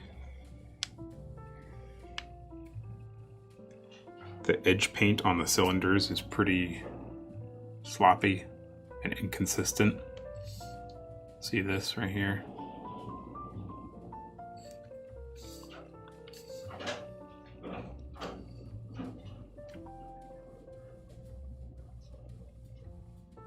The glass is nice and clean. That's a positive.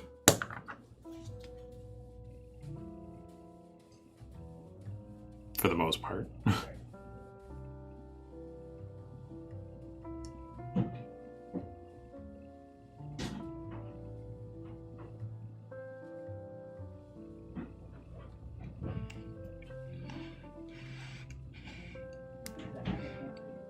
You know, even though the focus is riding like a piston and a bore, it's still, I mean, that considered, it feels good for that. I'm surprised they're getting that sort of consistency with that type of focus movement. But yeah, that's, I mean, if I stop talking for a second here.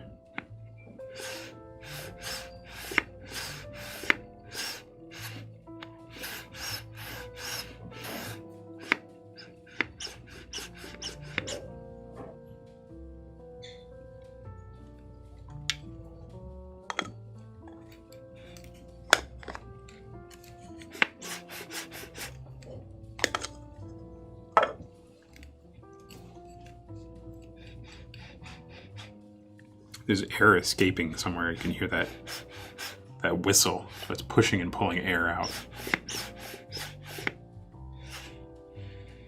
Which is just going to suck in dust over time.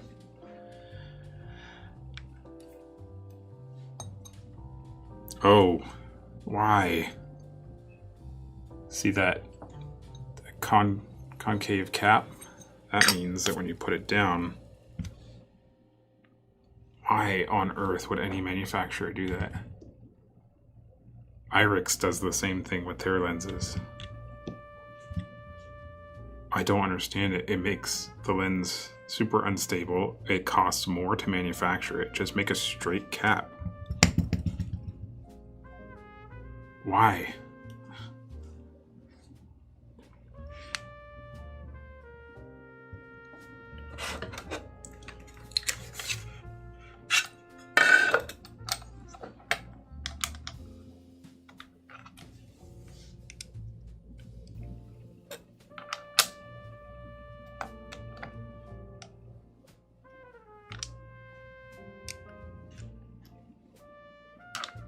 What is this?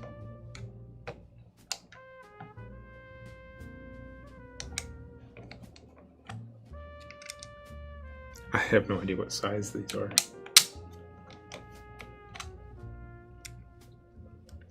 I'm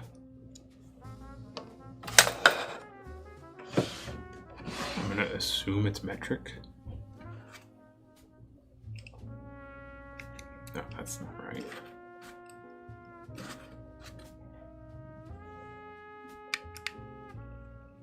Maybe not. That's so weird.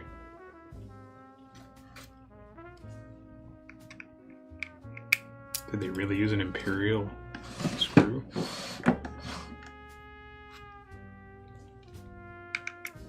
I think they did.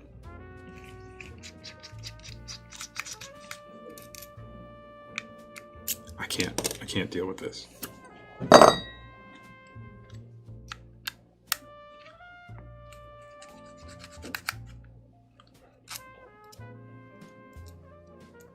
I don't know if I'm supposed to take this apart or not. They might see this and get furious, but we'll see.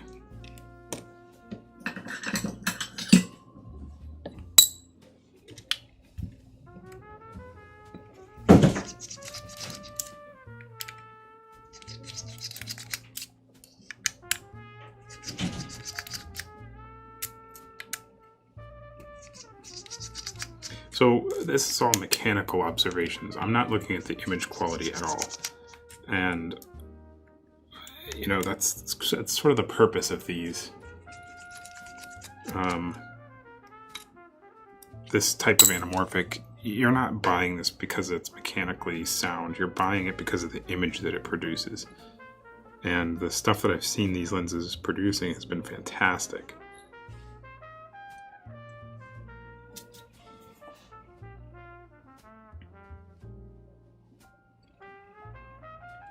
So this is a it's a cheap way of doing this. This screw right here is the only thing that connects the outside ring to the actual internal iris. So instead of making a dedicated linkage, they just drove a screw straight through the body. And you can see that. It's kind of hard to see, actually. It's right here, but the way I have the light set up here. Maybe I can go this way. See it in there? No, you can't. But you can just see the screw going straight through there.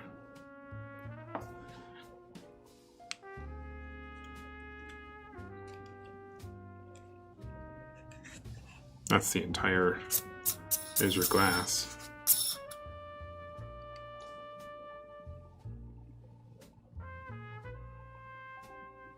That's just the spherical portion, so nothing fancy there. But I just put a fingerprint on it.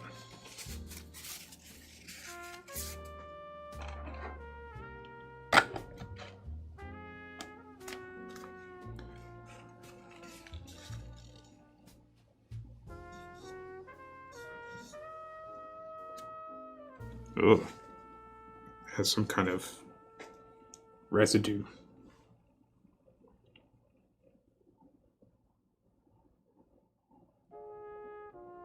could see where they held the element for the coating.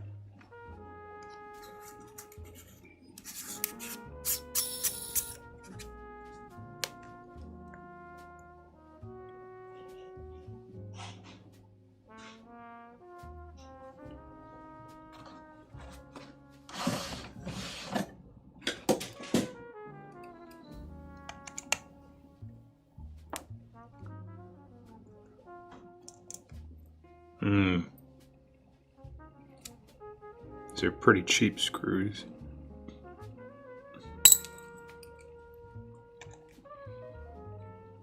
So far I've counted 3 different types of hardware on the lens, just from the outside and 1 ring deep. Again, doesn't matter to a user, but from a service standpoint, it just makes things challenging. You gotta switch screwdrivers, you gotta keep track of which ones go where.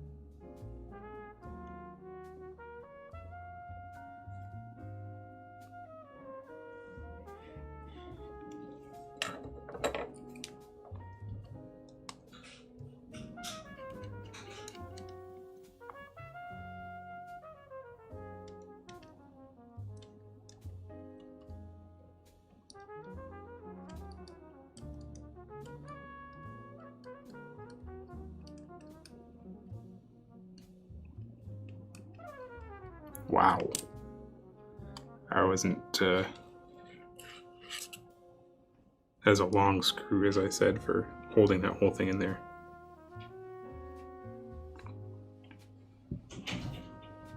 So there's your focus scale. So the whole thing's cam driven. Lots of extra grease floating around there. So you kind of need a cam system to drive your cylinder and spherical groups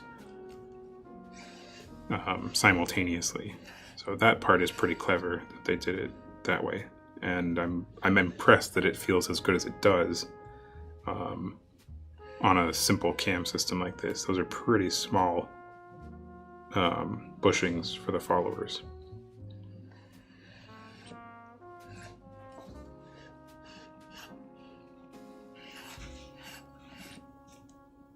It looks fairly service friendly, which is nice.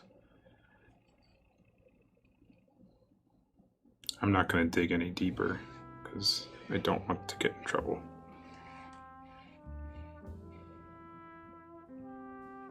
With that linkage there, where's the tweezers?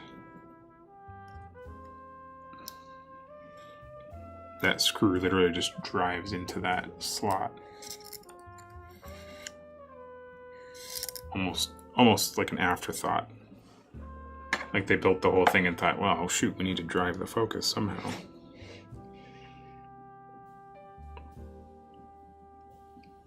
I mean the iris, sorry.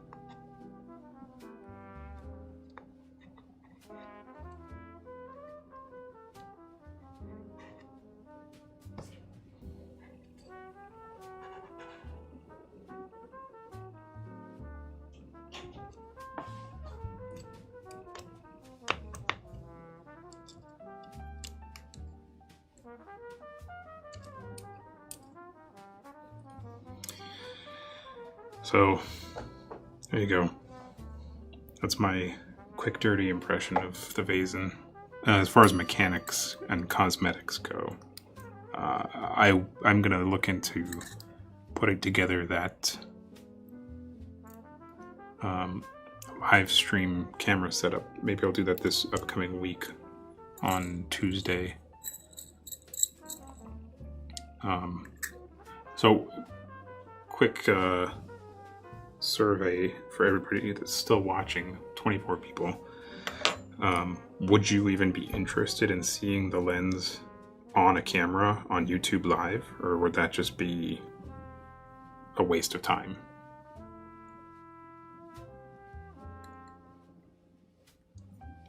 As opposed to 2 helicopters. Yeah.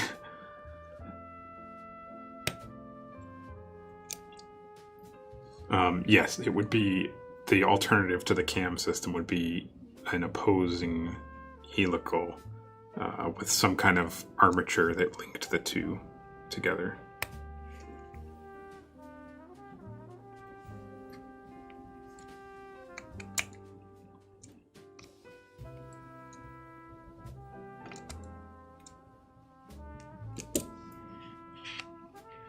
The iris is really nice. I didn't even look at that, but it's really circular all the way through, which with the front anamorphic is going to give you some really nice oval, like clean oval bokeh. So that I will definitely look forward to.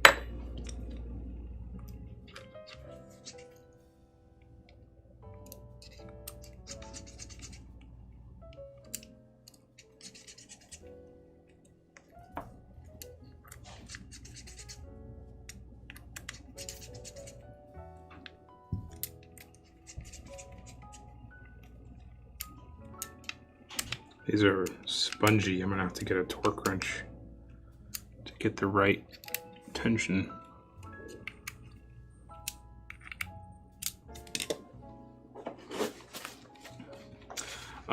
Marcin, I don't know. That's why it's here. I don't sell anything that I don't approve of, so that's why I have it here. I'm evaluating it to see if I want to sell it.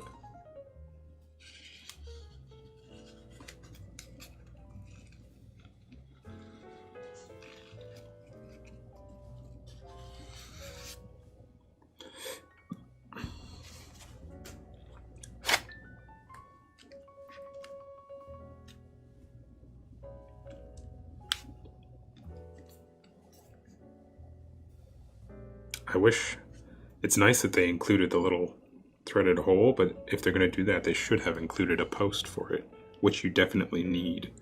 Well, for PL mount, not so much, but for EF mount, definitely needs support for this lens.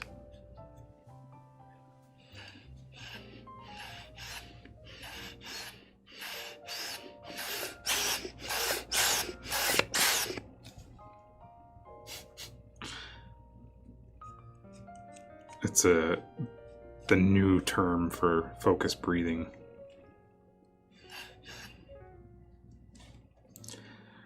All right.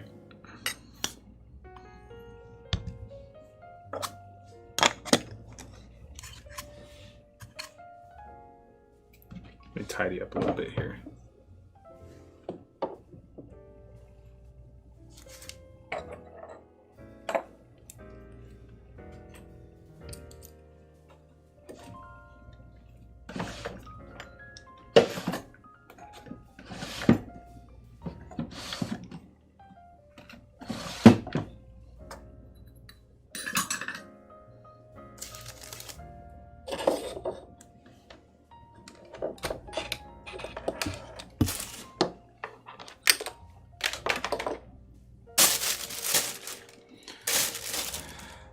Alright, so there's your quick first look. Definitely subscribe, and I hate to say it, but ring the bell so that you guys get notified if I do decide to do the Tuesday lens review. I don't even know what I'll call it yet, because it's not a mod stream.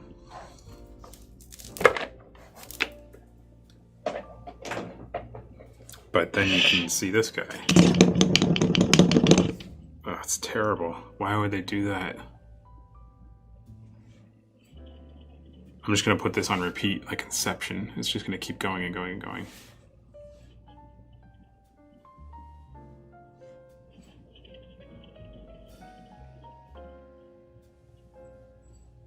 IRIX did the exact same thing. IRIX has their Cine versions, and they're even worse. They're more bulbous. This one, at least, you know, it only goes maybe 3 degrees off axis, and it hits the edge of the cap. The IRIX one's almost tip over. So, there you go. Thank you guys. I'll either see you Tuesday. It's either going to be Tuesday, Thursday, or maybe even next Sunday. But I'll definitely see you Saturday for the next mod stream. So, thank you guys again.